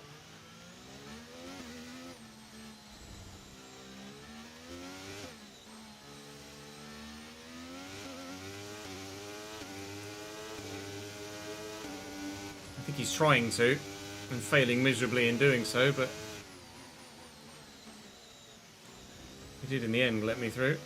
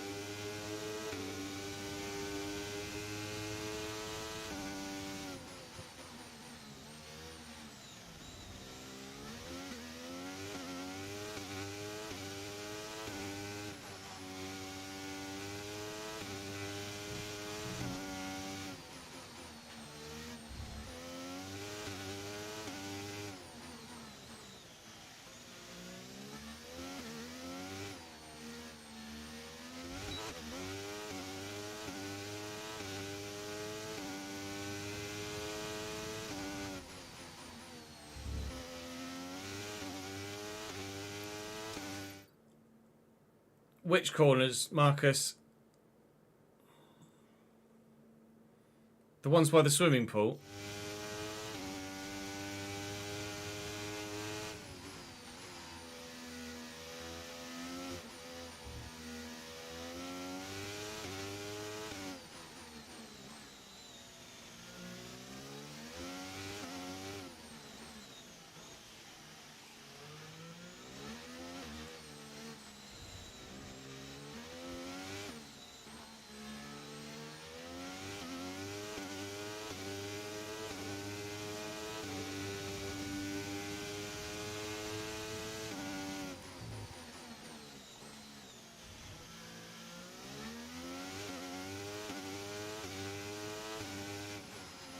These ones coming up. These two. There and that. And oh.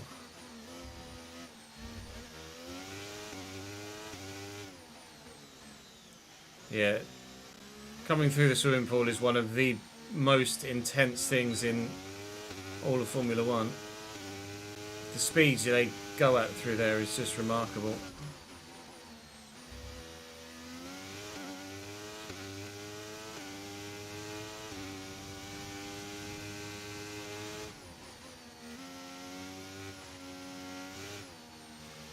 I do have hot tyres.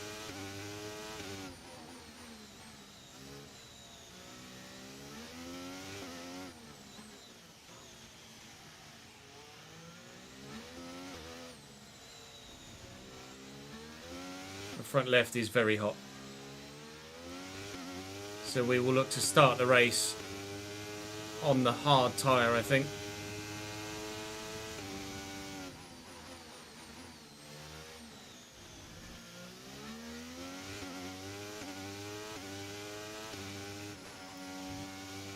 Peaking at 110, maybe 111 on the front left at the moment.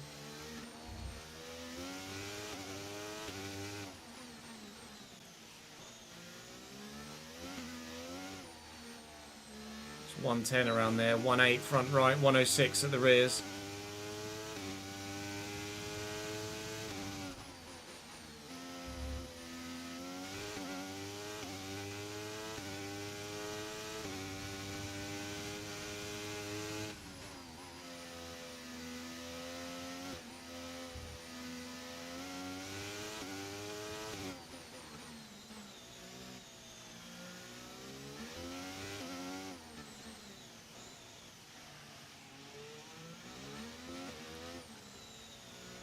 Send front left. 111 front left. I have to start on the hards. What we'll look to one stop it. We'll look to medium hard one stop, I think, probably. Sorry, we'll look to hard medium one stop, I imagine.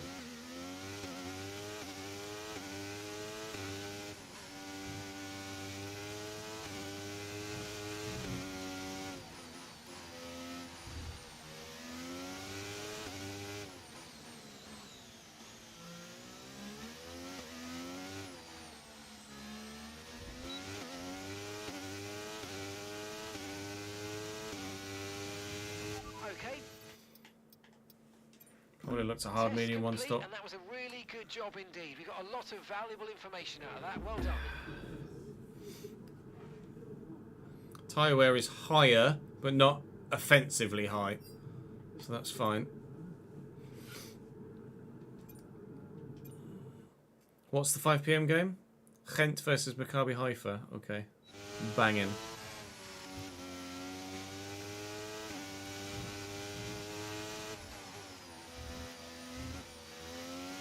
Okay, this is a quali sim. We've estimated the times our closest rivals will be doing, so that's what we need to beat.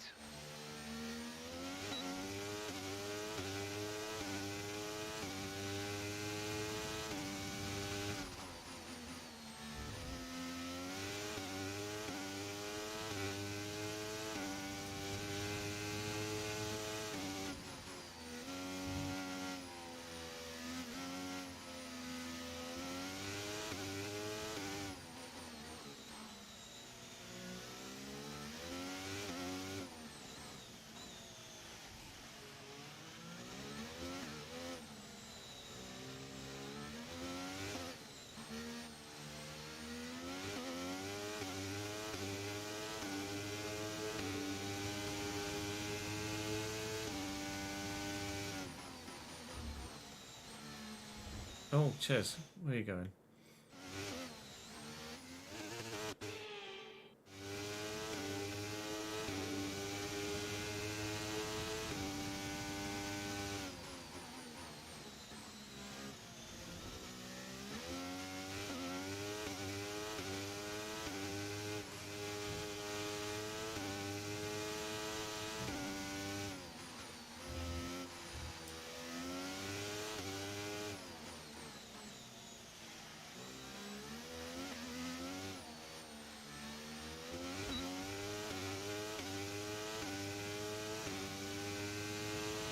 program Reckons third. complete. I mean, I'd take third if I'm able to qualify third. Will do, although you could definitely Don't think I will qualify third, get but another shot. that'd be absolutely banging if we can. That will be us retiring from the session then. Thank you very much. We'll go and finish off our resource point haul and see what we can get. And with the cars now over the line, let's see our top three again.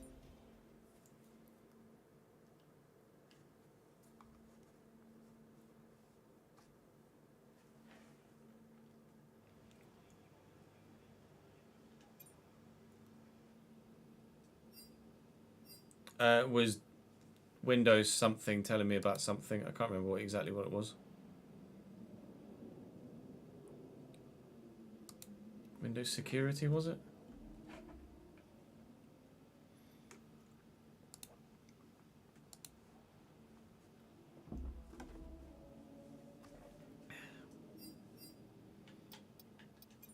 Just quick practice.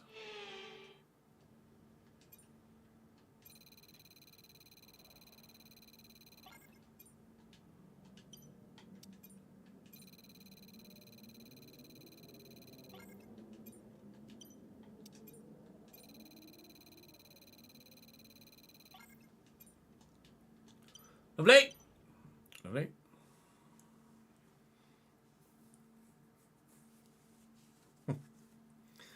That's why Rolo's not allowed in the office, AJ. Because she'd just piss about.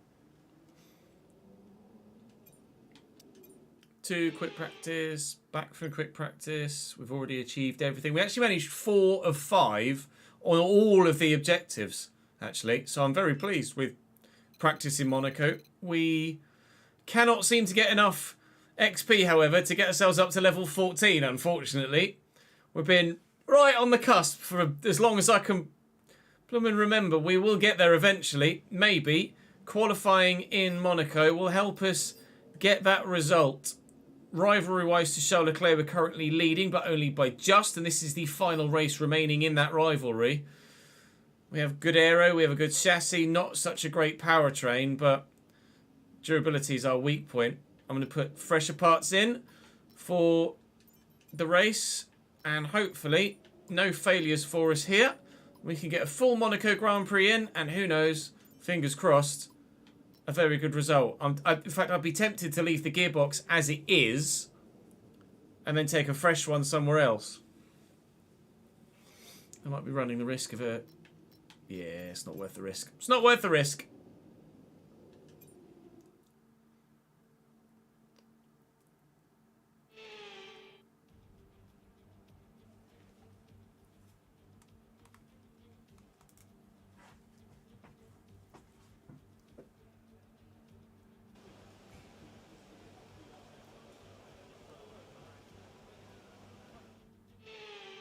I had testing on above me, Kyo, yeah.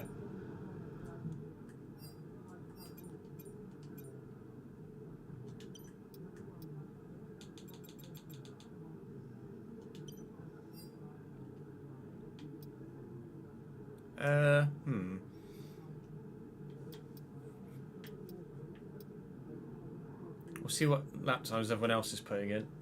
We should be able to get through to Q2 in one fell swoop, I hope, anyway. I'd rather save the tyres if we can. I'm not sure I'm going to get into the 11s though, but I am going to need to get into the 11s. We'll do one lap. Hope that we're good enough. Out we go.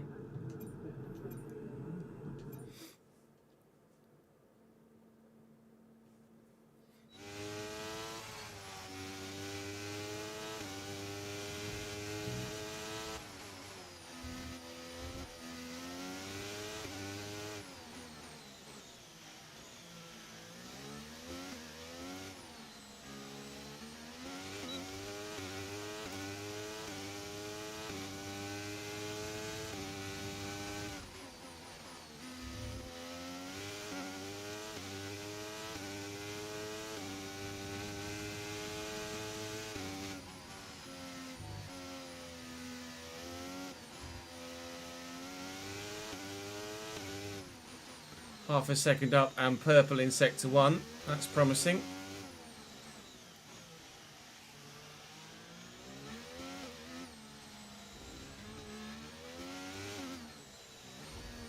Wall out. Good. Are you okay? That was a big one. Confirm you're okay, please.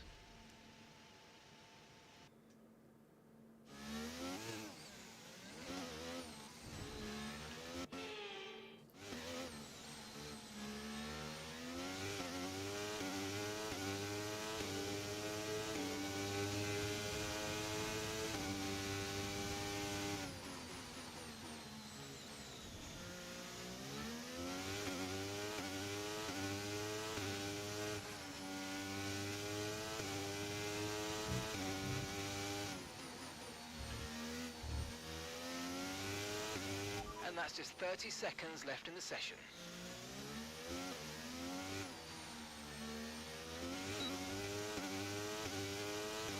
Across the line in a 109.8. That is about a second faster than anybody else went in that session, I think. When we went out, it was a 110.8 for P1. So 110.5 is the next fastest out. It was the end of the session. Someone did mention in chat, Adstar, my mod, did mention in chat that the AI in Season 2 at Monaco are a bit shit. And maybe that's showing itself here. Not sure at this particular moment in time, but it potentially is. We might up the... Oh, Sector 2, not Season 2. They're a bit rubbish in Sector 2. Well, at the moment, they're a bit rubbish around the whole lap. But we'll see what we can do in Q2. Race pace will be different, of course, to quali pace, but we may consider upping the difficulty depending on what happens in the rest of qualifying.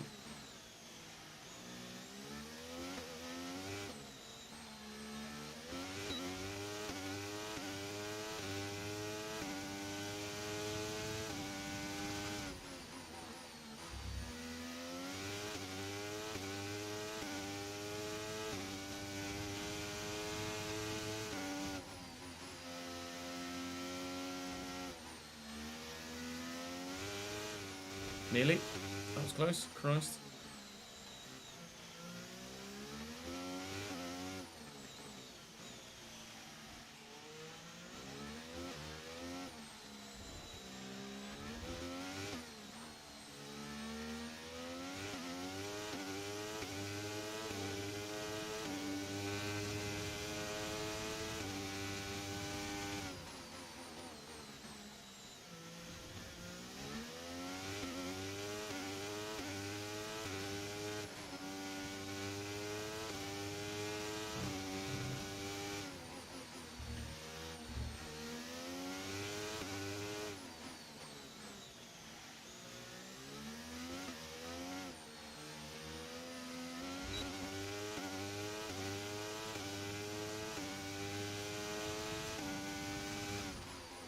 .111 flat with my first lap.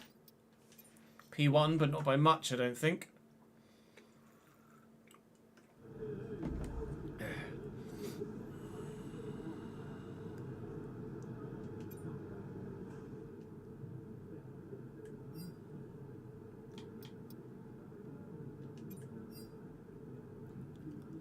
George goes faster. I don't know as I will go much faster.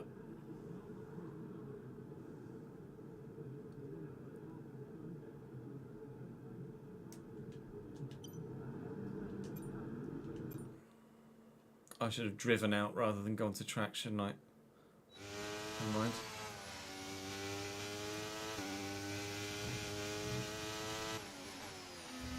Broken toe, Marcus. Not for 7 months, but still, lol. Just your luck.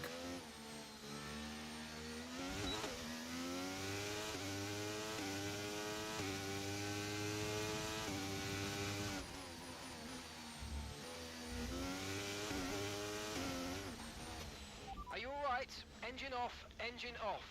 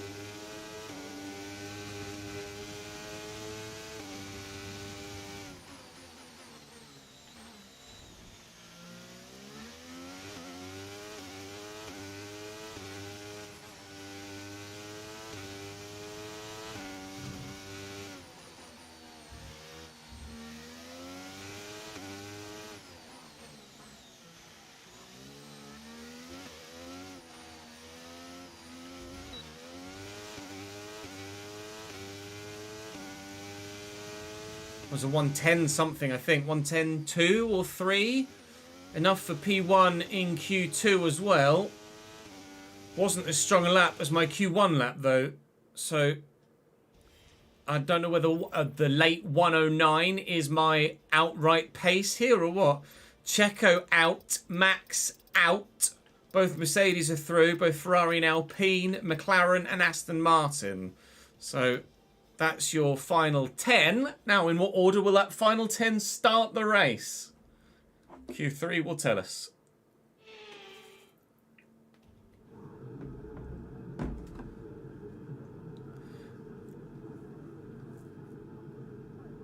The times get reset at the beginning of each session, Jamie.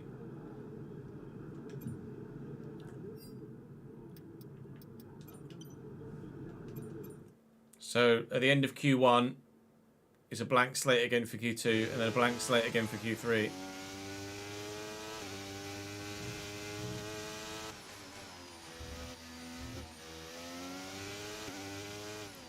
In general, times do tend to get quicker throughout the sessions. But the leaderboard is reset, so to speak. Oh my god.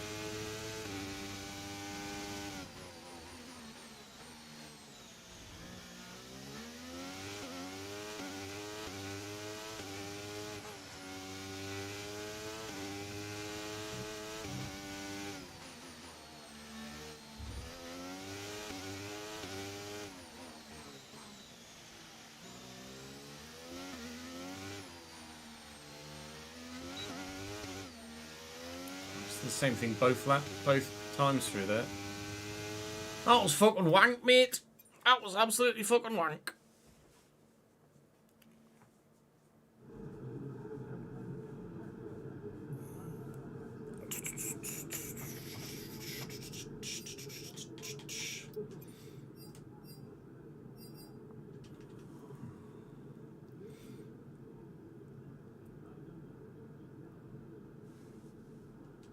The time set at the time set, Jamie, regardless of weather conditions. Right, out we go. We'll drive out this time. Okay, when you're ready, let's go. Yeah, if I get pole, I'll up the difficulty. What to, I don't know, from 105.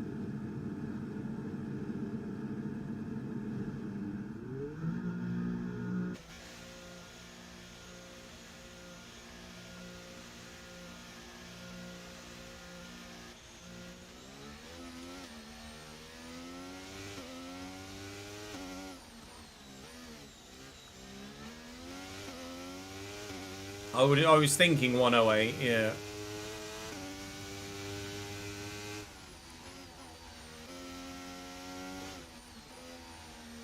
I'd rather go too high and then have to battle for something than not go far enough and still get an easy win. So I think 108 is probably about right. 110 I don't think I could do.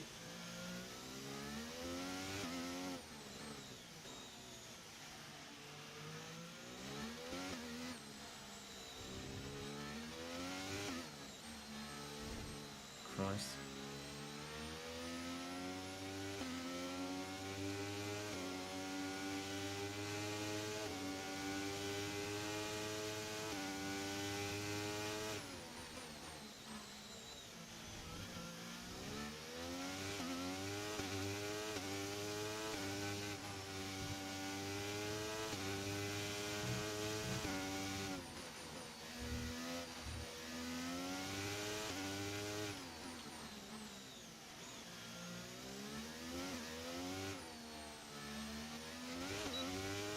Right, at least a decent start onto the lap. Now then, one flying Monaco lap for potential pole in the Principality. We're on 105 difficulty. If we get pole, we will up it to 108 for the race. Oof. That was close. We are purple in Sector 1. Only just up on Carlos Sainz, though, by less than a tenth through the first sector. So that says to me that we're not necessarily on for pole at the moment. Sainz puts in a 1:10.4. Lando Norris a 1:10.2.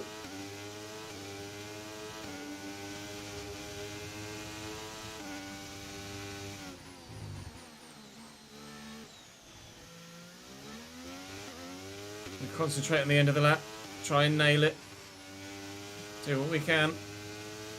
Fly through the swimming pool, crash against the wall and lose your front wing. Fucking shite.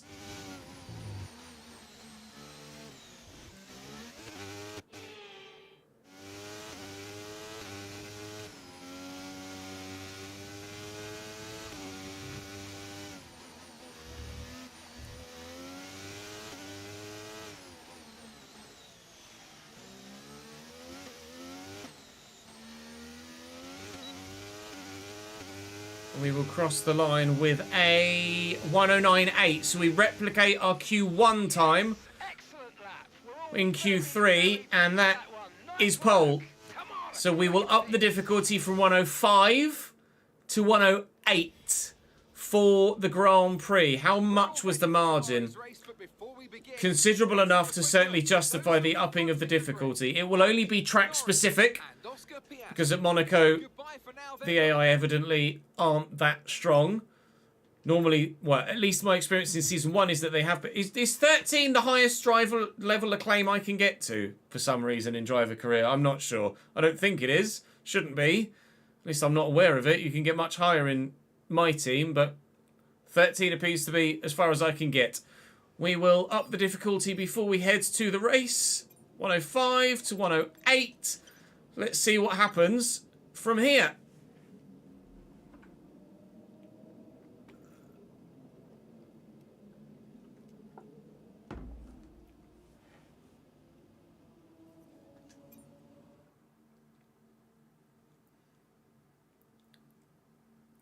Driver level 13 is not the highest you can get. I've just peaked. Okay, fair enough.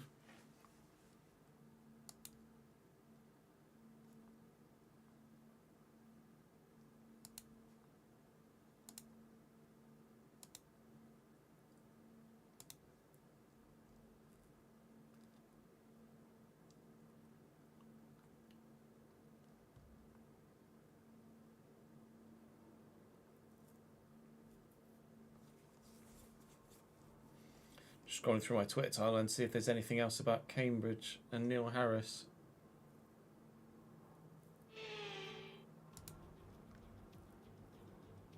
Formula One returns to Monte Carlo once again today, home to the world-famous Monte Carlo Casino that first opened in 1863. And of course a certain road race first held in 1929. There's no greater an occasion, no more valuable a win than the Monaco Grand Prix. The astonishing Circuit de Monaco is, for all intents and purposes, virtually unchanged since its inaugural race back in 1929. The faster cars of today ensure the 19 corners. Off the back of a fantastic qualifying session, it's time to see how our starting grid looks like for today's race. We start on pole then, just under 4 tenths faster than Lando Norris at 105 difficulty. Having upped it to 108 and knowing that we're going to be starting on the hard compound tyre, I think we're probably going to struggle to keep hold of our advantage through the pit stop phase. We're going to get undercut quite considerably, and then we will, I imagine, have quite a bit of overtaking left to do. Once we pit off those hard tyres, I'm going to try and one stop hard to medium. That's the anticipation here. And that's what it reckons I should do. It's actually reckoning that I pit quite early off those hards to go to the mediums. And it's probably the best way to go about it in terms of track position. In terms of what's fastest to the flag in outright pace, 40 and 38 is supposedly the go-to. So we know we can one-stop. We anticipate, should I say, being able to one-stop. It actually reckons that a two-stop is quicker, quite considerably.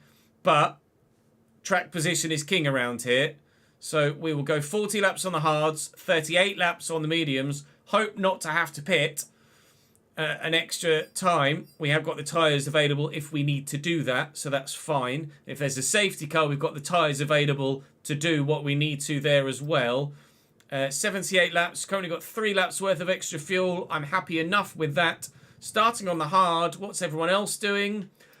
Starting on the hard in the front half and softs behind. They're going to look to undercut quite considerably in the back half of the field. And in the front half of the field, we're going long. Let's give you guys on stream a prediction.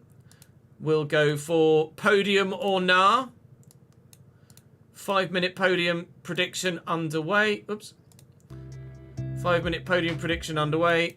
Let's see what you guys reckon whilst I have a quick toilet break, and then we will crack on with the rest of the stream and do the whole, we hope, provided we don't have a failure, Monaco Grand Prix, BRB.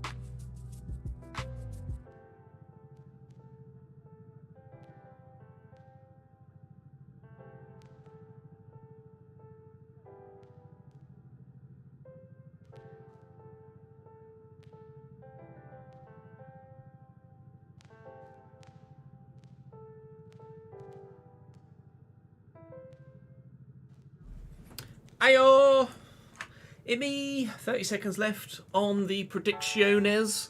What are we saying? What are we predicting? Still nothing on my timeline for Cambridge.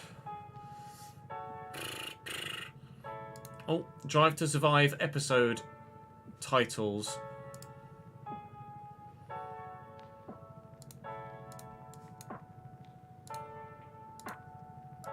Money Talks, Fall from Grace, Under Pressure, The Last Chapter, Civil War, Leap of Faith, Celavi, Forza Ferrari, Three's a Crowd, Red or Black. That's going to be about Vegas then, isn't it?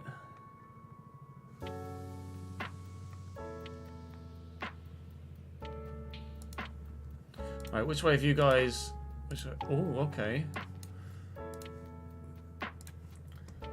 So, 12 of you with 144 effectively, 1,000 channel points say P3 or higher. 3 of you reckon we won't get on the podium. Going big or going home. Well, let's find out which one we're going to do, shall we?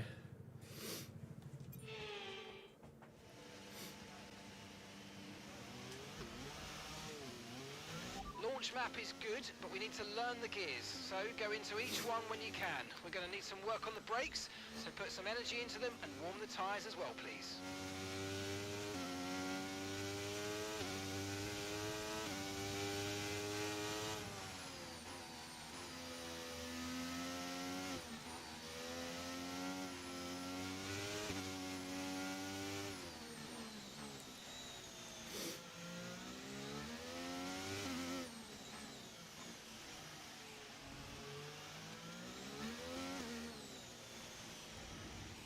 Come on, let's keep up. No threat of rain for the time being. Conditions look good.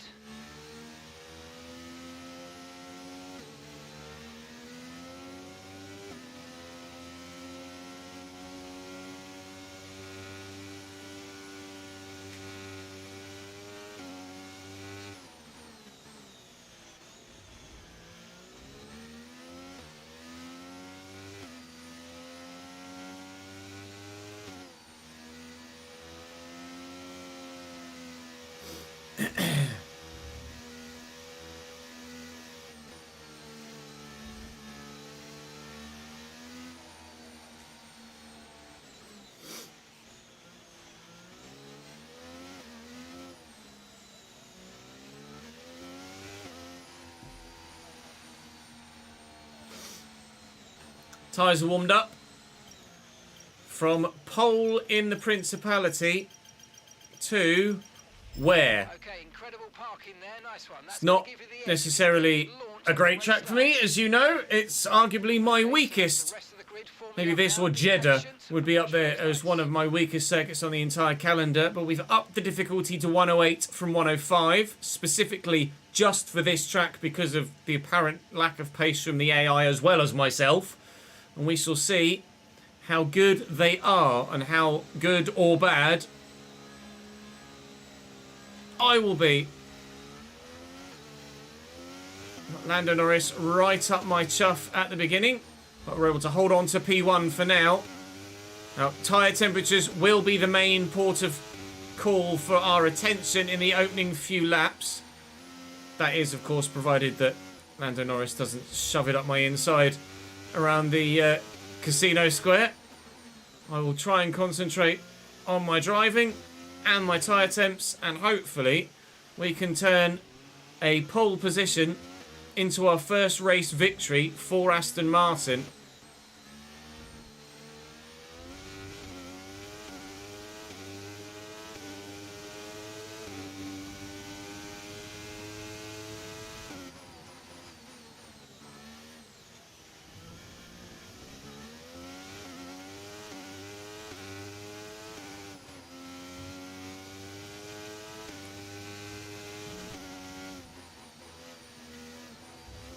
Hey, steady. Steady. Cheers, Lando. Just drive straight into the back of me if you like, pal. Appreciate that. Trying to leave him space here. He literally just went straight into the back of me there through the Rascas. Clunked into the back. Seems to have been okay. I didn't see any visual damage on his car there, but... And he seemed to get through turn 1 okay. That was a big contact though. Use your overtake button. Very big contact. I do know that I brake earlier than the AI through Raskas, so I have to be prepared for the occasional bit of contact there, but I didn't expect him to just push me quite so hard. The minute the gaps are relatively respectable. Not really, oh god, racing away from anyone at this stage. Getting away with a little bit of a love tap of the wall there. The two McLarens very much firmly with me at this stage. Tyre temps are warm, to say the least, but so far not an issue. That is just a so far. Doesn't mean to say that it won't become an issue a few laps in.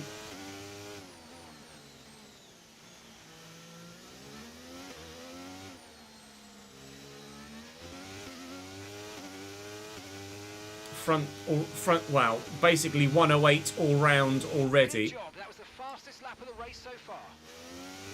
That's on a hard tyre as well. Yikes. Lando's keeping me honest at the minute. Both McLarens sticking with. I think once the others stop squabbling with one another and settle down into a rhythm, we will probably be as we are until the first round of pit stops. It's then that we'll find out what's going to happen with the order through that first round of pit stops. We're faster around the hairpin or through that part of the track, but they do close up in sectors 1 and 3, that's for sure. They're just really not that strong at that middle part of the track, which is basically on point with what my live chat was saying in the moment during qualifying.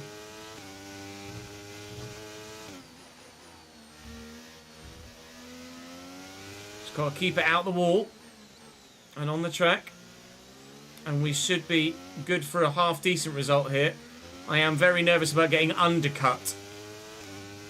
I do think I'm going to get undercut quite considerably, but hopefully we can battle against that, have much fresher tyres at the end of the race. We're going about 1% a lap right now with these hard tyres, or just over in fact, because we're starting lap 4 and they're at 4% as we start it. So the one stop should work, hard to medium, and fingers crossed. If we do lose any places, we can at least have a fair old crack at getting them back again.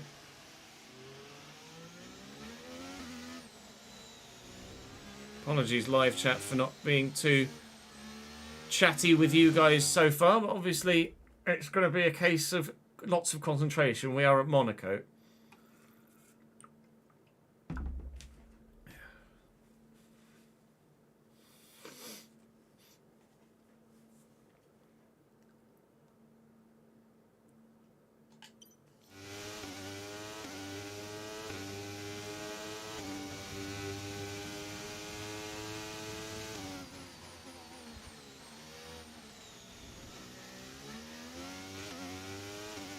I'm going to knuckle down now. Purple sector 2, after not improving in sector 1. As the fuel burns off, we will get lighter and faster. But as the tyres get hotter, we'll get slower. So, DRS is active now, obviously. And I am hot on the front. 112 degrees on my front left is very hot indeed.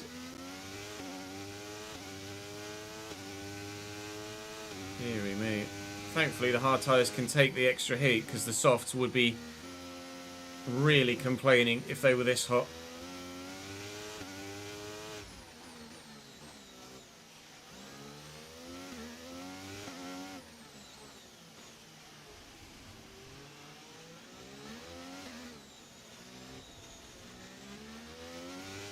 .113 front left is now starting to get to the overheating territory. But there's not really anything I can do. My tyre pressures are minimum. My front wing downforce is maximum. And the way to reduce tyre temps on the front is to up your front wing. But I can't up it any further than it currently is. So...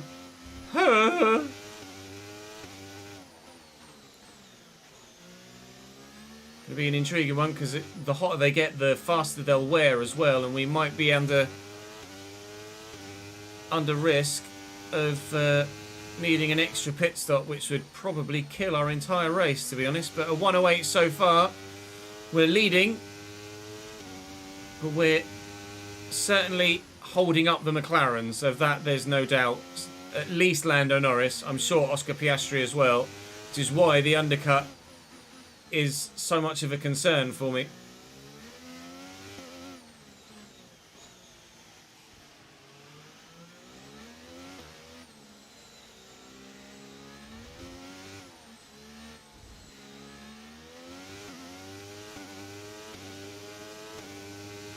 No one's boxed yet though for any damage, and the fact that there doesn't appear to be anybody running slow and have a massive train behind them shows to me that no one's even got any damage so far. Everyone is having a fantastic race to this point so far, and 6 and a bit laps in, even I haven't had to flash back yet.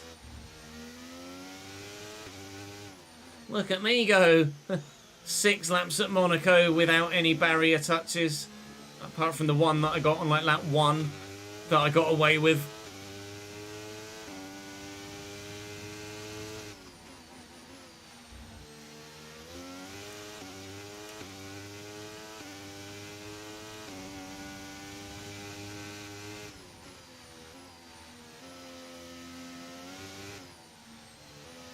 Hey Bob, how are you, mate?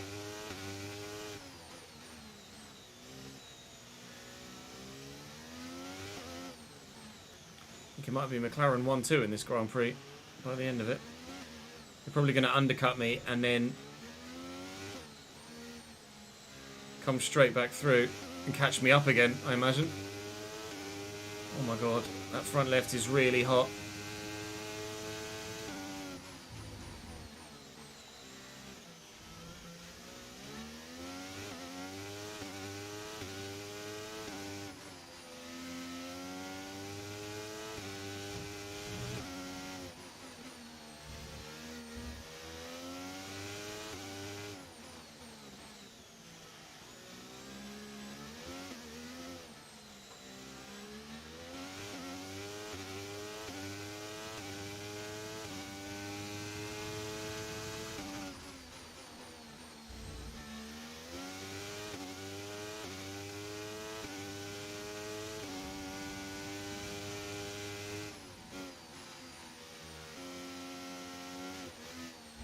Pay attention, Ches.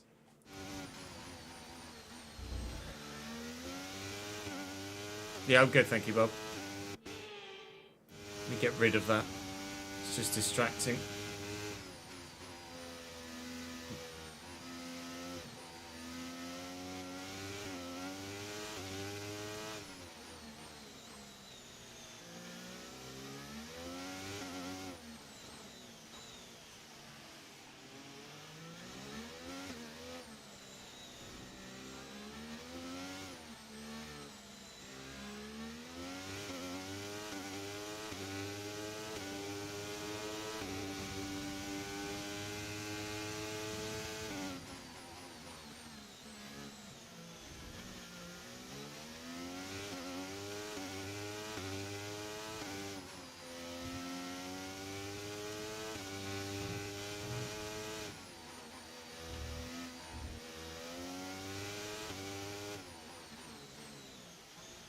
Sure what's happening with the gaps to Sainz and to Lewis at the minute.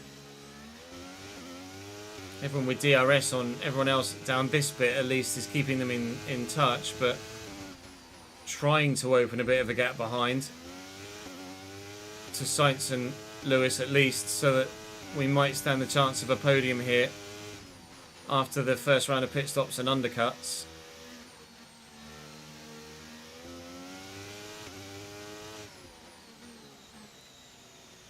I am anticipating getting stuck behind someone at some point after my pit stops.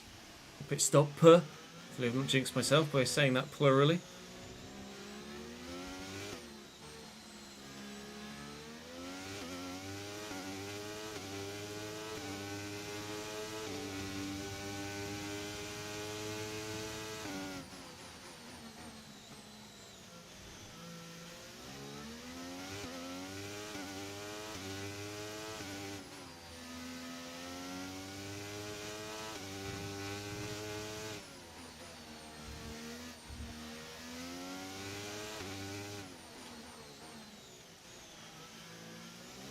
And get the car stopped there.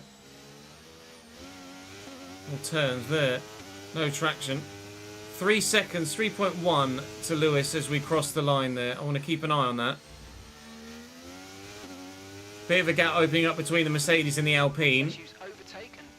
Leclerc currently stuck behind, presumably Pierre Gasly. He tends to be slightly faster than Esteban Ocon in career mode. Although I'm not sure where each individual Alpine qualified. There are some gaps opening up throughout the field now, so at least we're not going slow. At least we're not going so slowly that we're holding everybody up. Which says to me the difficulty is better than 105, but probably better than 110 as well. Better than 105 because I've still got people behind me challenging, but better than 110 because I'm not holding the entire field up. There are gaps opening up throughout, so 108 looks like it may well be, we hope anyway, the sweet spot for this track. Little love tap of the barrier there, but no damage as far as I'm aware. I'll check my MFD as we come onto the straight. Nope, no damage, we got away with it. Still very hot front left, and that front right is getting up there as well. 111 on the front right, 113 on the front left. The fronts are on the bubble at the moment, and the rears aren't far behind.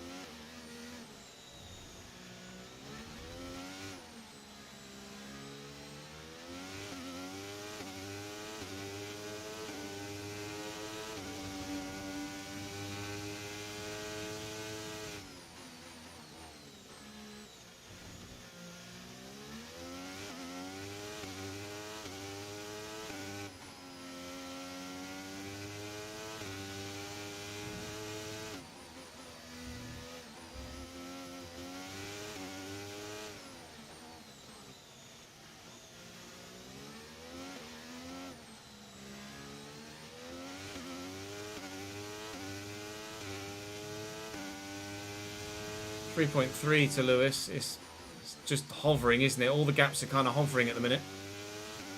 Gap to George Russell behind Lewis is growing a little bit.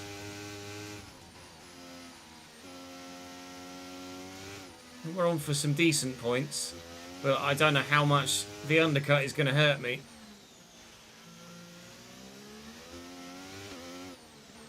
I might just have to react to the undercut and hope that my tyres last to the end and we don't get a puncture. How fortunate of that I might be, I don't know.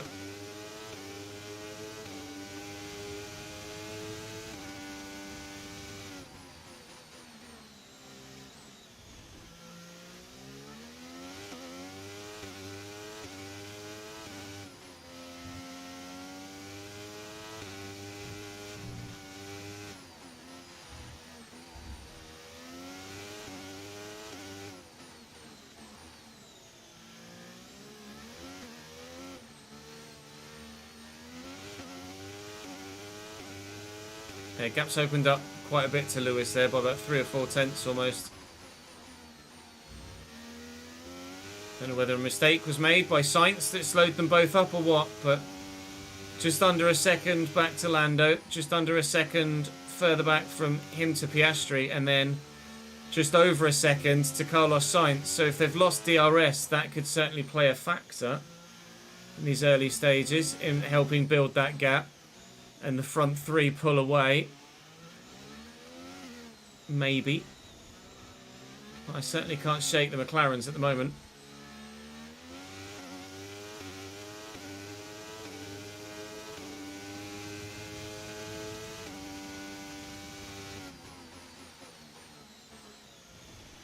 That's terrible.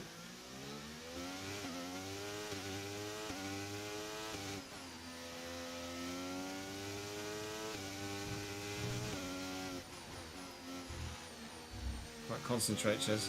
Making some mistakes now.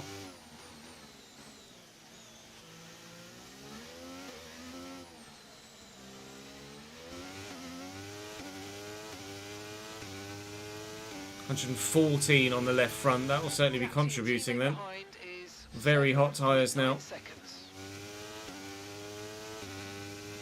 In front right is going to start overheating soon. Could have done with it being not quite so hot in terms of temperature as well, to be honest. A little bit of cloud cover might have gone a long way in helping our tyre temps. They've definitely lost DRS from behind the McLarens now. Science is falling further and further back, but I'm struggling to turn right here because of the heat of my front left tyre. Got 114 and very much in the yellow now through the middle sector.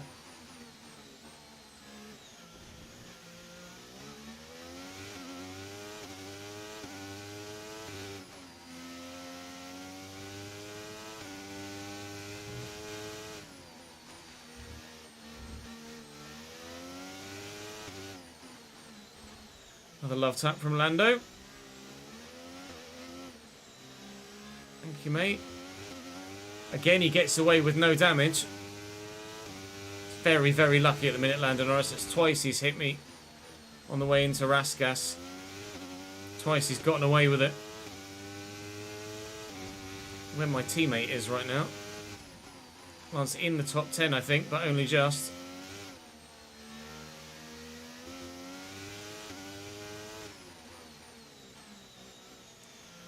Now is where my hot tyres and slightly higher tyre wear is starting to come and bite me back now. Oh, that front left is so hot. I've no grip on that at times. 17%, well, about 16% all round, and the front left is just a little bit further worn. But now that higher tyre wear and lack of grip is starting to affect my ability to pull away. Not pull away, but at least maintain the gap. I am probably going to have to react to their pit stops, to be honest. I'm expecting them to stop about lap 21-ish. We're hoping to stop on lap 40, but I don't think that's really going to be an option at the minute. Because if I wait that long, they'll pit and then be right back up behind me before I pit. If we leave it too long, meaning that then when I pit, I'll be a full pit stop behind them, rather than if I pit when they pit, still right with them. It's just a case of whether we can keep our tyres alive and then them behind us throughout the course of a second stint. If I stop too early, I'm not going to be able to keep them alive or them behind me through the second stint. I'm torn as to what to do at the moment. There isn't really a right option, to be honest. It's just whatever happens, happens.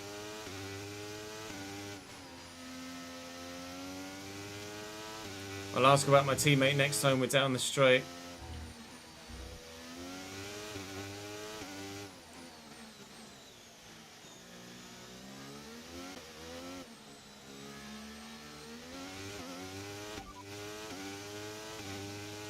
Okay, so we're leading our teammate by 7.1 seconds. Okay, they're on old hard tyres. They're in 9th place. Time last lap was a 1 minute, 0.9.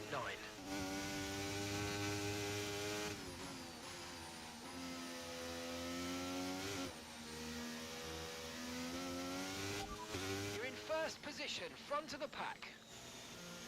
I meant to ask about driver behind, press the wrong one.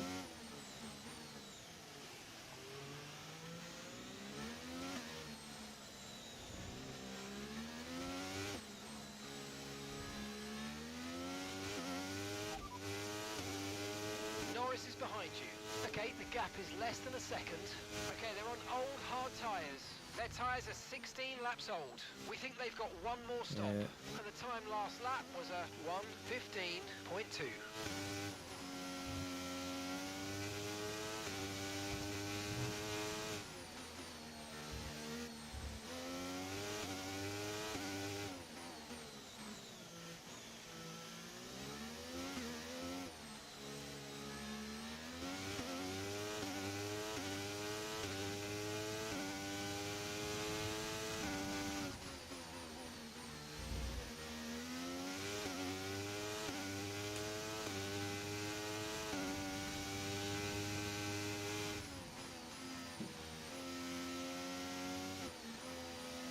The soft runners will probably be pitting soon, won't they? I imagine.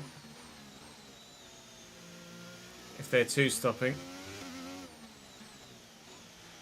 That, I mean, they might try and soft hard it, but I imagine the AI can make their tyres last, whereas I can't. Take button more. It's time to utilise some of this energy. Come on.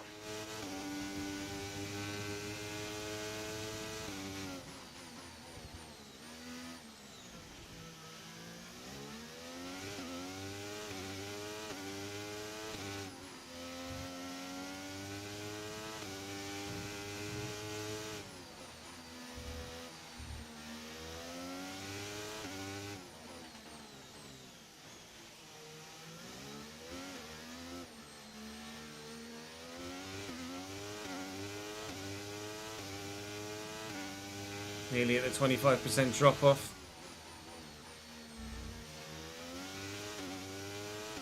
Fuel is still absolutely fine.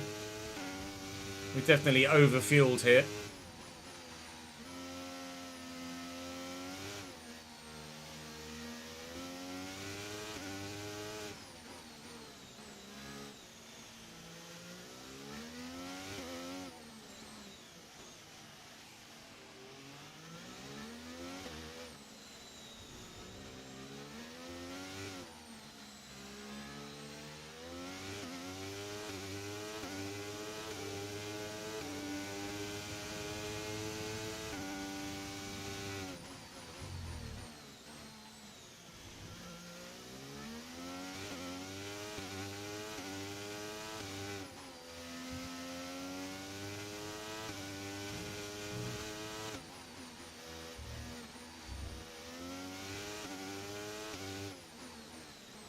I think I might have just dropped Lando from DRS range, you know. He might have just dropped... He definitely has. Lando is out of DRS range now. He's still totally just over a second behind. But he is over a second behind. So I wonder whether I should start using a bit of battery. Trying to extend in certain parts of the track. And get that gap up. If I can, that is.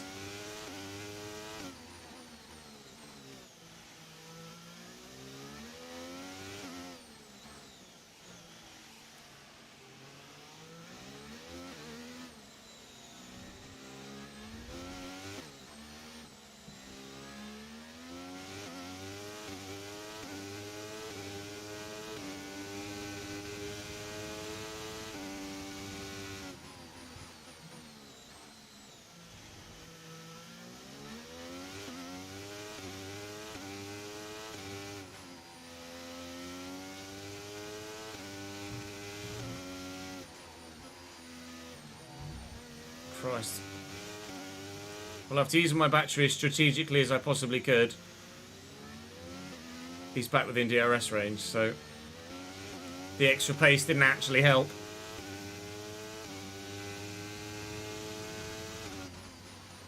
So note to self, don't necessarily need to use your battery too much in this Grand Prix. Oh, what are we saying, chat?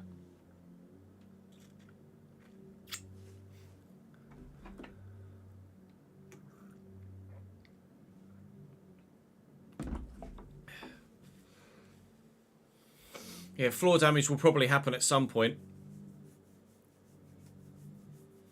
Appreciate it, Ads. Thank you, mate.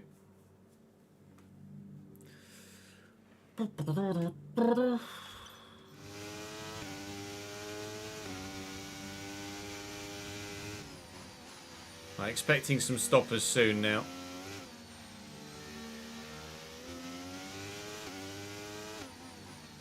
There's no point me stopping too early, because you'll only end up stuck in traffic.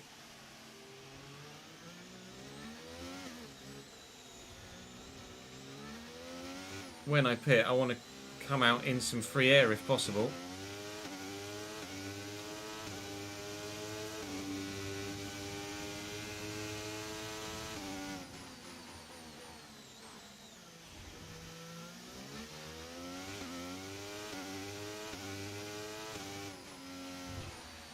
Concentrate, Ches.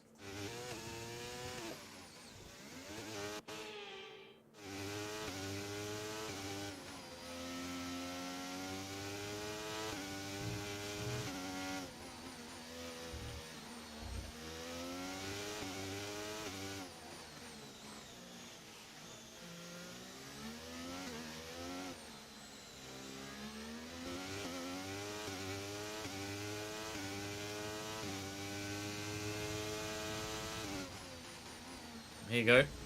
Some are pulling the trigger. Lance is in. Lance the pits. in, as is Lewis Hamilton at the end of lap 21. They were on hard tyres, so they're making their one stop now on lap 21 and going to try and take those medium tyres a full 57 laps. Which is a long way even for a hard set, let alone a medium set. So we are going to try and do the overcut. But I'm not sure how well that's going to work. I might just have to react to the pit stops of those behind. Although if they come out in traffic, that is going to be beneficial to me. They might be pitting earlier and getting an undercut on me, but if they get stuck in traffic and can't utilise that pace on the fresher tyre, then I should be able to still extend a little bit. George Russell now in the pits in the Mercedes, so both Mercs now in. And Williams' pit as well, as you can see, is all the way at the back. That's a long way back. No front wing changes though. It's just Zhou Guanyu that stopped from softs to medium, so expecting that to happen with a number of those that started at the back.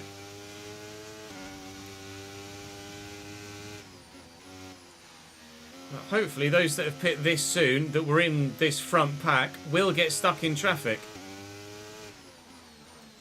and lose more time than I will on a more worn tyre.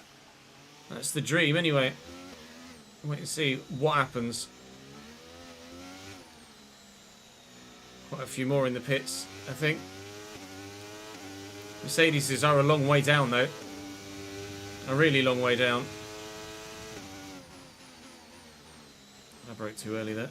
Not concentrating properly. Shut up and drive, Ches.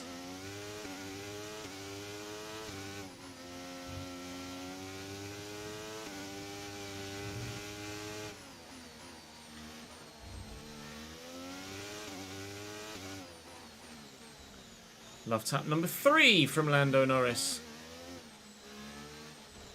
Oh, Christ. I think I got away with that somehow. Lando's having a look around the outside. Well, we both ended up in the wall there. Lando again getting away somehow without damage there, I think. I just understeered wide. I wasn't trying to squeeze him. I just quite simply, with my hot front left, couldn't turn the car right. My teammate now puts in the fastest lap of the race so far. He's got some free air, but the two Mercedes are now stuck behind a Haas. So the overcut strategy at the moment is working in our favour. I think Lando might have picked up some damage from running into the barrier on the exit of the first turn this lap.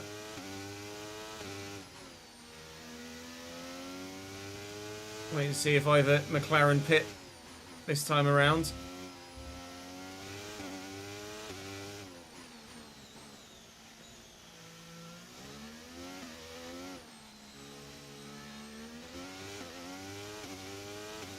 Oh, dearie me. This is intense.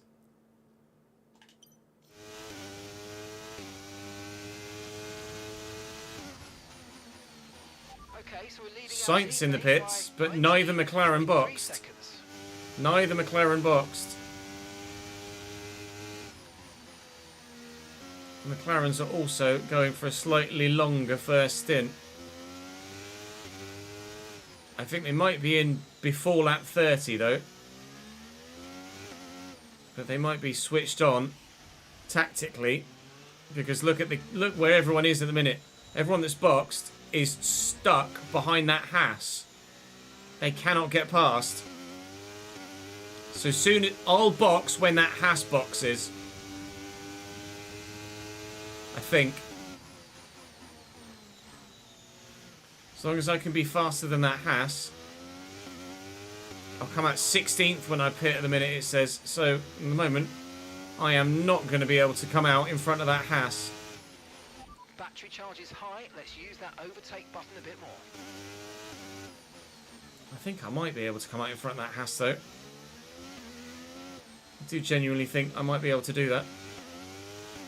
Lando's in the box now. Okay, we'll see where Lando comes out then. That will help us decide what happens with our pit stop. Lando's gone to mediums. Is he going to come out in front of the Haas? That's the question. He should do, I think. And he hasn't. The Haas is in. Lando has lost time and places. A lot of places. He's come out at the back of that train, not in front of it. So, I don't know what I do now. If I box, then I'll come out just with that train where Lando is.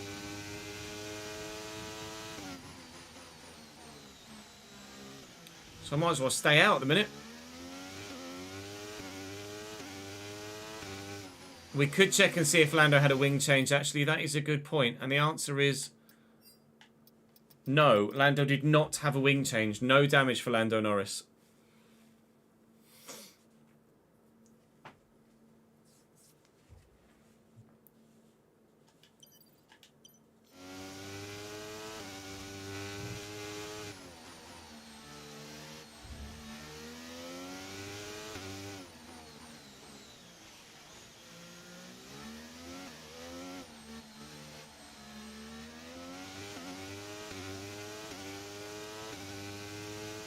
Piastri now in the pits as well.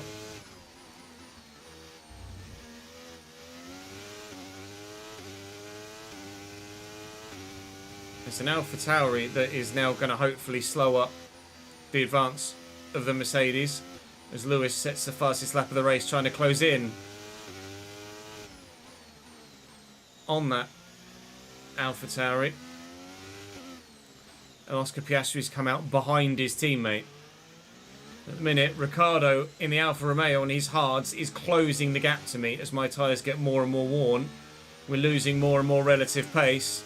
But I know if I pit, I'll come out where the McLarens are and probably behind them too. Safety car. Oh, that's phenomenal. That's a free pit stop. I'm going to be in this lap for mediums. I don't know why the safety car is out. And the team have recognised it as well. We're boxing now to mediums. That might win us this Grand Prix. Why there's a safety car? I've absolutely no idea. Someone somewhere must have picked up damage. But we are in. That is probably the luckiest safety car we are ever likely to get in this series.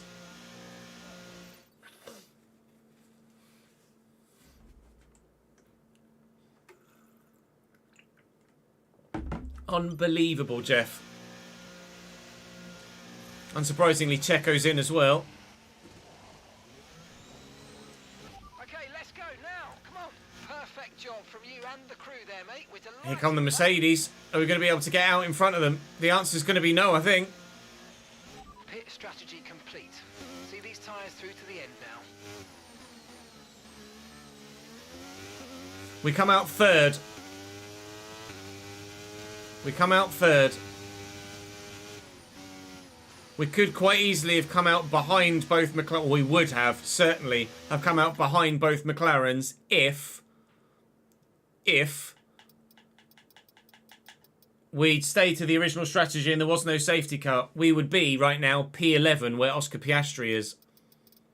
Max Verstappen is currently last, having not stopped yet, so Max must have been the cause of the safety car. Going very slowly right now. I wonder if he's not got a wing at all. Let's have a look. Max Verstappen is damaged front wing, but he seems to be driving okay though. Damaged front wing, but Max is running dead last right now, so he must have been the cause of the safety car. I think. There's no way he didn't pit and didn't gain time. So he's in now. and he's going to be a long way down, but we're about to catch the safety car, so we've got to wait for Verstappen to catch up. So we won't be racing until at least lap 30. So we can try and eke these tyres out now as long as possible. Save the wear, and hopefully we'll be able to come home in P3. Okay, I believe everybody has now done their only pit stops. Their tyres are 5 laps old. Your last lap time was a 1 minute 23.7. Yeah, no more pit stops for anyone, I don't think. Not for strategy, anyway. Only pit stops now will be for damage. So we're looking probably at a P3 here, because I think the Mercedes will pull away from me when we get racing again. Which should be next lap. Max Verstappen should close in on us. Come up to the back of the pack, and then we'll be racing next lap. So it's, to be fair, it's worked out really well for Lance Stroll as well, who was P9 and is now P4. So his early pit stop, along with the Mercedes's, has gained him a chunk of positions as well. Lewis Hamilton and George Russell, one of them will lead this Grand Prix. One of them will win this Grand Prix, I imagine, from here.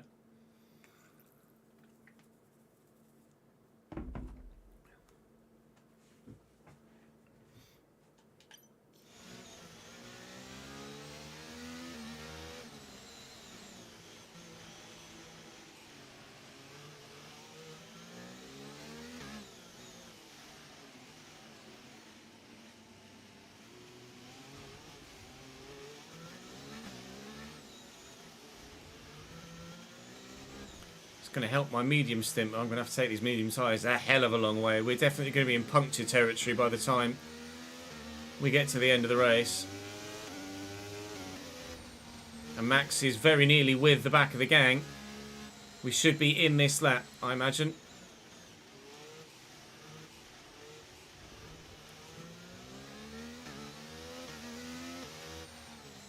Find out in due course as we come around this corner. We in this lap, or are we doing one more? One more would be lovely. Too busy looking at the top to see the graphic change. And everybody slammed their anchors on in front of me. We will be in this lap. I was looking up top to see what happened. There you go, safety car in, and then they brake. Here we go. Back to racing for lap 30. So these medium tyres are going to have to do me 49 laps without exploding. I don't know if I can do that.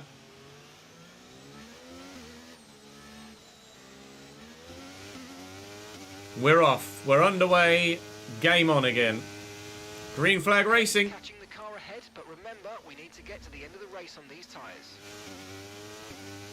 Now we find out just how much we were holding up those cars in front of us earlier. How much of a jump 108 from 105 truly is. 105, we would have... Well, we got pole by a few tenths and would have just disappeared. At 108, what's going to happen? I think Russell hit the wall there. Right, we need to get past here. Use overtake. Use overtake. Faster than my teammate, it seems. These guys are on more worn tyres. Well, Lance Stroll pit very early, didn't he? When did Lance Stroll pit? So to be fair, we've got quite a tyre advantage on Lance Stroll. When did these guys all stopped? Lance Stroll pit 21, 21, 21. Everyone that is of note to us at this stage of the Grand Prix pit on 21. As we pit like 28, 27 or 28. But look, the Mercedes are off. I'm going to concentrate and try and stick with them if I can, but I don't think I'm going to be able to. I think they're gone.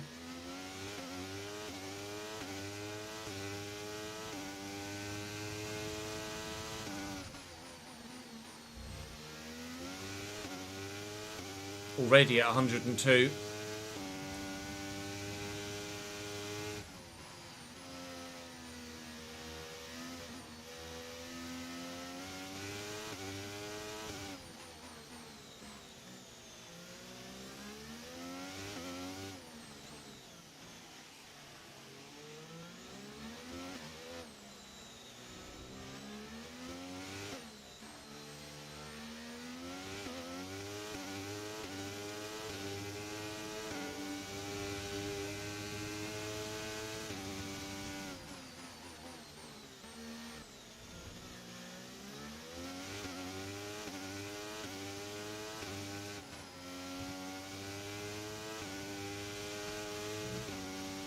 Purple middle sector.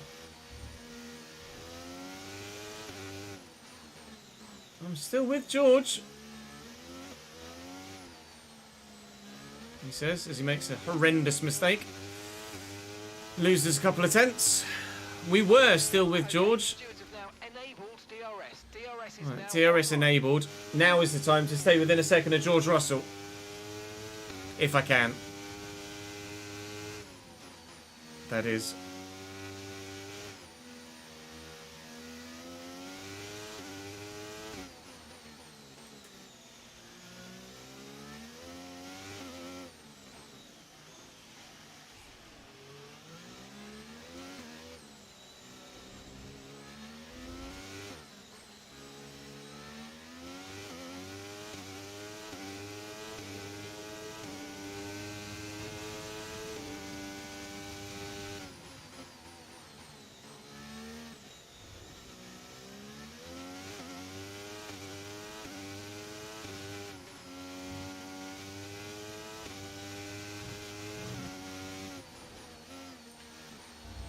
Christ. Oh, God. Wheel spin, anyone? Bloody hell.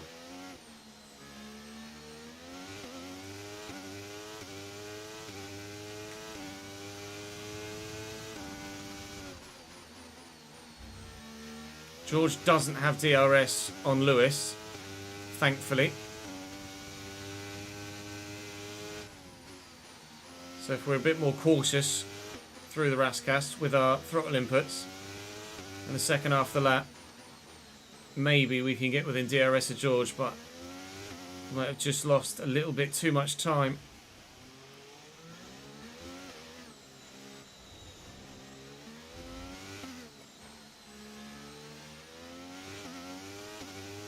Within a second, but soon out of it again.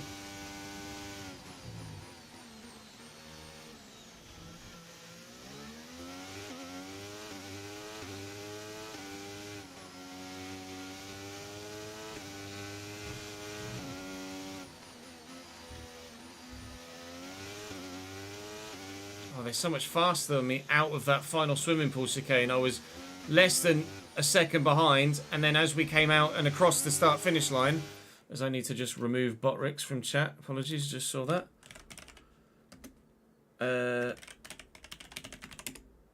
Oh, hang on. I can't do it on that page. I'm going to have to do it here.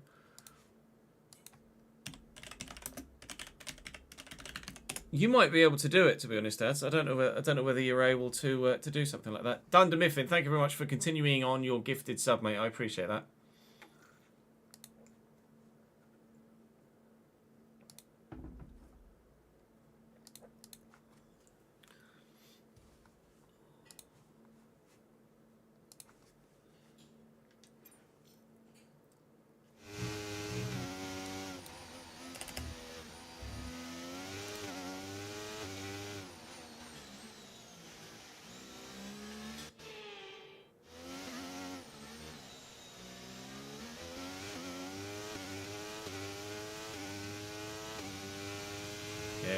Front left is already hot.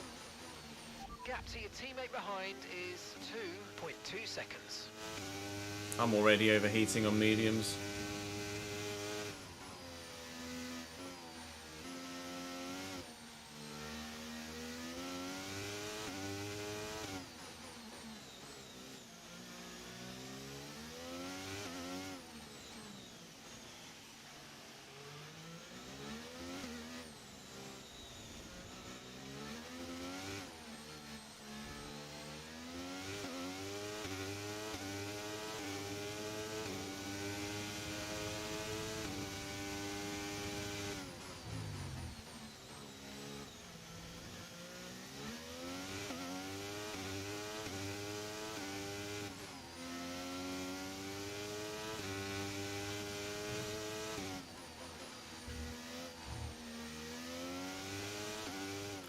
We were within DRS range of George Russell that lap.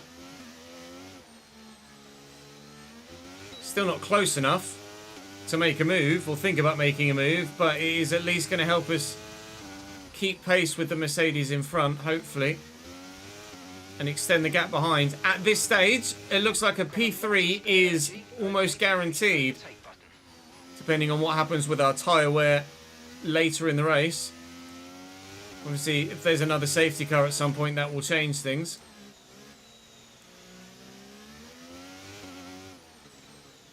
At the moment, we're going to stick with these Mercedes and just gap those behind.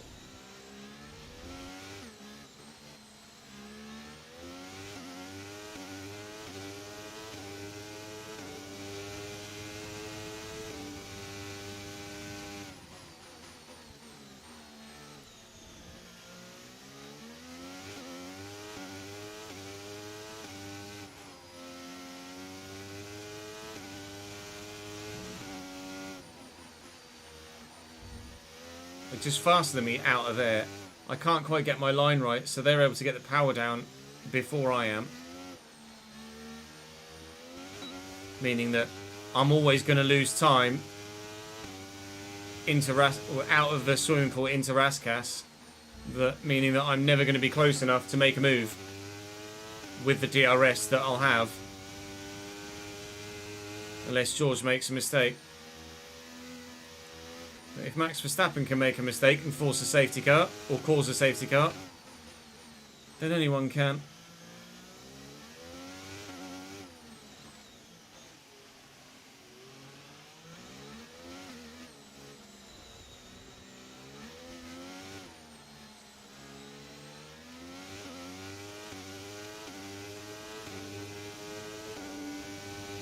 Oh. I thought for a minute George's engine was going there. It's just he bottomed out in the tunnel. I've gone deep there. That was a bit shit, Ches.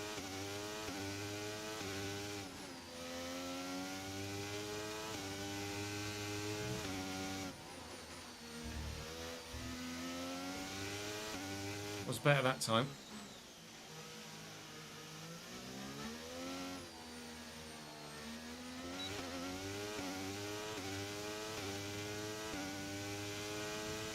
Starting to catch the car in front, but we need to look after the tyres. We won't be making another pit stop.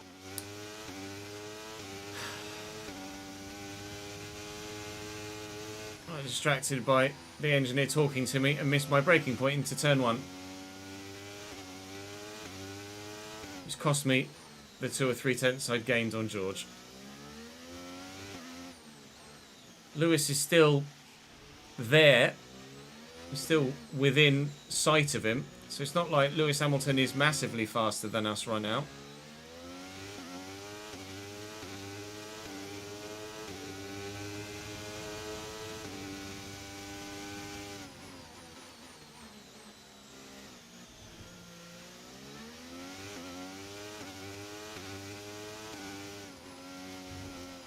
Fuck.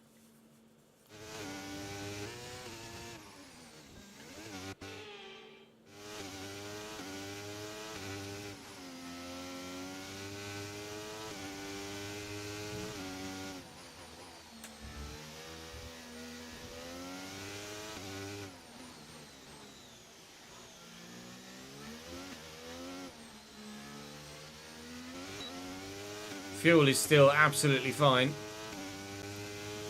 Obviously the safety car helped, but I think even without the safety car we would have overfueled, Okay, so we're leading or our would team have mate by overfueled at the beginning. 4.0 seconds.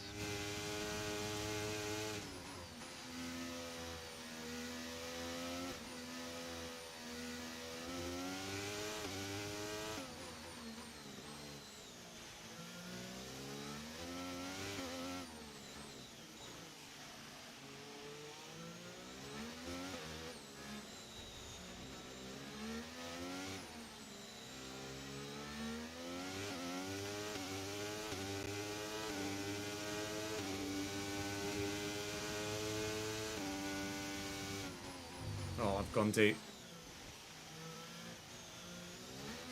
Oh, come on. I eased off the gas. Fuck off. In real life, I would never get a penalty for that because I eased off and just let them go. That's the video game thing.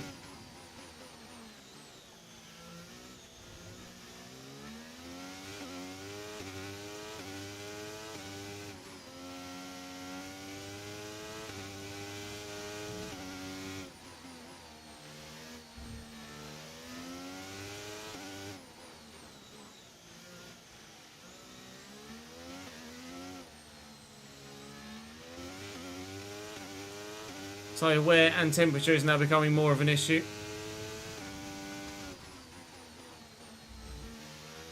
He's starting to pull away in front, and Stroll is starting to close me back down behind. Now he's shaken off the attentions of Pierre Gasly from behind him. Now is where my 8% higher tyre wear from the race strategy practice program is starting to show itself. We weren't quite able to get a visual depiction of it when we were in front, because we were still dictating the pace. But now the others are dictating pace.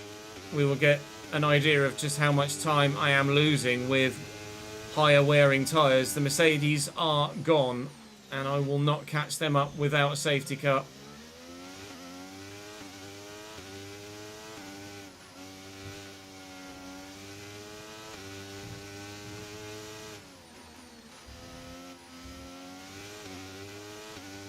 Safety car which I very nearly caused then.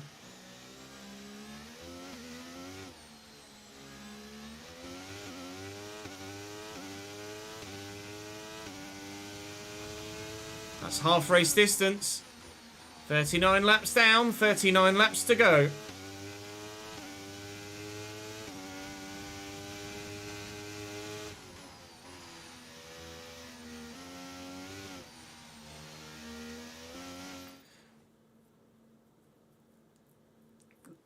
The McLarens are a long way down, aren't they?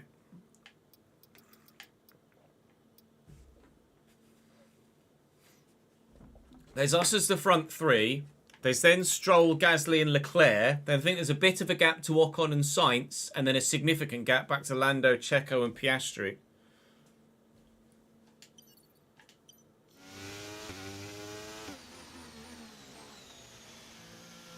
So I think Lando must have damage. I think you might be right, chap. And barring a safety car now, we are probably in a bit of a time trial session between now and the end, praying that we don't get a failure or a puncture. There's another safety car that changes things, obviously.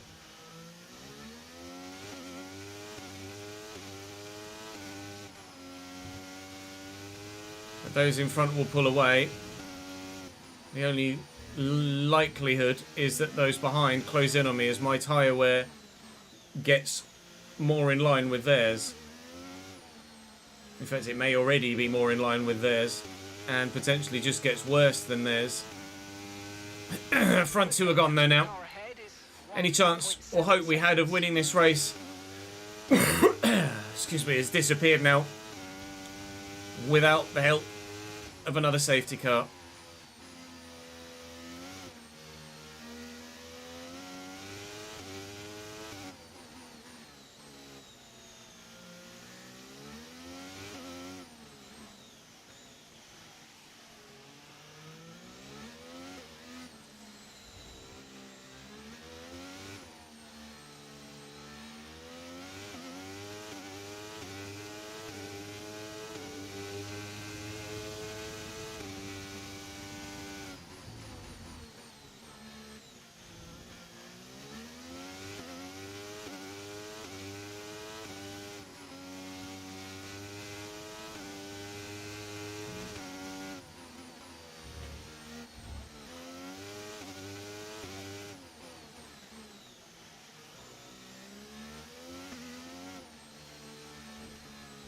Fucking hell.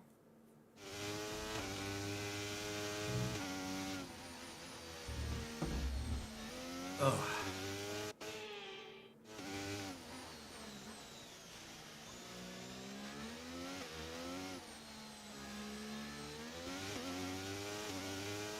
You really don't get any rest of Ramonaco, do you?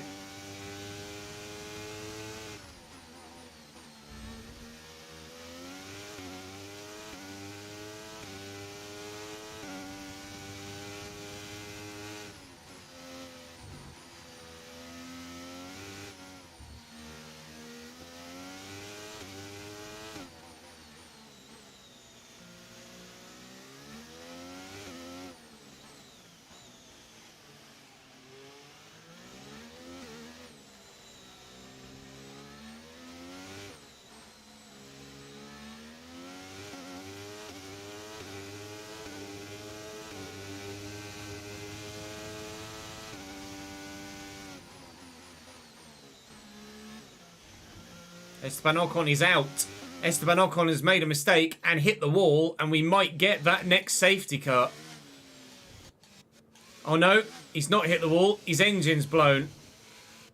The Ferrari's just squeaking past him. Esteban Ocon is going to retire here. That won't be, I don't think, any sort of safety car. Slightly annoying, because I would love to have put on another set of medium tyres. But we will not get the opportunity. But at least we'll have the chance to finish the race, unlike Esteban, so we can still be thankful that we're P3 and comfortable right now. It would absolutely have been a virtual safety car at the very least. Yeah, you're right.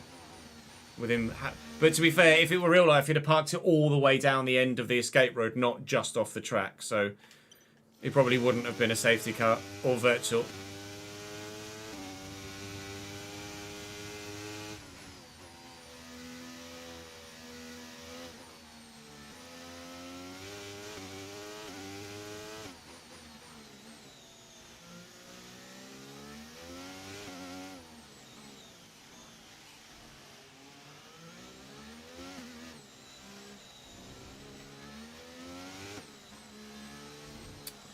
Idiot chairs.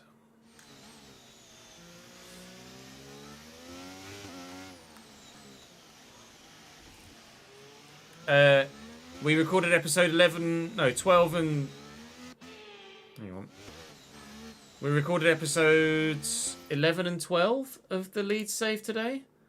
Or 12 and 13? 12 and most of 13, but we didn't finish the full recording of episode 13, the season finale.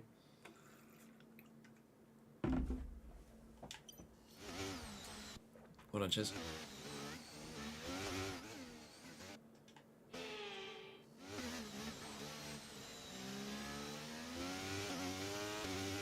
Okay, clear. Stop reading chat, Ches. Stop reading chat, Ches. Stop reading chat, you moron. Driving at Monaco, you need to remember to... Oh, now my front right is hot. Alright, we're in trouble.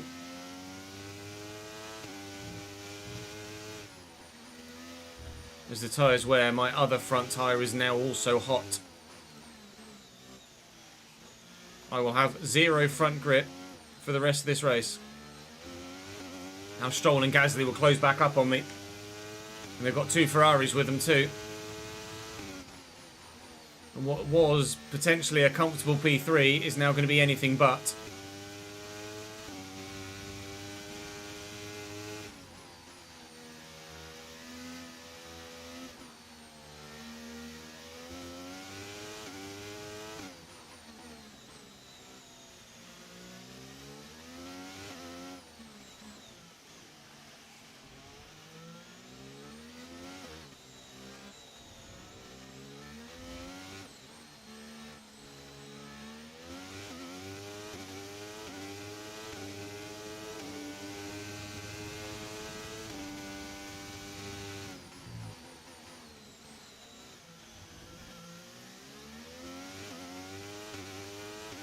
When it comes to tomorrow's...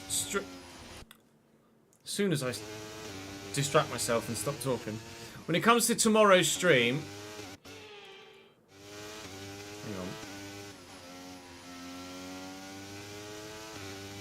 So that enough of you are able, or more of you are able to be here for the finale of the finale, so to speak. Would you rather we started with player career mode tomorrow and then ended the FC section of the stream tomorrow with the Leeds United, so that enough of you are able to get home from school and or work to tune in for it?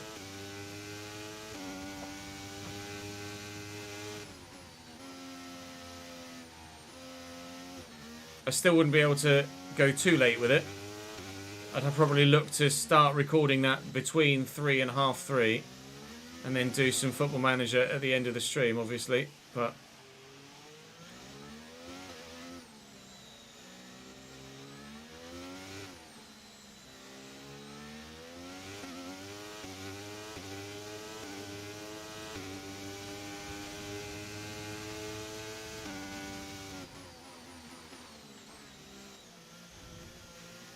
That way, more of you will be able to see it.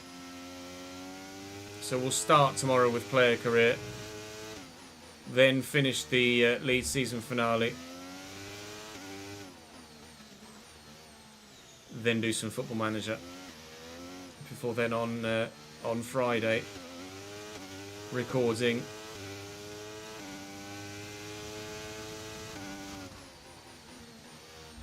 the first episode of Season 2 of Leeds United.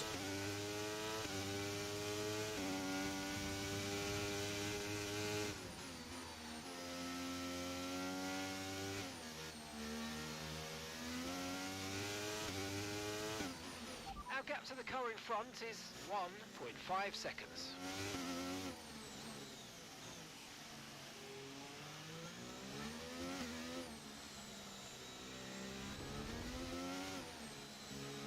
Gaps are stable for now because we're slightly under the 25% drop off, whereas Stroll and the Mercedes are over that 25% drop off now, which is why we're still pulling away from Lance and actually clawing back George Russell and Lewis Hamilton. But as soon as I hit that 25% mark, that return of some pace will disappear again, and we'll be back to losing time to the Mercedes and just trying to hold the gap to Stroll steady. 32 laps to go. 32 laps to go.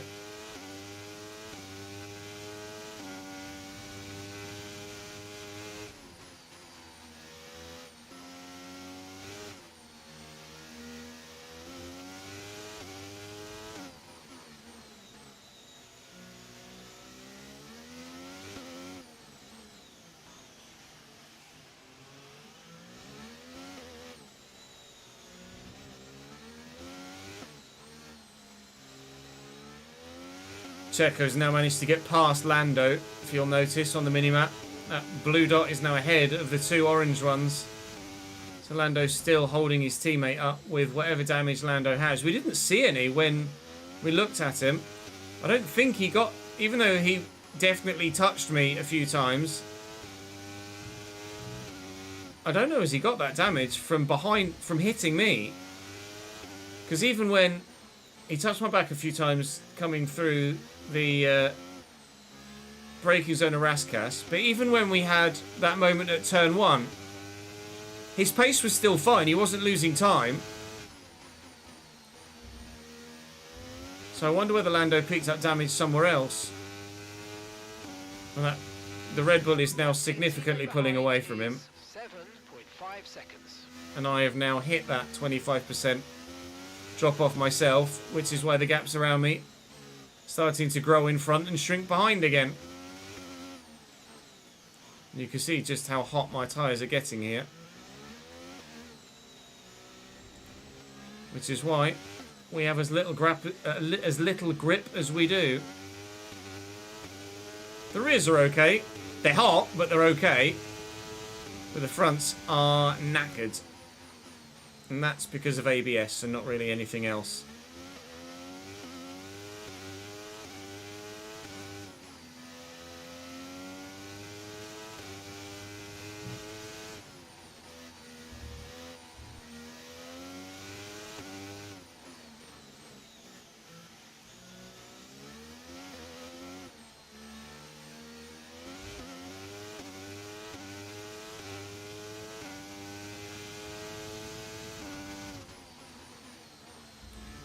We are going to be borderline puncture territory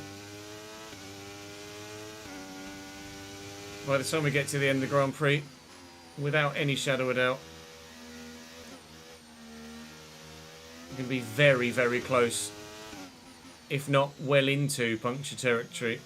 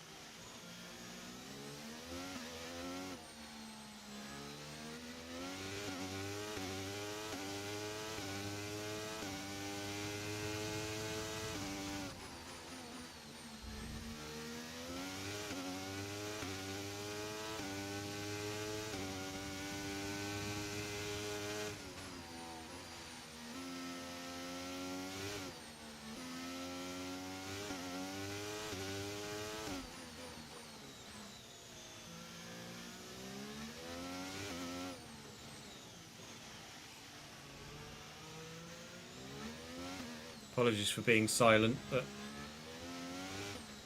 as you can well imagine, lots of concentrating going on. Right, we need to get past here. Use overtake. Use overtake.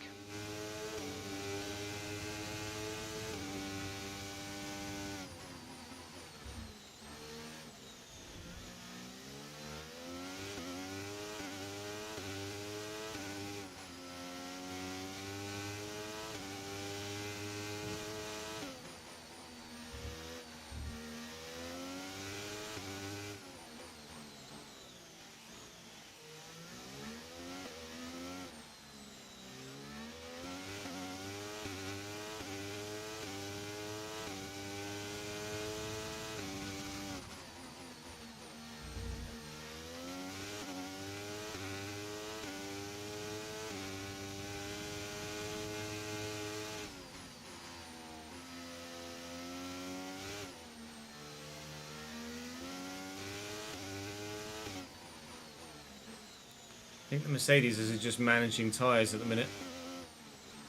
Trying to make sure they last.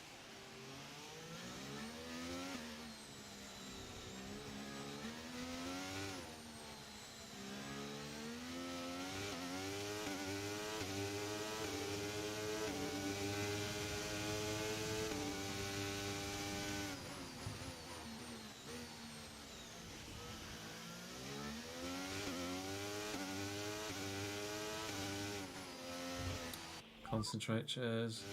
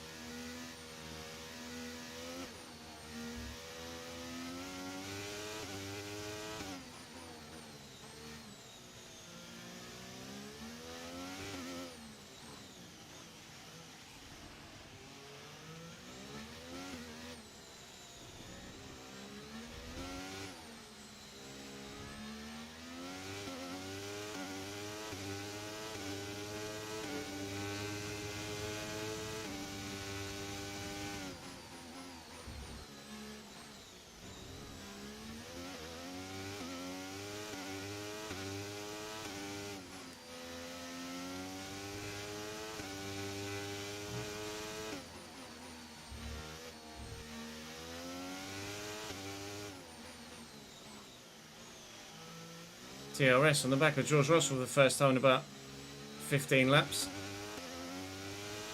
I don't really know why we're able to reel George back in a little bit at the minute. But I am not going to complain. Oh, this is tough though. You have to be so on it at all times.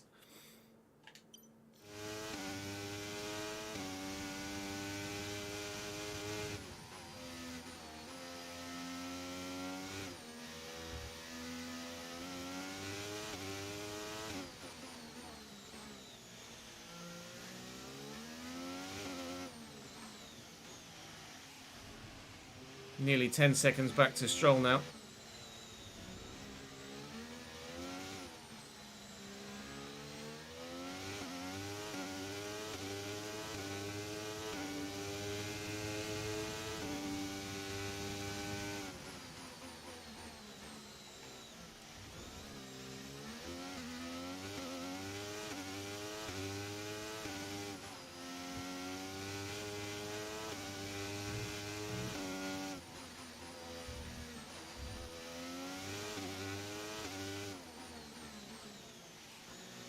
What are you doing, Ches? Where are you going?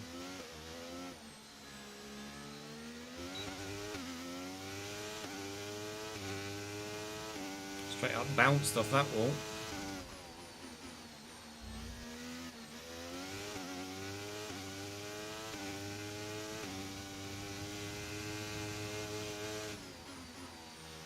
Oh well. It was short-lived.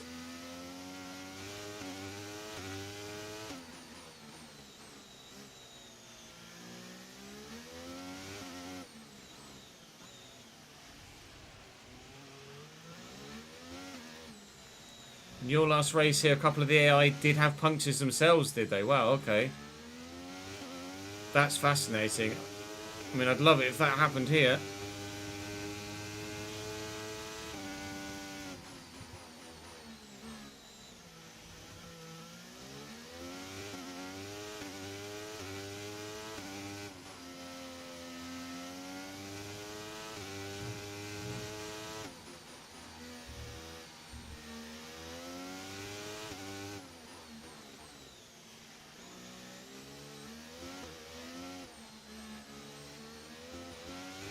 If there was another safety car, I wonder who, if any, would pit. We're catching the car ahead. Well done, but be aware these tyres need to get us to the end of this race.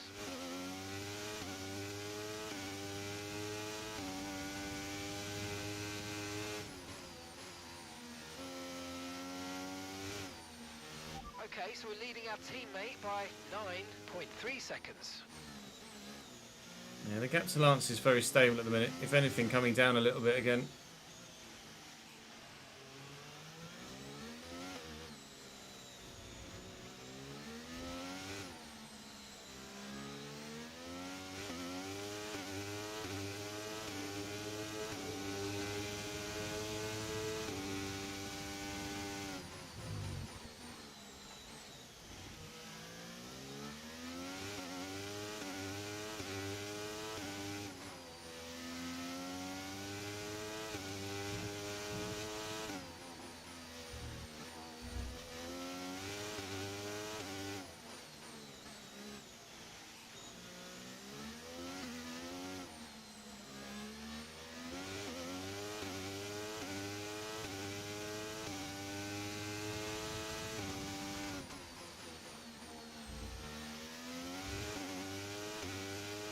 Use your overtake button more. It's time to utilise some of this energy. Come on. Trying, pal.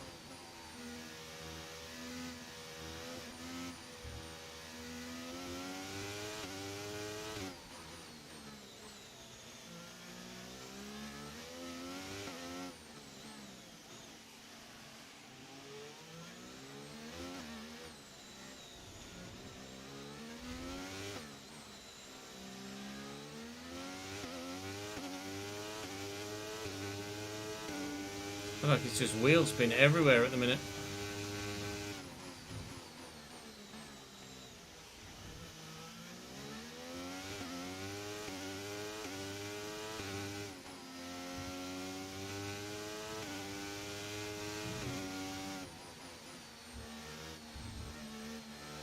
Whoa. That was close.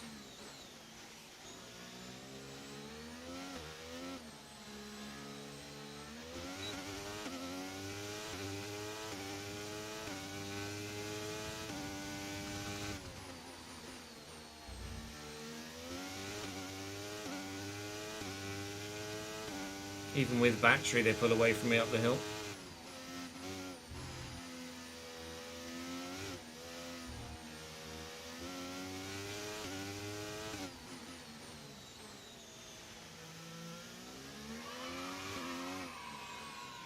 Danny! Danny, I need to do that for you. 62 months, 47 in a row. What do we want? Race car noises when we want them. Meow. Cheers, mate. Appreciate you. Thank you, pal.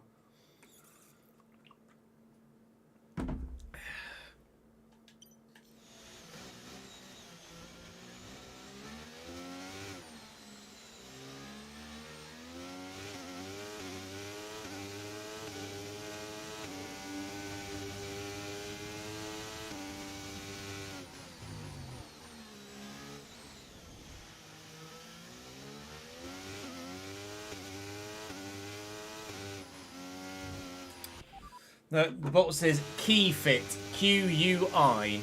Key fit. Not Kiwi fit. Close though.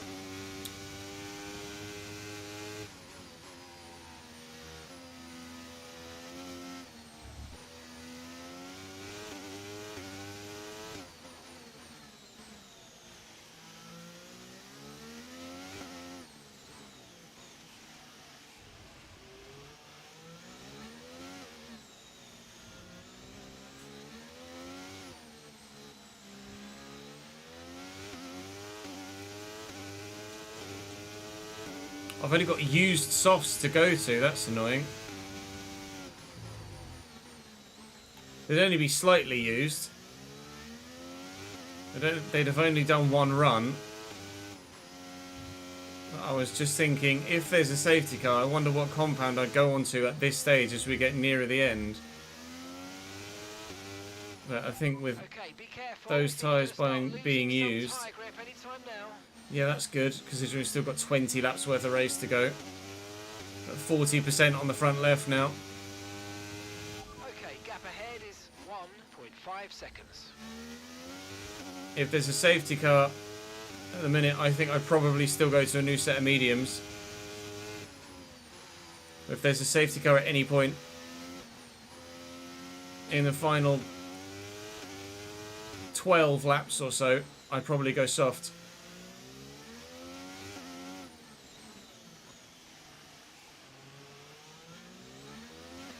Cambridge have announced that Neil Harris has left the club. Oh, for fuck's sake. Sad, sad, sad.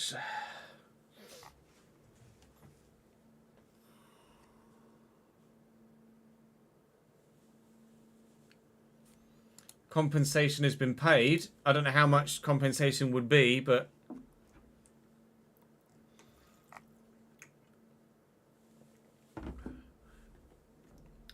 Neil Harris has today left his role as head of Cambridge United to join Championship side Millwall following an official approach this morning and contractual compensation being paid.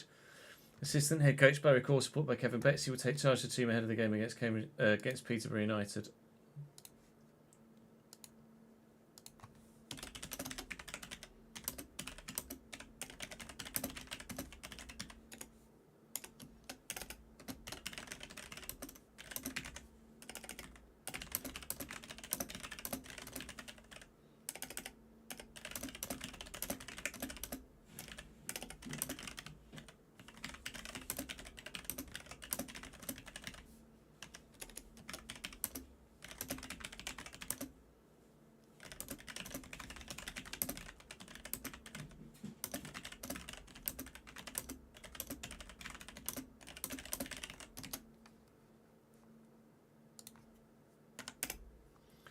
No idea who's available on the managerial market at the moment.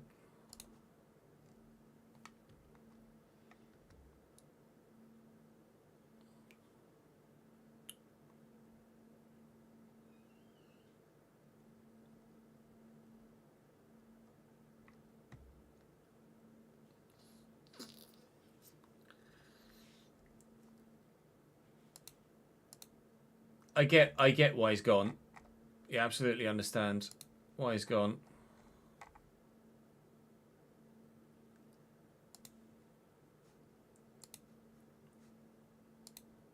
But, nah.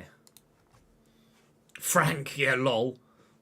He was at Cambridge about 2 months. No, he was at Cambridge previous to Christmas, wasn't he? Let's have a look. Neil Harris, English football manager.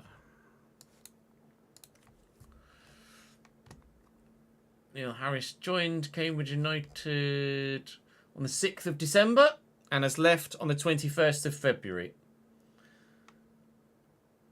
So he was here 2.5 months. Signed an 18-month contract with us and now an 18-month contract with Millwall. Ah, shite.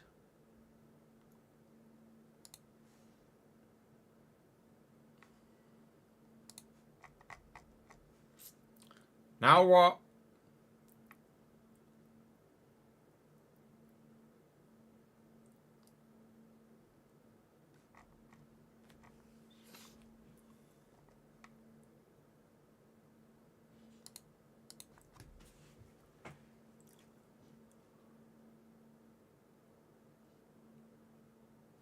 I don't think we get Bonds back, no. Yeah, they must have just edited it within the last couple of minutes.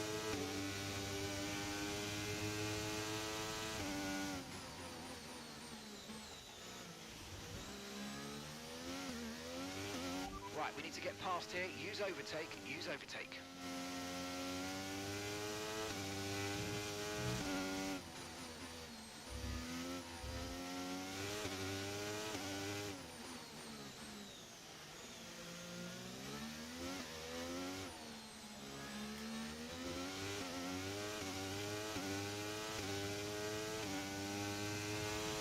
Keep managing your tyres, manage your tyres. Daryl Clark from Cheltenham, maybe?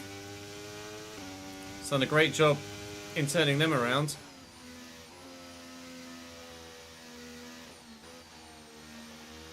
I don't think Gary Rowett would drop this low.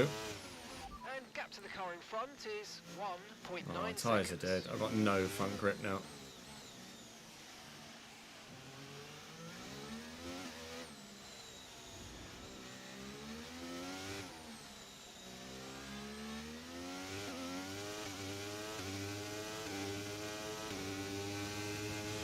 Temperatures have at least peaked, so they're not getting any hotter. But my tyres are really gone now. Gasly is starting to close. Gaps above are now 3.5 to Lewis Plus, and over 2 for the first time to George Russell in quite a while. We're struggling for pace right now and for grip. Still look good for a P3 and a podium, but I am starting to get worried about punctures towards the end of the race. We'll go on to a U set of softs if there's a safety car and others pit. Although I'd be tempted to not pit and take track position, to be honest, and try and hold out and not get a puncture.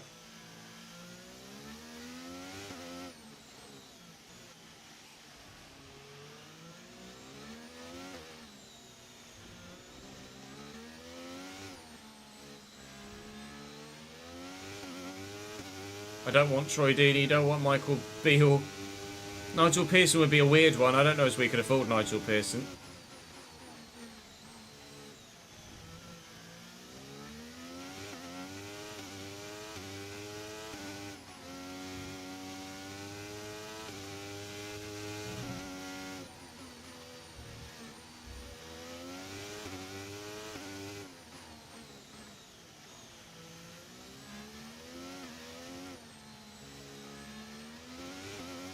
Michael Duff is certainly one of the favourites, I think. Michael Duff or Gary Rowett, probably two of the names on the shortlist, I would imagine. Okay, so the gap to the car ahead, 1.7 seconds. Where is Alex Neil at the minute? You'd imagine he wouldn't drop as low as mid-table League One, but Gap to your teammate behind is 10.6 seconds. you never know. Sacked by Stoke in December. It'd be quite a coup for the club to get someone like Alex Neil.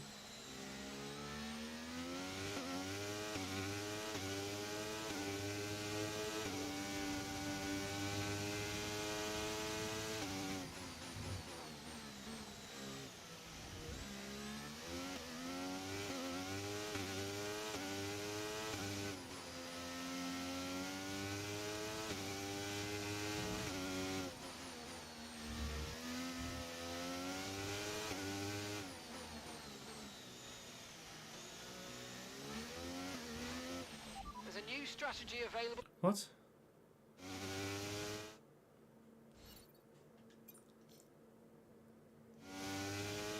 I wouldn't want Peter Wild from Barrow.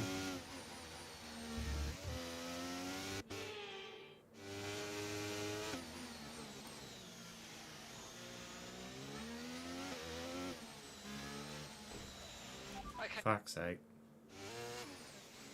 I'm concentrating now. Let me get back into the flow.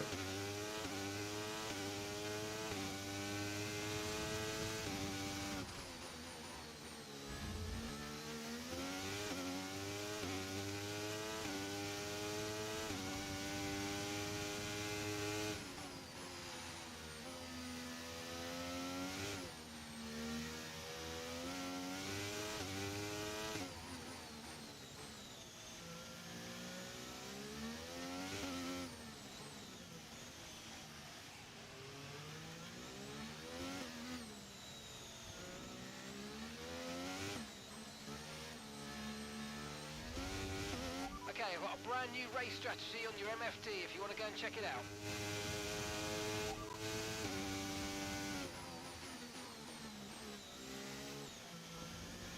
I mean, I didn't get any damage there, did I?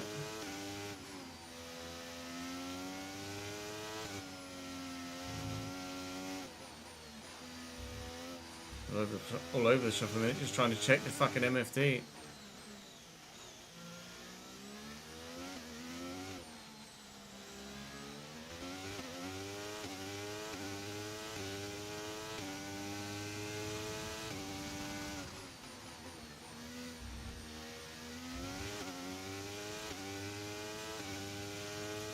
Yeah, maybe.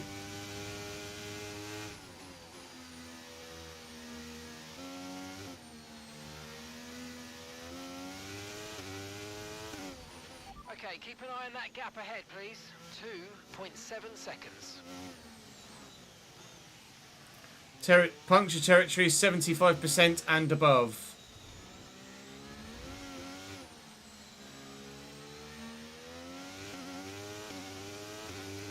Currently late 40s. I don't think we're at risk of a puncture. The medium tyre has actually lasted... Oh, God. It's actually lasted quite well in this middle part of the stint. Right, from about 30% upwards, it's actually been quite consistent wear-wise. Obviously, I'm losing more and more pace, but it's been quite consistent wear-wise. Battery charge is high. Let's use that overtake button a bit more.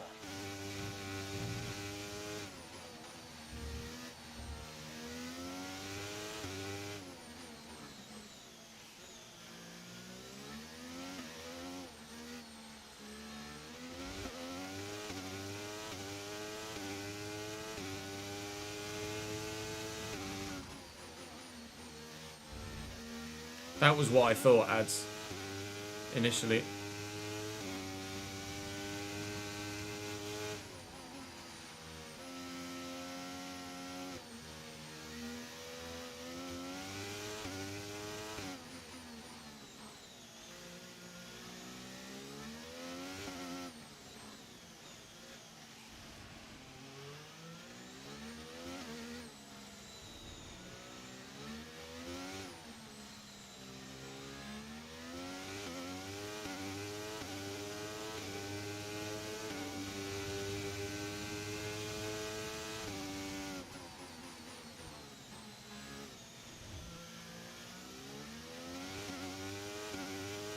Yellow flag in the last sector.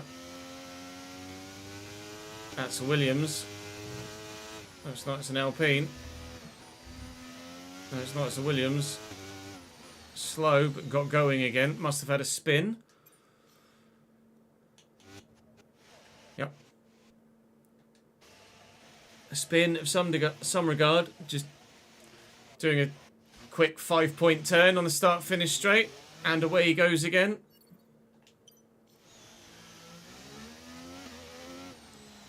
No damage.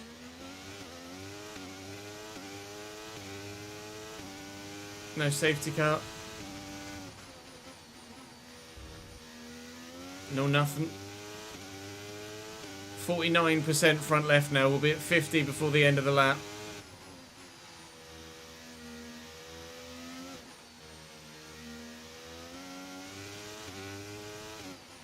Okay, here's the gap that we're trailing the car ahead by. 3.0 seconds.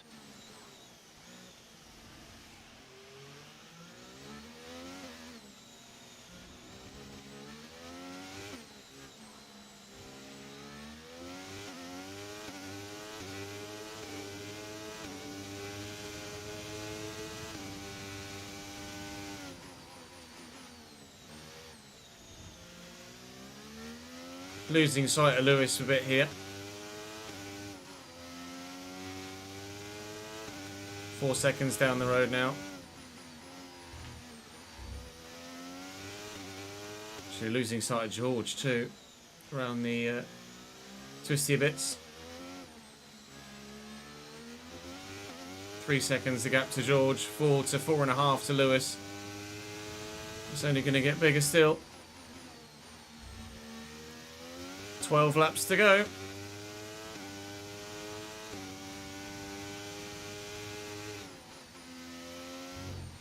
Matches.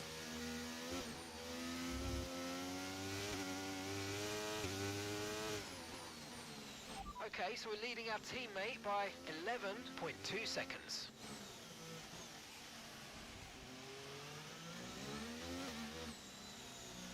You get punches from 70, can you? I thought it was 75. 51 now. I thought it was 75% where you could get punctures.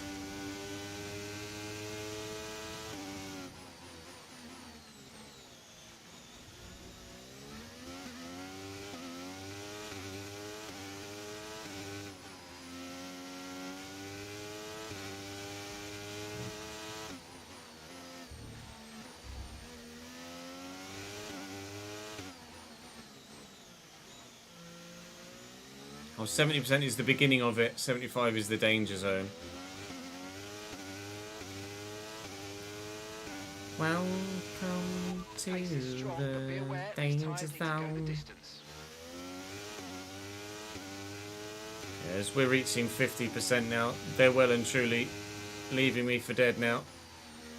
This is where definitely the extra tyre wear that we have of about 8 or 9% compared to the other drivers is working against us. Thankfully, we've got a decent enough gap behind that over the next 10.5 laps, we should be fine to at least maintain a decent gap to Stroll and Gasly.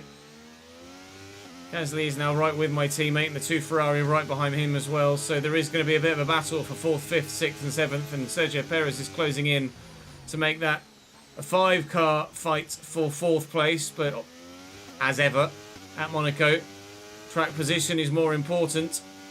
The minute Lewis Hamilton has track position on George, George has track position and a gap to me. To be fair, the gap between Lewis and George is about 1.5 now as well. And, well, quite frankly, we're not worried about Stroll behind us at all, but he is definitely going to be worried about Pierre Gasly and both Ferrari and now Red Bull probably before the end of the race as well. Not sure where Max is in the Grand Prix. I think he's currently running 18th and 2nd last. Unlucky me. World champion not having a fantastic time in Monaco.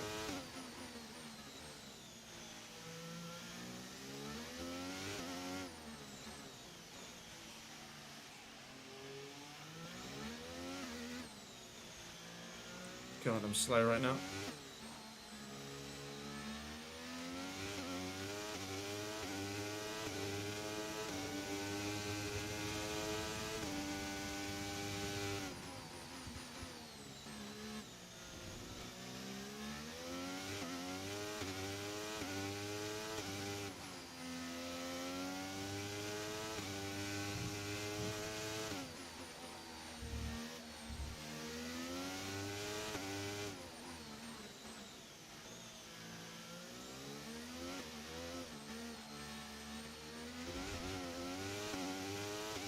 Yeah, get behind is still okay. Thanks for the follow. I like Quaid, or I like K Wade. Welcome to the channel, mate. Thanks very much. Good to have you with us.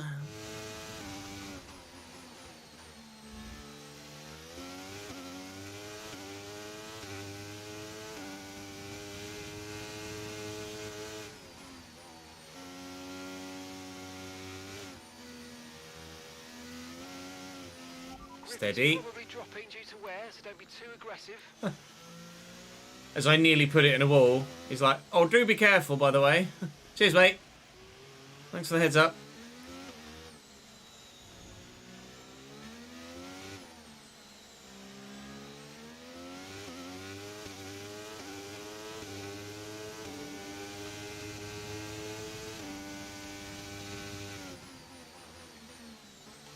Ah. All right. Christ.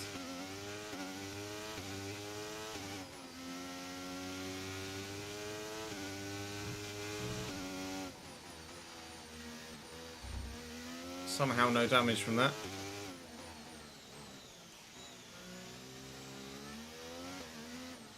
We're in the early to mid 50s now. Yeah, I didn't catch the tire. It was the it was actually the side of the car, I think, that I caught there. Just got away with no damage. I'm gonna get away with that with no damage though. Harvey, how many different accounts do you have, mate? Because I swear you've followed me on about 7 so far. Actually, no. I'm thinking of Harley, not Harvey. Thank you for the follow, Harvey. Apologies for the the misidentification. We've got a gap of around 4 seconds between you and the next car.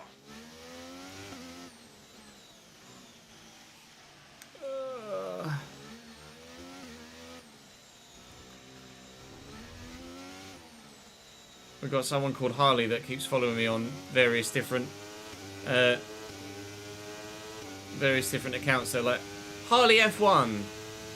Harley likes F1. F1 Harley. Over the past couple of weeks, he must have followed the channel on like 5 or 6 different accounts. I just saw Harvey and my brain got tweaked.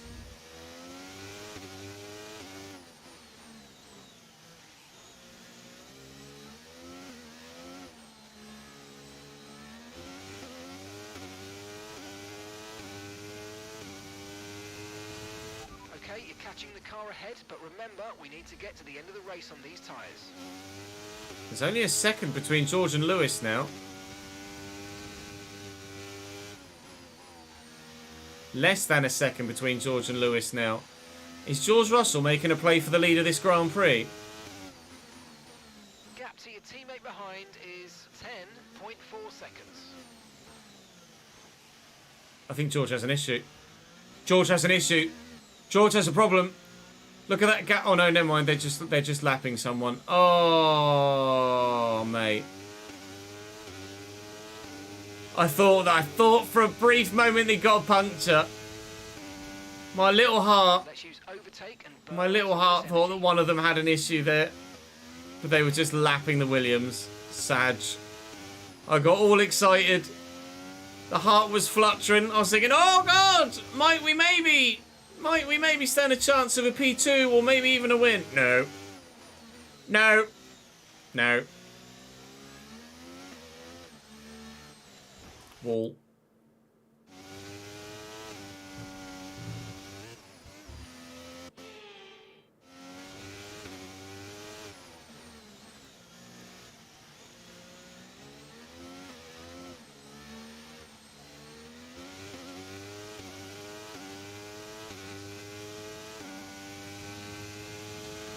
Six laps to go. Nearly 60% wear on the front left. We're going to be close to puncture territory by the time we get to the end of this race, you know. Very close. It might even be Lewis at Silverstone over the line for us.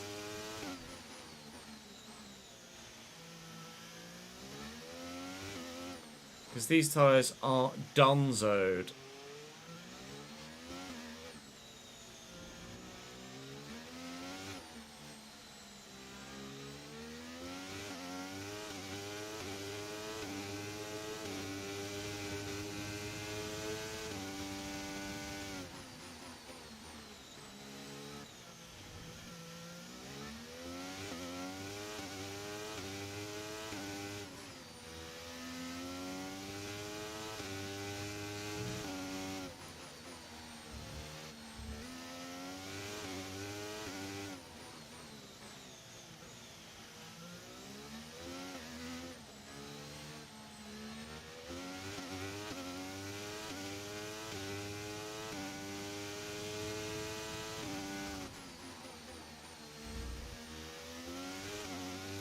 Fuel is absolutely fine.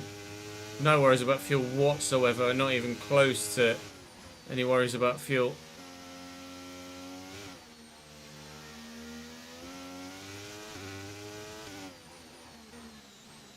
Go, stop, will you?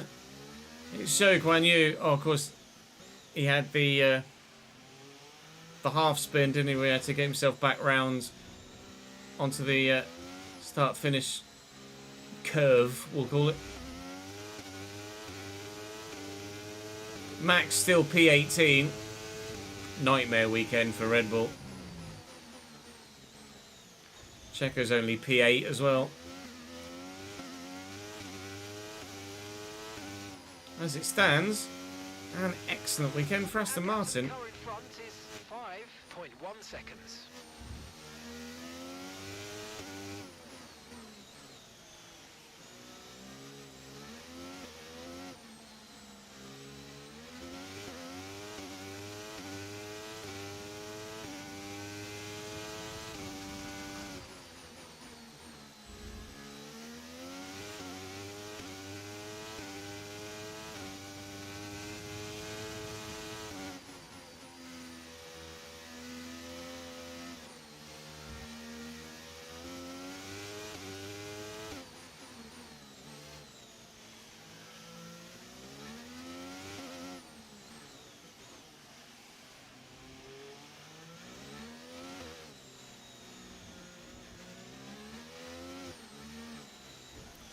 Too busy staring at the back of his car.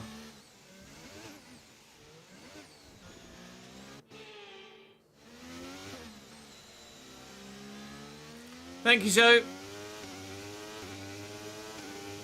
Sissy. Sissy.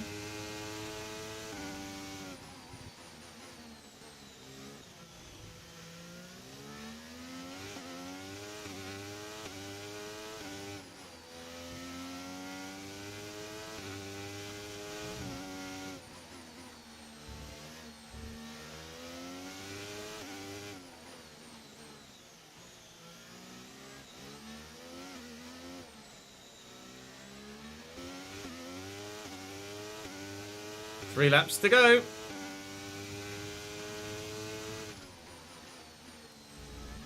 We're out of safety car territory now because the game doesn't bring one out with three or less laps to go, or maybe even 4 or 5 laps. Can't remember what the cutoff is for a safety car. I think it might be 4 laps.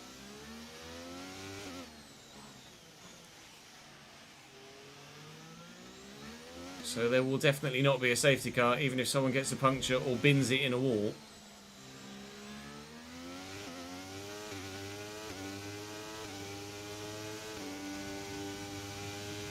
I think it's 4.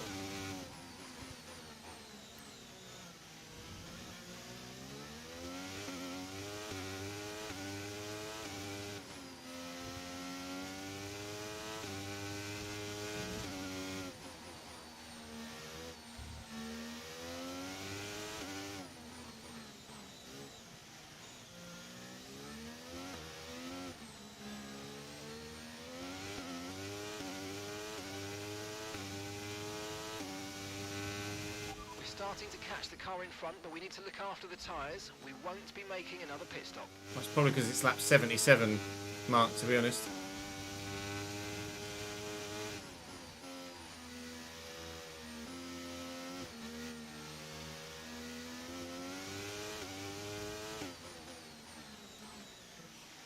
They're not quite going to get there, but imagine the joy Lewis Hamilton would have if he was to lap Max Verstappen in Monaco.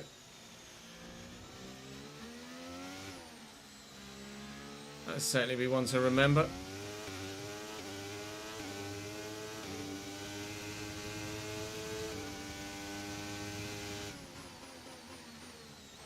Oh, I forgot to brake.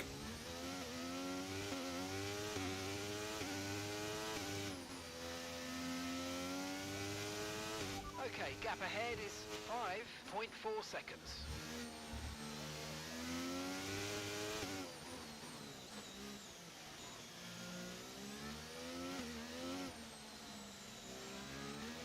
So as we come around to start the final lap here at Monaco, we have tyre wear in the early to mid 60s.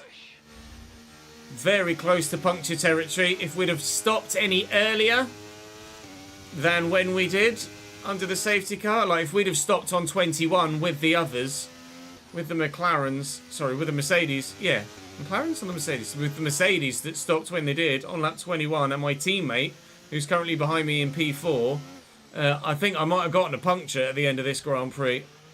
But thankfully, we're just going to make it to the end with no such thing happening. One safety car from Max having a something. I don't know what something he had, presumably a spin or of some description. Max Verstappen calls the safety car. We stopped. We put on the mediums. We tried to stay with the Mercedes, and for a while we did very well, but ultimately the tyre wear was just too high. Maintained the gap behind very well, and actually what has turned out to be a nightmare weekend for Red Bull, with Max finishing P18 and Checo P8. It's an excellent weekend for Lewis Hamilton, who's going to win the Grand Prix and get the fastest lap and all 26 points for himself. George Russell comes home P2, and for Aston Martin, a P3 and 4 in Monaco is very, very good indeed. We've got to be thrilled with that. Back-to-back podiums for us for the first time in, as far as I can remember, ever. Did we do back-to-back podiums last year with Alfa Romeo? I'd have to double-check.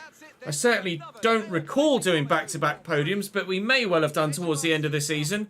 It's shaky bottle time here.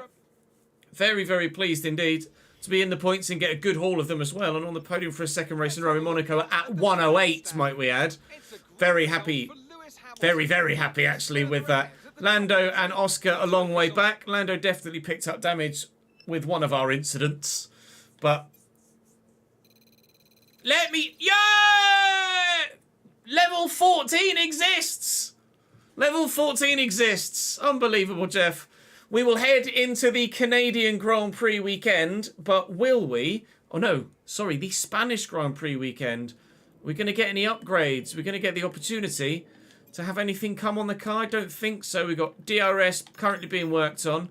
Front downforce could be important. Brakes we're staying away from. Weight reduction I'd love to do, but I can't afford at the minute. Got engine upgrades that are working. Fuel efficiency we're not worried about. I'm going to go for front downforce, I think. That's going to be... no, department capacity reach, because we've got two things currently in the works. Okay. Well, I can't afford... I could do ERS. That could be important. I think I want the downforce. I couldn't afford the weight reduction. Oh, sorry, weight redistribution. Can I afford the weight reduction? I can't even look at the weight reduction. Well, the car will stay as it is then for now as we head towards the Spanish Grand Prix weekend, which, fingers crossed, will be dry. But in terms of the standings, that shoots us up from where we were to where we thought we could get with a strong result. Above everybody other than Lando, George and Lewis, and up to P4. Lewis Hamilton now with a sizable enough lead at this stage of the season at the top of the standings. We are closing in on McLaren and definitely pulling away from everybody else behind in P3 in the Constructors. A really strong weekend for us. Back-to-back podiums for us. Lewis has won 4 of the 6 Grand Prix so far. And did I do back-to-back podiums last year? No, we didn't. We had a win in Qatar, a P2 in Mexico, 2 races apart, and they were our only 2 podiums. So a podium twice, but no back-to-backs. So for the first time in our career, back-to-back podiums. Very pleased with that. Lance Stroll shoots up the standings as well, so good news for him. I must remember as well too. Can I do it from the settings here now? I can indeed. Let's drop that back down to 105, shall we? The AI are strong at Spain, and I'll probably significantly struggle at this next Grand Prix weekend at Catalonia in Barcelona. But if weather's kind to us, we might stand a good chance. Weather is kind to us. It's dry throughout. So no worries about tyre wear or tyre temps. Thanks to wet weather, we should be good for the Spanish Grand Prix. So do join me for it. Drop the video a like if you've enjoyed. Subscribe to the channel to make sure you don't miss out on any more. We should be live streaming that Spanish Grand Prix on Friday evening. So do join me if you are free. It would be great to see you. If not, then hopefully I'll see you at some point over the next next few days over the weekend as we head into a new week as well. Thank you very much for watching. Monaco actually went very well, can you believe it? Drop the video a like, subscribe so you don't miss out on more. Come and join me on stream, and I'll see you next time.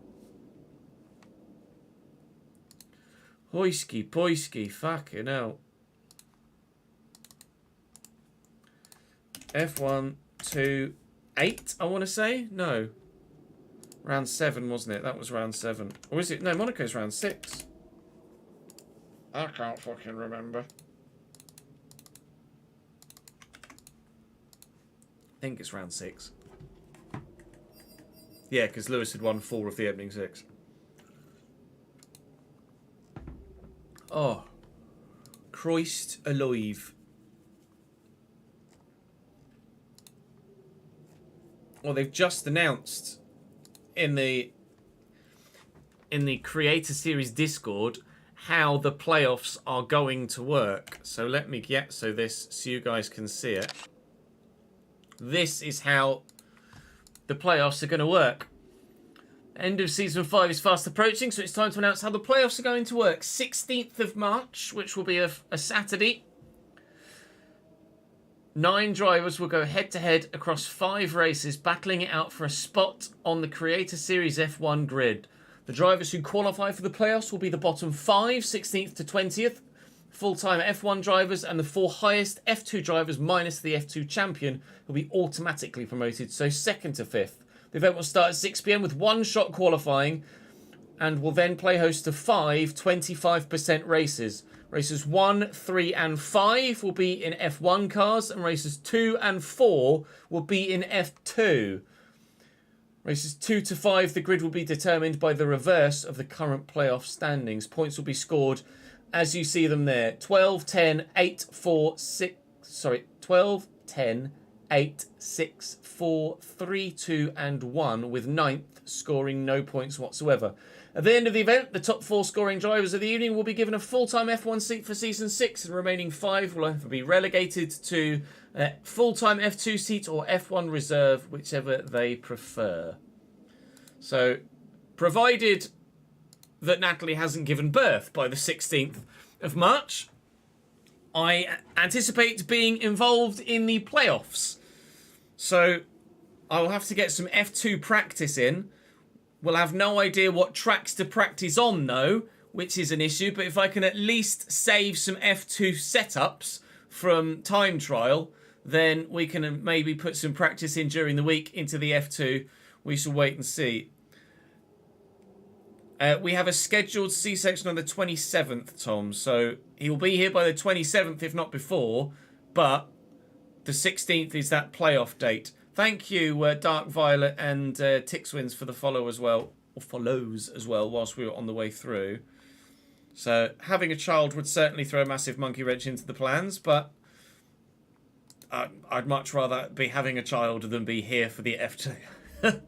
So that's going to be all for us for now. For today, I'm going to send you on a raid.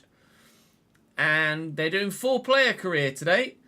So we'll send you over to Ben. We sent you to Alex most recently. So we'll send you over to Ben today for 4-player career between Elray and Razin, Tom. Not Elray and Razin, Tom. Elray, Razin, Ben and Alex. Send you on a raid to Ben. Feel free to head on across and join him for the remainder of your evening. Entertainment guaranteed with the 4-player career mode for sure. Let me just remove these terms so you guys can join the raid. There we go. So that's all from me for today. I am live again tomorrow. We'll be doing player career mode. We'll be doing season finale at Leeds United and some Football Manager as well. So do join me. It'd be great to have you. But appreciate your support today. And I will see you for the next fun. Bye-bye.